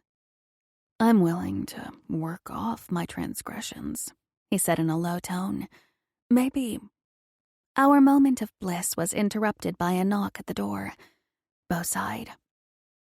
Marlowe has the worst timing. Let's pretend we're not here. Where were we? I can't pretend to not be here, silly. She knows I work from home and our cars are in the parking lot. He furrowed his brow and made a growly sound. She'll get the hint and assume we're in bed, and we will be in about 30 seconds. I moaned softly as he kissed my neck, which was my weakness. The knock sounded again, but this time it was longer and louder. Hey, that's not Marlowe's knock, I said, and she wouldn't come over while she thinks I'm working anyway. He groaned. Okay, the cock blocker wins. I laughed as he moved away from my chair and I stood up. Hey, you do realize this is probably a delivery or something and we can carry on in like 1 minute, right? Can I get that in writing?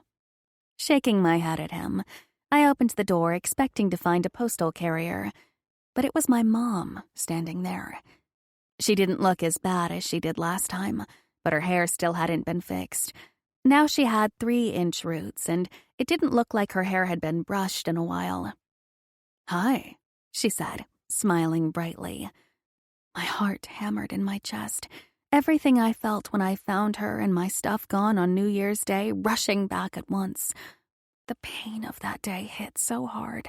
I felt like I'd been punched. What are you doing here? I demanded. I know you're mad, she said, reaching into her purse. But Shelby, you have to understand that I was in a bad situation. I brought you this. She held out some folded bills, and I looked down at the money and then up at her. What is that for? You know, to make up for what I borrowed. I put a hand on the door frame to steady myself. So angry I was getting lightheaded. You didn't borrow anything from me. You stole it. How much money is that? It's $100. I laughed, on the verge of crying with frustration. It cost me more than $2,000 to get my stuff back, and that was after calling pawn shops for more than 2 hours to find it. Look, I'm sorry, she said, sounding agitated. I'm trying to make it right. Her gaze moved down to my belly. Oh my God, you're pregnant. What do you want? I asked again. I want you to take this money. She moved her hand closer to me. I'll get you the rest, but I just need some time. I don't want the money. Is there anything else? She exhaled heavily, getting more and more irritated that I wouldn't accept her offer. Aren't you going to let me in? Like last time, I was torn.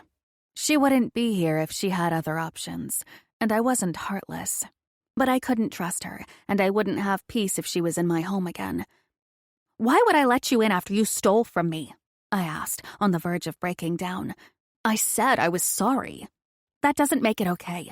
And why are you sorry now, all these months later? Her eyes filled with shame, and she looked at the ground. Standing up to her was agonizing, terrifying. I'd never done it before. What do you want me to do? She said bitterly. I got kicked out of the place I was staying. I don't have anywhere to go. I heard Beau approaching, and then felt his hand on my back. He opened the door a little wider to stand next to me. My mom looked from him back to me. Who's that? I'm Beau, Shelby's boyfriend. My mom transformed, putting on her most winning smile. A boyfriend? Are you the baby's father? I cut in. It's none of your business. She recoiled. My grandchild is none of my business? Why are you being so hurtful, Shelby? Beau rubbed small, reassuring circles on my back as he spoke to my mom. You can't stay here. I'll gladly drive you to the hospital if you want to get checked in for some help, or I'll take you to a homeless shelter. A homeless shelter? I'm not homeless and I don't need a hospital, she said indignantly. Whatever you've done to my daughter, I don't like it. She looked directly at me. Shelby, you need to ask him to leave. I knew she wasn't a good mother. She'd neglected me as a child, always put herself first, and showed no interest in me for years once I'd moved in with my grandparents. She'd stolen from me.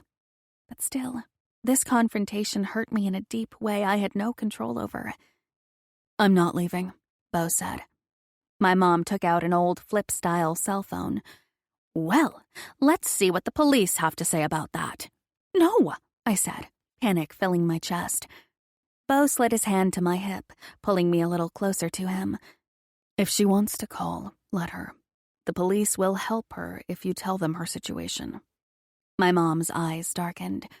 What situation? What did you tell him? The truth, I said, feeling weary. That you're bipolar, but you don't take your meds like you're supposed to. I'm not falling into that trap by the drug companies, she said, her tone laced with scorn. They make people think they need those overpriced drugs, but it's all just a scam. Mom, you're better when you're on your meds. I wouldn't tell you that if it wasn't the truth. She shook her head, stuffing the cash back into her handbag. Yes, you would. You'd say anything to get me to go along with the doctors. You want them to lock me up again. I don't know why I thought you'd help me. You've always been a selfish brat. Beau looked down at me. Go lock yourself in the bedroom. I'll handle this. You don't have to. I was shaking, already letting her words break me. Go, please. I nodded and walked away, my mom yelling my name. I squeezed my eyes shut and forced myself to keep going. Move back, Beau said firmly. You're not getting through this doorway. That's my daughter! Don't you dare touch me, you bastard! She screamed, and I heard a scuffle that sounded like her pounding her fists on his chest. I'm not touching you, but I'm not moving from the doorway. You need to go or I'll call the police. Shelby! Shelby! I put a hand on my belly, rubbing it as I walked into my bedroom, closed the door, and locked it.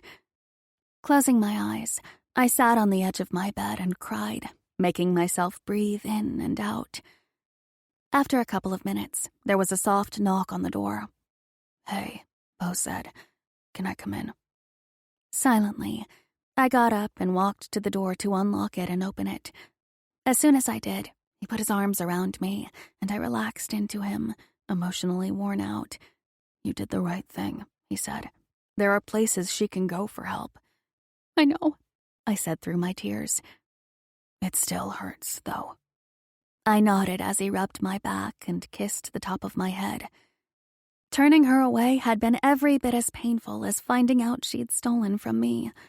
But this time was different. This time, I didn't have to go through it alone. Chapter 21. Shelby. Almost.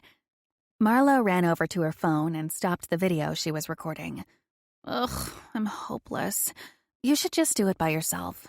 No way. TikTok dances are for at least 2 people. I scoffed. I am 2 people right now.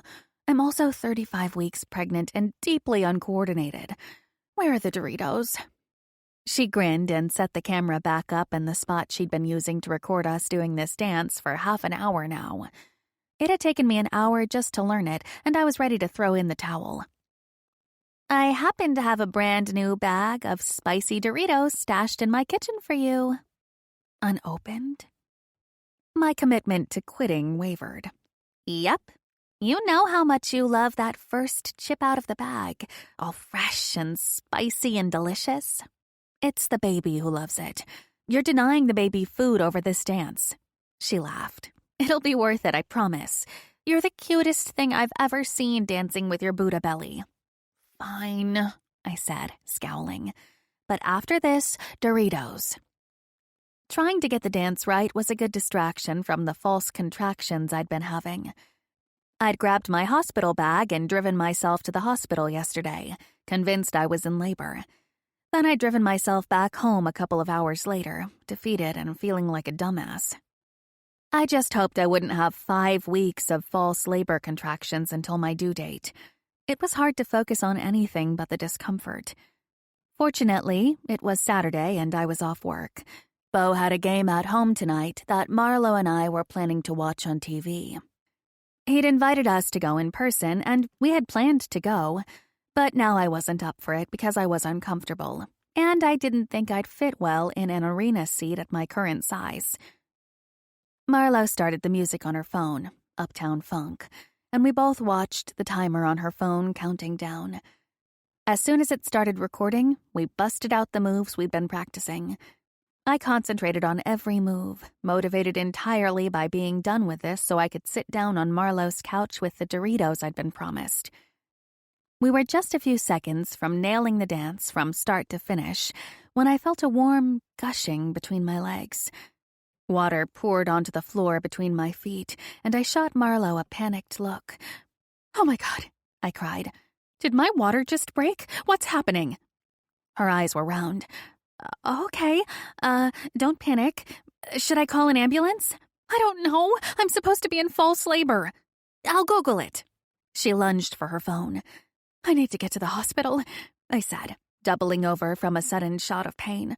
Holy hell, this hurts. The hospital. She looked up from her phone. We need to get you to the hospital. Where are my keys? You can drive my car, I said, groaning in pain. I don't want to get birth fluids all over your car interior. Mine's parked closer. We're taking it. I cried out as a contraction gripped me. Marlo, what's happening? Am I in labor? Based on watching every episode of Grey's Anatomy? I think so. No, I wailed. This is supposed to happen at the hospital. Let's go, Mama. Be strong for your baby. She put an arm around me, and I took a deep breath as we moved toward her front door. I had to be strong, like she said. The faster we got to the hospital, the safer my delivery would be.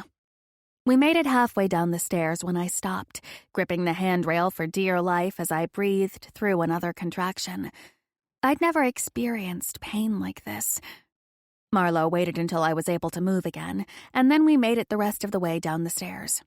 My phone, I said as we neared the door to my apartment. Where's my phone? I have it. I put your phone and keys in my bag before we left my apartment. I need my phone. So you can post our dance video? She cracked. I glowered at her, in no mood for jokes. Tough crowd, she said, reaching into her bag for my phone and passing it to me. I dialed Beau's number as we slowly walked toward Marlo's little electric car.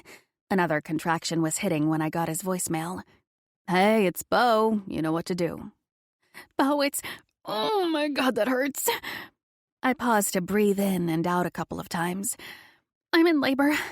Marlo is... Another breath. Taking me to the hospital. You know which one. Marlo took my phone, and I grimaced as she opened the passenger door to her car. It's so tiny, and I'm so huge. Get in before the next contraction hits. Unless you want to have your baby in this parking lot. I groaned and folded myself into her car, grateful she'd taken charge. This was not part of my birth plan. I had a bag inside with the music I wanted to listen to, clothes for me and the baby, and my written wishes for the birth. There was no time to get the bag, though. This baby was coming 5 weeks early. I tried not to scream as Marlo drove, another contraction striking. The hospital isn't far. Hang in there, she said, running a red light. I'm pretty sure that light was pink. God, it's like someone's trying to murder me from the inside, I said, whimpering. I thought I'd be all breathing and finding my zen, but this is some bullshit. I can see the hospital sign. We're almost there, Shelby. Don't leave me alone, I begged. Will you stay until Beau comes? Bitch, I'm not going anywhere. You're my best friend and I'm not leaving you when you're in labor. Another contraction hit, and it was the worst one yet. I was screaming as Marlo pulled into the ER entrance turnaround, stopping under the big portico and running around to help me out of the car. Help! She yelled. She's having a baby! Shelby, I need you to push now, the doctor said, looking up from between my legs. Come on, Mama, Marlo said, putting an arm behind my neck and holding my hand with her other one. You can do this. It's almost time to meet your baby. Where's Beau? I asked her. Did he call back? I haven't looked. I'm kind of in the middle of something here. Listen to the doctor and push. I leaned up on my elbows and gave it everything I had, collapsing back onto the bed when the doctor said I could take a break. Where is he? I wondered out loud. He's not traveling or anything, and he said he'd keep his phone on him all the time. Okay, time to push again, the doctor said. I can see the baby's head.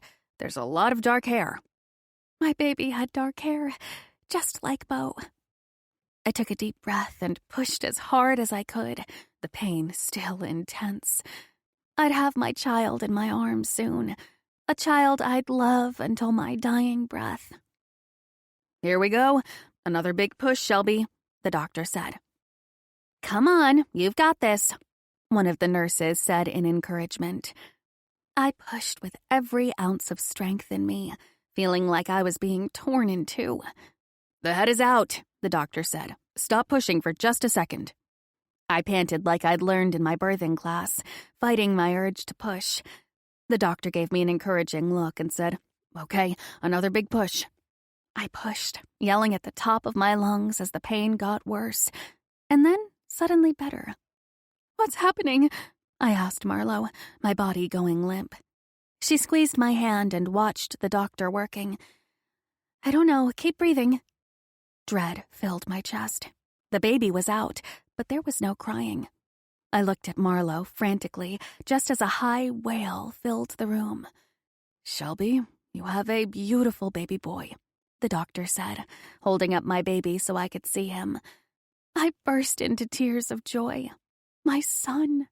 I dreamed of this moment. I love you, I said to him, my head dropping to the bed. 5 pounds, 2 ounces, a nurse announced. We'll have him over to you very soon, Mom. I tried to compose myself as they swaddled him in a blanket and put a little cap on his head. Once they put him in my arms, though, I lost it again.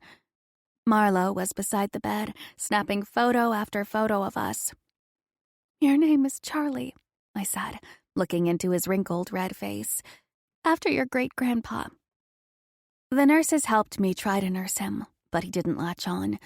They assured me it was okay and we'd try again later. Do you want to hold him? I asked Marlo.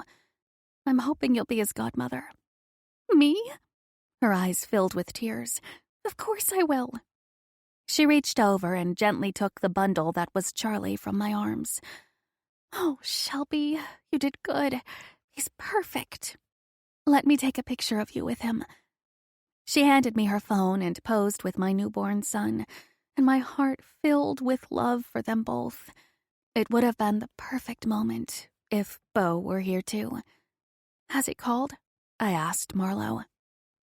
Knowing who I meant, she walked over to check my phone, which was in her bag. She shook her head, and I sighed softly. Either something was wrong, or Beau had changed his mind and bailed.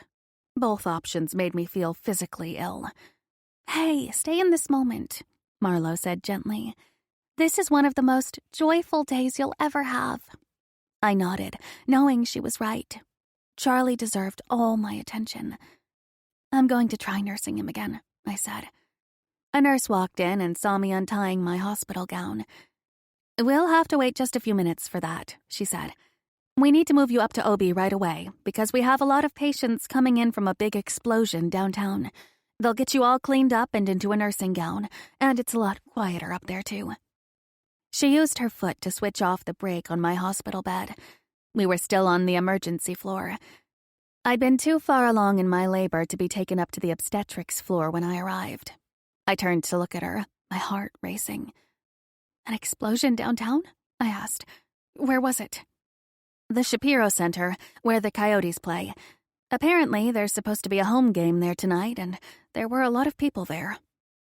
I held on to Charlie, tears streaming down my cheeks as she wheeled me out of the room. Chapter 22. Beau. When I coughed, my chest hurt, and my mouth felt gritty. All I could taste was dust? Where the hell was I? Everything felt foggy, and when I tried to move, my body felt like it was stuck in quicksand. Water. I needed water. I blinked. The air around me clouded by debris that seemed to be everywhere. I coughed some more, unable to stop myself even though it made my body ache. Somewhere in the middle of my coughing fit, I finally remembered where I was. I was at the arena, and I'd been on my way from the locker room to my car because I'd just gotten a message that Shelby was in labor. Out of nowhere, something terrible had obviously happened, and I felt a deep, desperate need to get out of there. My best guess was that the building had partially collapsed. There were chunks of concrete piled around me. I had to fight through the pain and was barely able to maneuver my body into a standing position. By the time I made it to my knees, I was gassed. I bent over and coughed more, then spit the collective dust from inside my mouth. I was okay, sore all over, but able to get up. What about everyone else, though? It was dark, and I couldn't see through the wreckage in front of me, so I reached out my hands and moved over the piles of debris until I found a wall. "Hello?" I called out, the single word sending me into another coughing fit. "Can anyone hear me?" Nothing. I slowly moved in the direction I thought was the locker room. I had nothing but instinct to go on, and I wasn't sure what direction I was going. "Hey!" I yelled as loudly as I could. "Is anyone there?" My pulse pounded as I made my way through the rubble. The wall I had my hand on ending with broken pieces of what felt like brick. Whatever had happened, there were a lot of people in here when it went down. My teammates and coaches, a lot of arena staff, the team we were playing tonight. Hundreds of people were here. Fuck. It was naive to hope everyone was okay. At this point, I wasn't even sure I was going to get out of here. The whole building could come down at any moment. Shelby was at the hospital delivering our baby, and I was missing it. I might never see her again, and I might never meet our child. As I stumbled over the debris, I took my cell phone from my pocket. I was a dipshit. A call to 911 should have been my first move. I couldn't see it through the haze in the air, but I felt the smashed remnants of my phone, and my panic skyrocketed. I had to get the hell out of here. I'd crawl if I had to. Slowly and steadily, I made my way through the rubble, yelling every 15 seconds or so in case anyone else was in my path. A weak cry for help made me stop cold. "Hello?" I yelled. "It's Beau Fox. I can hear you, but I need you to keep making noise so I can get to you." "Help me." The voice sounded choked. I got down on my hands and knees, which was painful but allowed me to move faster. "Help me. I'm bleeding," the voice called out. It was a woman, and she sounded like she hardly had the energy to speak. Finally, I reached her, my hands moving all over the blocks of concrete on the ground until they found something warm. "What's your name?" I asked, knowing I needed to keep her with me. "Andy. I'm an usher." "Andy, I'm Beau." I found what felt like her arm and moved down along the length of it until I got to her hand. "Don't leave me here," she begged, coughing through the words. "I don't want to die." "I'm not leaving you," I said, picking up a chunk of concrete and throwing it aside. "We're going to get out of here together. Stay with me." One broken block at a time, I moved the pieces of concrete, pinning her in place. "Tell me what hurts the most," I said as I worked, breathing hard. "My She stopped to cough. Foot and ankle and my chest. Instinct had kicked in. I was focused entirely on getting this woman out of here safely. I want you to try to move parts of your body as I uncover them, I said, wiping sweat from my brow with the back of my hand. Tell me if you can't move anything. Okay. My right arm is okay. My neck is okay. I felt her squirming. I'm close to getting my left arm out. I can... She stopped and coughed, long and hard. Almost sit up. I just coughed up something. Tastes like blood. Shit. I doubled down, determined to get her unburied, and she howled with pain when I uncovered her left foot. The dust was finally settling, and from what I could see of her left foot and ankle, she was definitely not walking out of here. There was a lot of blood. I blew out a breath and found one of her hands, holding on to it as I spoke. I'm going to level with you. Your left foot and ankle are completely crushed. The damage is really bad. She started crying. Don't leave me here, please. The weight of whatever had happened to the arena settled in my chest like a lead ball. Were my teammates buried in what was left of this building too? Or worse? I had to focus on what I could control in this moment, which was getting Andy out of here. I won't leave you, I promise, but we've got a situation here. I can't carry you because there are piles of concrete all over the place and I don't want to slip and drop you. I'm going to try putting you on my back and crawling until we find a place I can pick you up safely. And it's going to hurt like hell having your foot flopping around. Do it, she said. She shouted in pain as I tried to move her onto my back, and she held on around my neck but kept sliding off of me, inadvertently choking me. Sorry, she said, her tone panicked. It's okay.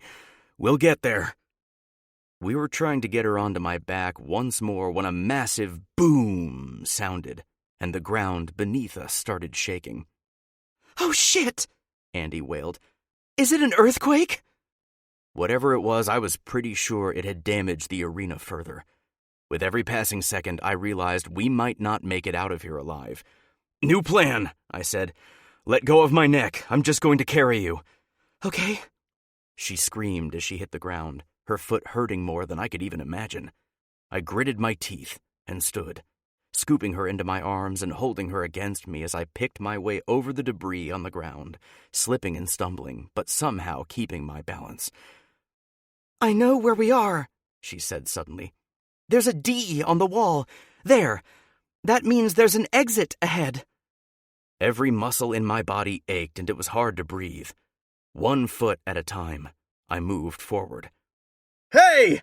A male voice called to us. Hey! Who's there? Several people were running toward us from a hallway off of the main basement tunnel, which was where we were. Bo Fox! I said, grateful everyone coming toward us was upright because I couldn't have carried anyone else. And Andy. Bo, it's Greg Carver from the front office, and I've got a few people here with me. Are you guys okay? As he approached us, I saw that he and the others with him were okay.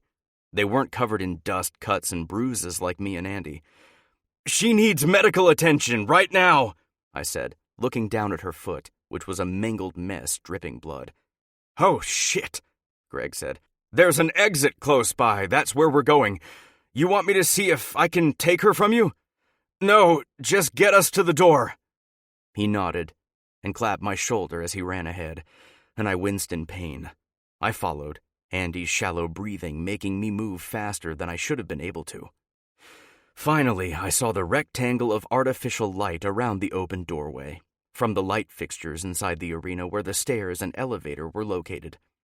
Once through it, we went to the stairs, and I summoned every ounce of will I had to walk up them. There was a door at the top, sunlight beckoning me to keep going as Greg held it open.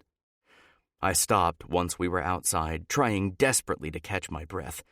Greg's eyes were wide as he looked up at us from his phone screen. We have to keep going, he said. They think it was an explosion, and there could be more. That's what the second boom had been, another explosion. I locked eyes with Greg. "You take her," I said. "I'm going back in." "Bo, you can't. It's not safe." Safe or not, I was going back in. There were many people in that arena who would do the same for me. "My teammates are in there. Take her. We need to let the professionals handle it," Greg said, his tone indicating that it was somehow his decision to make. I was about to lose my shit. Every second he argued with me was time lost. I held Andy out toward him. "She needs help right now. Take her." With a resigned look, he put his arms out, and I passed Andy to him. "If I don't make it out, tell Shelby I love her, and I want her to have an amazing life," I said, my throat tight. "Promise me." "I promise." Damn. I hoped that wasn't the last thing I'd ever get to tell Shelby. I wanted to tell her myself that I loved her. I wanted to meet our baby and see him or her grow up. Him. My gut told me we were having a son. I turned to go back through the door we'd come out of. "Bo! Be careful!" Greg called after me. I waved over my shoulder, finding the door locked and kicking it out of frustration. There were many other doors that led into the arena, though. I'd find one, get back in, and find my teammates. "I'll get to them," I told myself. "I'll find a way." There was no other option. Chapter 23. Shelby. "Look at the way he's looking at you," Claire Fox said, sitting beside my hospital bed as Charlie nursed. "He knows you're his mama." I smiled down at my son. I could never have imagined how emotional it would be to breastfeed him. I'm glad we finally got him to latch. Is there anything you need?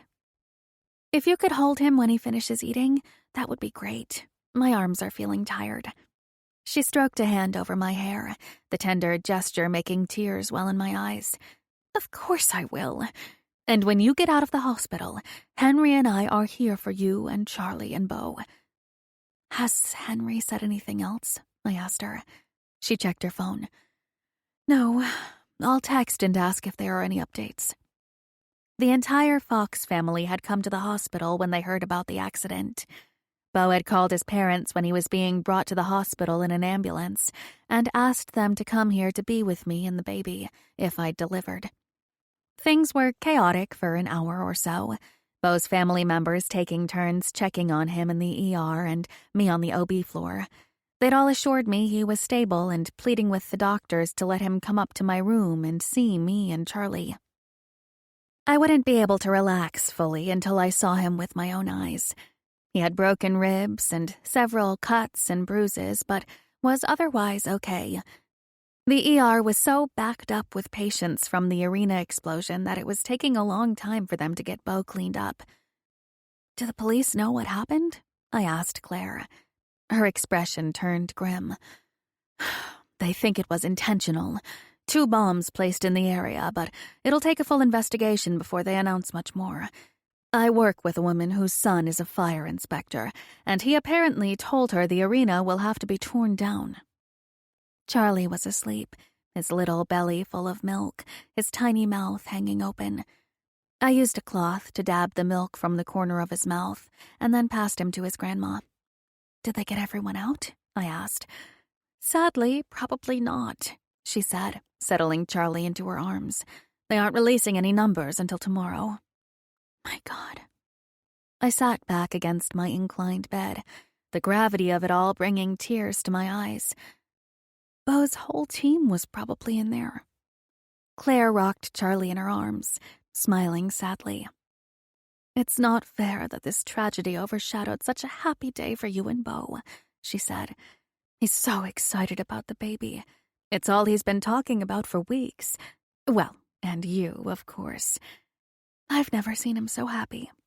These next weeks and months are probably going to be hard for him, so I just ask that you try to give him grace. Bo has always been my drifter. Other than hockey, he just wanders from thing to thing and person to person, never really finding anything that captures his heart. Until you. I wiped tears from my cheeks. I'll do everything I can to support him. Beau is an extrovert and I'm an introvert, and I know I can come off as aloof and detached, but when I love someone, I love them hard. She smiled and nodded. Thank you, Shelby. And remember, Henry and I want to help with Charlie. If you and Beau want to stay with us for a while, we have plenty of room and we'd love to have you. But if not, that's okay too. I know how hard it is to have a new baby. My eyelids started drifting closed. I can't believe how tired I am, and the hard work hasn't even started yet. Claire chuckled. I'd say delivering a baby is hard work. Try to get some sleep. I'll just sit in the rocker with Charlie. I watched her as she rocked him and softly told him about all the adventures he'd have at Grandma and Grandpa's house when he was older, and peace settled over me. My son would have what I never did as a child, a big, loving family to be his joy and his safe place. Knowing that healed part of the hurt I still carried around, though I knew some of the wounds from my childhood would always be there. It was because of those wounds that I knew how precious my son was. Living years without a loving family made me appreciate the Foxes, especially Beau, that much more. Shelby. I woke to Beau's voice, and when I opened my eyes, he was practically running toward me, tears welling in his eyes. Several cords dragged on the ground, like he'd ripped them out of the machines he was hooked up to and bolted. Hey, I said, sitting up and looking him over from head to toe, as well as I could in the second it took him to get to my bedside. You're here. He leaned down and put his arms around me, cringing in pain and kissing me on the forehead at the same time. I tilted my head up so I could see his face. He had a few small cuts on his cheeks, but his face was relatively unscathed. His hair had light-colored dust sprinkled in it, and his right bicep had a bandage peeking out from beneath the sleeve of his hospital gown. He was okay, though, and that meant I could fully breathe again. I love you, he said, cupping my face in his hands. I wasn't sure I'd get the chance to tell you that.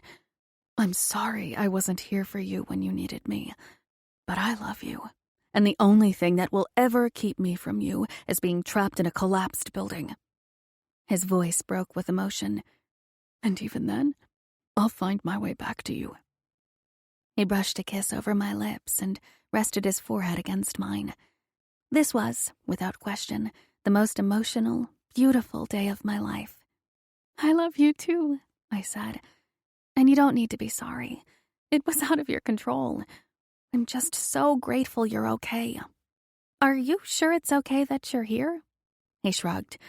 No one's been in my room for 45 minutes. Everyone's busy treating the people who were hurt worse than I was. His expression had darkened, and I cradled his jaw in my hand, rubbing my thumb over his cheekbone. I'm so sorry. Do you know if your teammates are okay? I know of a few teammates who got out, but we still don't know about a lot of them. He was emotionally wrecked, understandably. I didn't know exactly how to be there for him, but I'd figure it out. He'd been the one caring for me for much of the time we'd known each other, and I wanted to do the same for him. Keep the faith, I said, taking his hand. That's all you can do right now. Claire had told me there was a massive search and rescue effort underway at the arena. I was deliberately avoiding my phone because I wasn't ready to hear bad news about it. Meet your son, Claire said, walking over with our sleeping, silent baby. This is Charlie. Beau's face crumpled when he looked at him.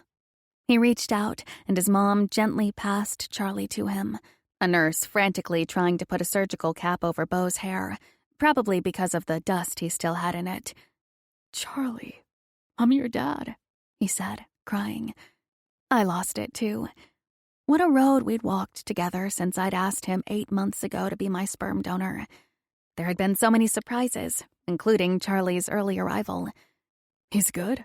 Beau asked me, looking up to meet my gaze, even though he's 5 weeks early. He's perfect. Beau lowered his face to kiss our son's tiny forehead. You're strong, Charlie. You're a fox. He seemed to remember at that moment that we'd never discussed Charlie's last name. Yes, I said softly. And I want you to choose his middle name. Charlie was my grandpa's name. I hope that's okay with you. It's perfect. What about Charlie Grant Fox? That way he has your grandparents' last name in there too. I thought I'd cried all the tears I had today, but that brought forth a few more. I nodded, incredibly grateful my intuition had told me this was the man who should be my baby's father. Hey, turn around so I can get a picture, Fiona said from behind Beau.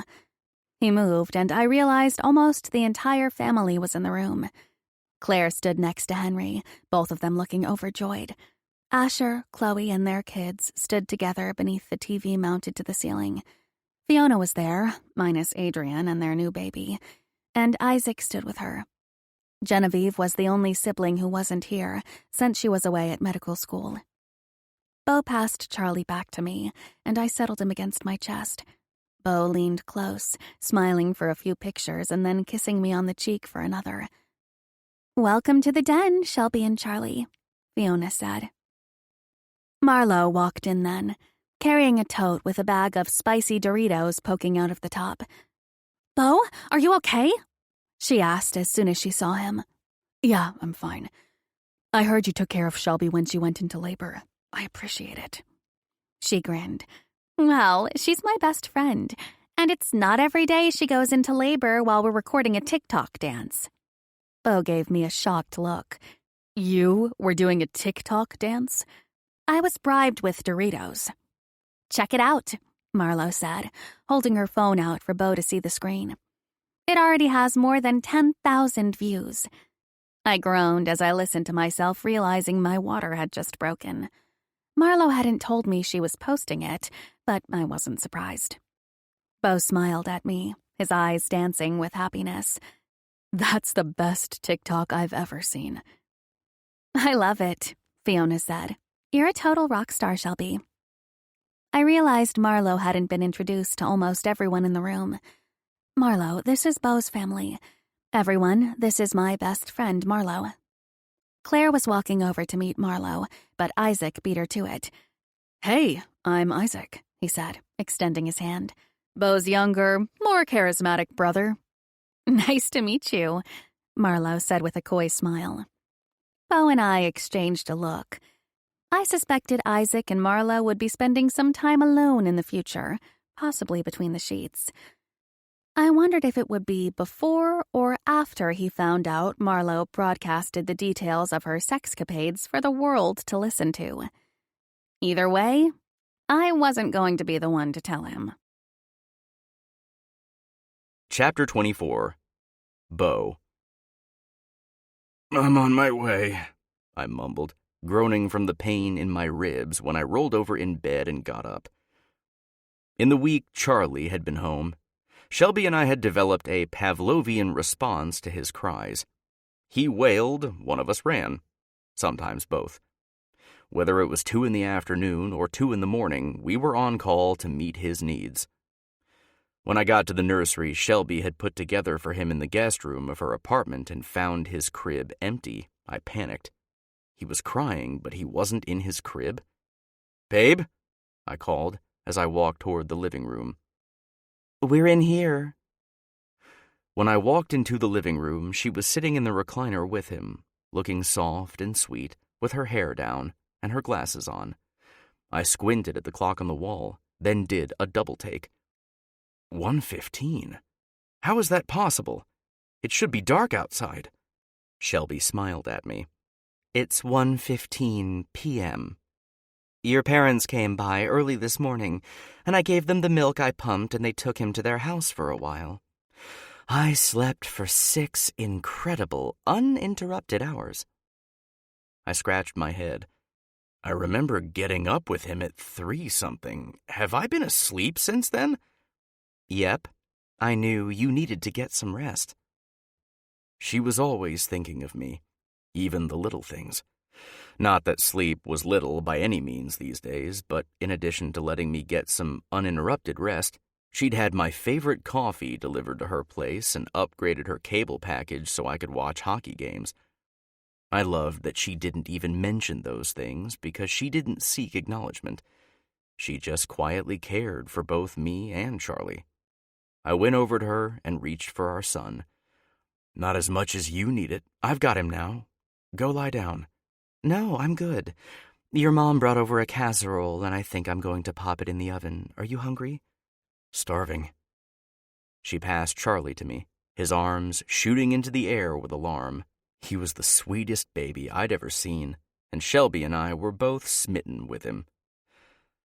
"Marlo said she'll stay with him tomorrow morning so we can attend the funerals," she said as she walked into the kitchen.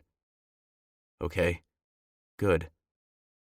Tomorrow was the first day of the many funerals for those killed in the arena explosions. The fire investigators knew 2 bombs had been remotely detonated, one in a storage room and another in a boiler room. Whoever had done it either had access to nearly all of the arena, or they'd found a way to bypass not having access. The investigations were going to take a while. Whatever they discovered, it couldn't bring back the 22 people who had been killed. 5 of them were my teammates. 15 others worked for the Coyotes organization, and 2 were fans buying tickets. It was lucky more people hadn't been killed. There were 7 people who were still in critical condition, and if they made it, their lives would never be the same. Andy had lost her leg below the knee to amputation because it couldn't be saved, and one of the maintenance guys had lost both of his legs. The arena would have to be torn down when the investigation was finished, and Mila had called the rest of our season off. There was no way any of us could have played. Many of us were recovering from physical injuries, and we all had grief to work through. "I need to get to Dalton's funeral early. I'm a pallbearer," I said. "Can't remember if I told you that or not." "You didn't." Shelby approached me from behind and put her arms around me. "Do you need to go home and get a suit this afternoon?" "I asked Isaac to bring me some stuff. He's coming by this evening." "Oh, good." "He wouldn't be sorry if Marlo was here when he dropped by." I felt her chuckle against my back, her cheek resting against it. "Oh, really? He said that?" "Should I just call Marlo and tell her what he said, save you the trouble of relaying it?" She gave me a playful smack and went back into the kitchen. "No, tell me everything." Charlie made a little cooing sound, his mouth making an O shape, and his eyes rounding like something surprised him. "Babe, hurry. We need a picture of this." Shelby rushed in with her phone, but she wasn't fast enough to capture a photo. "I think we might have the cutest baby ever created," I said, leaning down to talk to Charlie in a soft tone. "You're even cute when you're shitting yourself, aren't you?" "Speaking of," Shelby said, walking back into the kitchen, "he probably needs a diaper change." "On my way." "Wait." She stuck her head out from around the corner of the kitchen. "What did Isaac say about Marlo?" "When he texted me that he'd bring my stuff by, he asked if Marlo would be here. I said I didn't know, and that was it." "So obviously he's interested." I shrugged. "Sounds like it to me." "Okay, I'm putting the casserole in and then taking a shower." 10-4. I carried Charlie into his nursery and put him on the changing table, taking out a fresh diaper and his wipes. At first, I'd been slow and methodical with diaper changes because Asher had made the rookie mistake of not putting the diapers on right with Anderson, and he'd peed through them in his sleep. I wanted to get it right because sleep was too precious to lose over poor diaper technique. The first time Charlie peed on my face while I was slowly changing his diaper was the last. Since then, I'd cut my diapering time in half. My siblings were never going to let me forget it. I wasn't sure why I'd even told them about it in our group chat. "Got to keep the family jewels clean," I said as I cleaned Charlie with a wipe. "I know it's cold, little dude, but I'll try to go fast." Dalton had a son. He was only 2 years old, and now his father was gone. I remembered the picture Dalton sent out to the entire team of his baby boy in the tiny Coyotes sweater we'd sent as a gift right after he was born. "Life is too short sometimes," I told Charlie. "And sometimes it's not fair. Sometimes we get a raw deal. That's why we have to laugh as often as we can and love as hard as we can. Let's promise each other that, okay?" After fastening his diaper, I gently folded his little fingers into a fist for a fist bump. I couldn't believe how much I already loved my son. I was so damn lucky Shelby felt the same connection between us that I did. Our little family of 3 had quickly become my world. "Obviously, we're putting you in this one," I said, picking up a hockey stick-covered onesie from the folded stack on the shelf of the changing table. "We'll have you in your first pair of skates in no time." Once he was dressed, I picked him up, holding him against my chest, as I left the room. He was starting to fuss, so I opened the door to the bathroom and spoke through the crack. "Hey, babe, you think he might be hungry?" "Probably," Shelby said from the shower. "And a ridiculous amount of milk is leaking out of me right now. Just use some formula. I can't pump enough to keep up with him, and I really need this shower." "Okay." "Hey, buddy, it's all good," I told Charlie. "We're going to do something really fun, and then you get a bottle, okay?" My pulse raced as I walked into the kitchen and opened the second can of powdered baby formula I'd asked Fiona to sneak over to me. The only one Shelby knew about was hidden in a cabinet.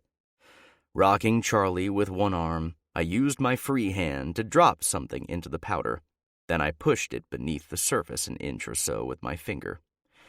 "It's like a treasure hunt," I told Charlie. "Those are fun, little man." I put Charlie in his swing and turned on the lights and music of his mobile, which always held his attention.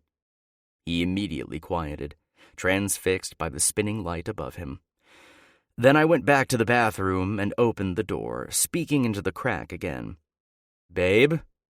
"Yeah?" We might have a problem." Immediately I heard her turn off the shower. "What?" "You should come look at the powdered formula you ordered. I found a rock in it." "What? Oh my God, what?" She ran from the bathroom, clutching a towel to her front and trailing water everywhere. I was taking advantage of her type A nature, but it was for a good reason. "If there's a rock in there, I will sue the shit out of that company," she ranted, ripping the lid off the can and digging through it. "Like it's not hard enough for new mothers to trust what they're putting into their babies' bodies. That is completely She pulled out the 2-carat solitaire set in a platinum band I'd bought when she was 34 weeks along. I knew for sure I wanted her to be my wife, and I wanted the proposal to be spontaneous. Today felt right.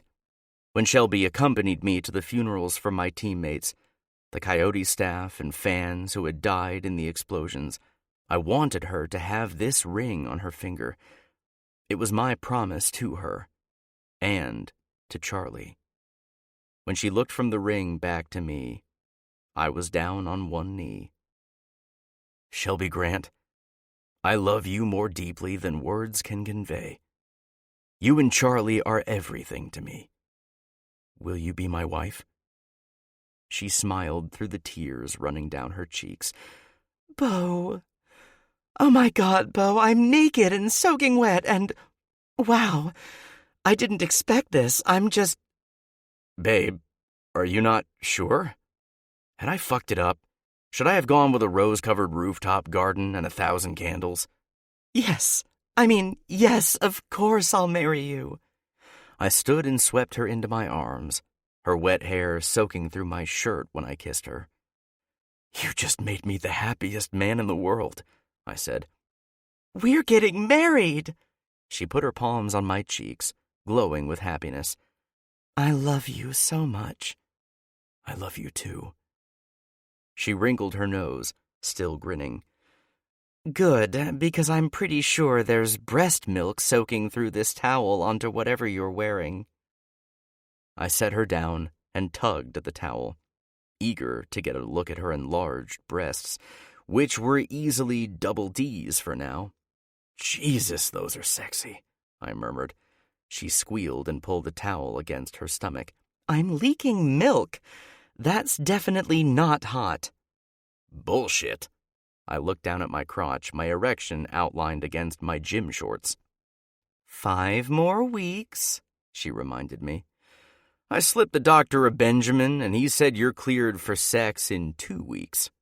She laughed, trying to wrap the towel around herself. Yeah, good one. She tucked the towel around her so it was secure, then slid the ring onto her finger. Let's go show Charlie, she said. When we got into the living room, he was kicking his legs, still staring at the spinning lights.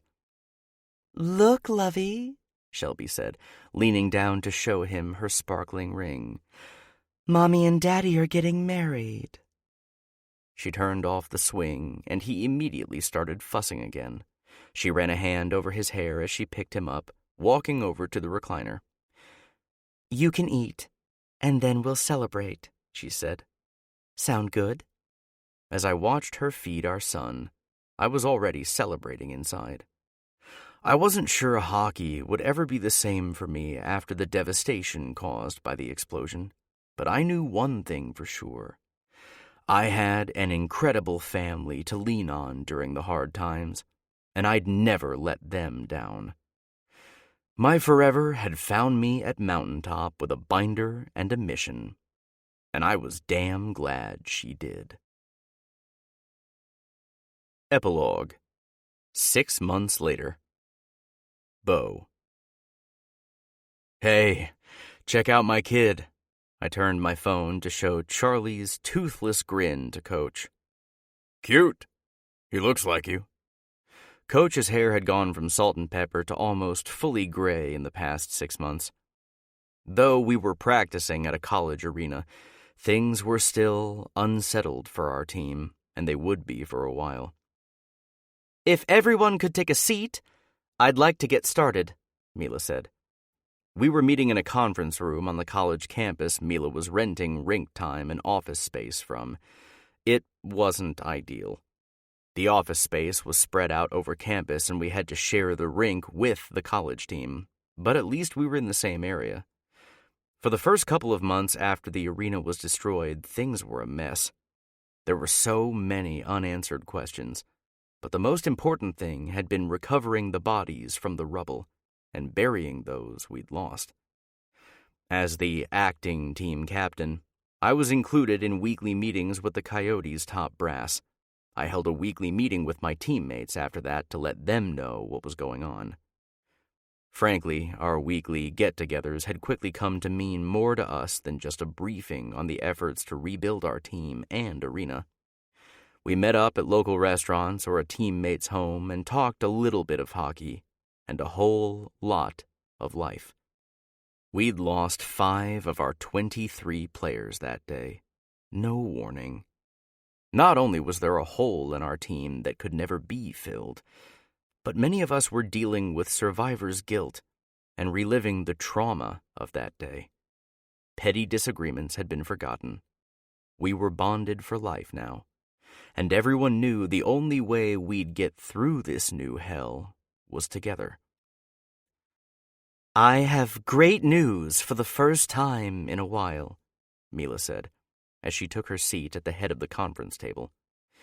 She looked at her assistant Dave, who stood next to the doorway of the conference room. Bring him in, please. Dave opened the door to the conference room and waved someone in. I was floored when Ford Barrett walked into the room, his expression all business. Meet the newest member of the Coyotes family, Mila said. This was a top-level administration meeting between 8 of the team's top executives, coaches, and me. I could tell from the shocked looks on several faces around the table that I wasn't the only one who was just finding out about this.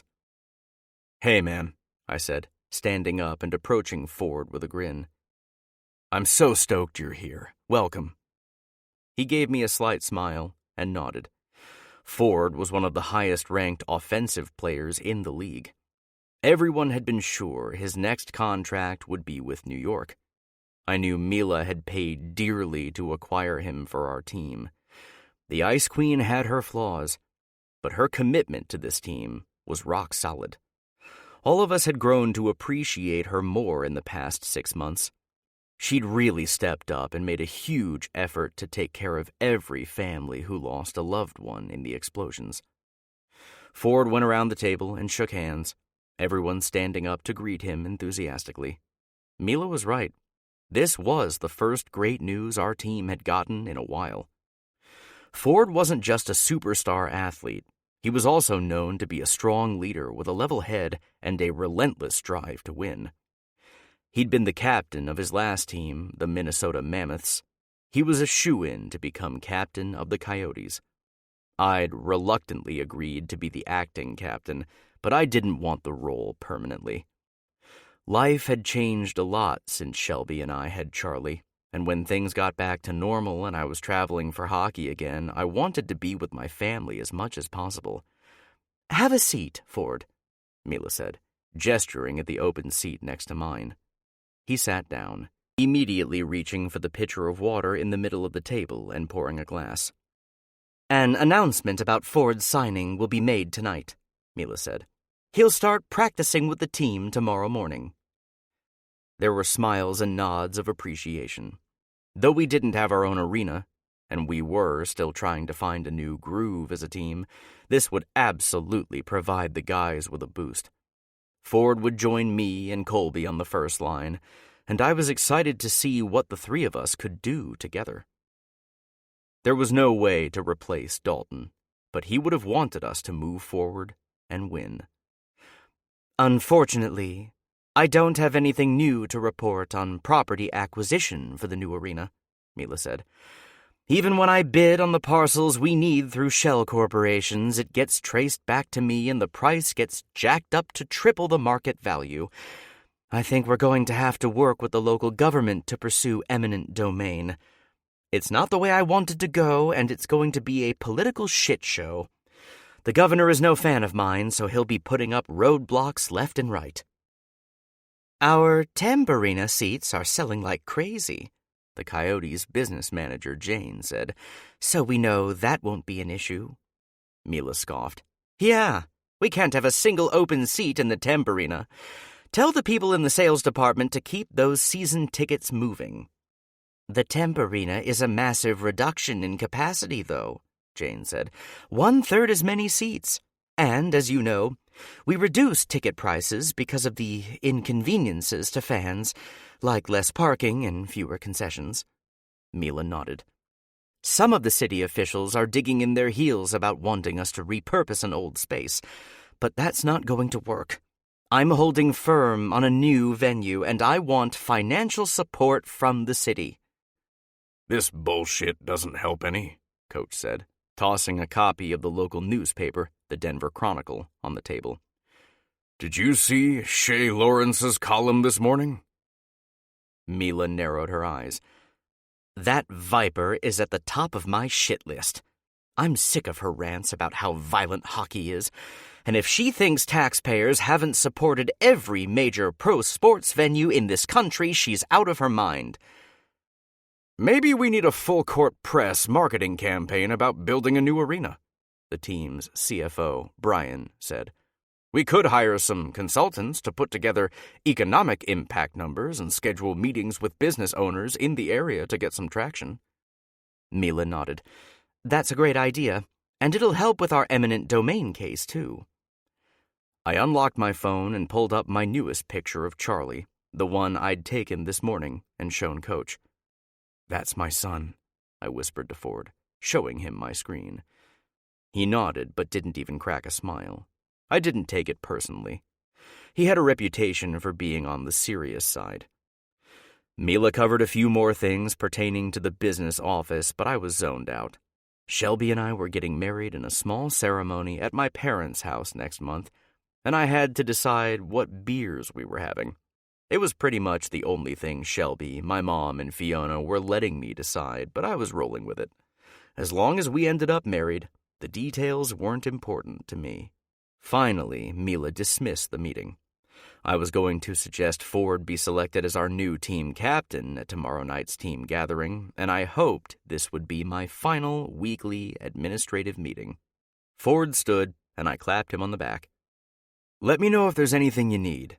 I can put you in touch with a realtor, banker, or anything else you might want. Thanks, he said, his brow pulled down in a permanent frown. I'm just going to get an apartment for now. Well, we've got a team meeting tomorrow night at Dominic Locke's house at 7.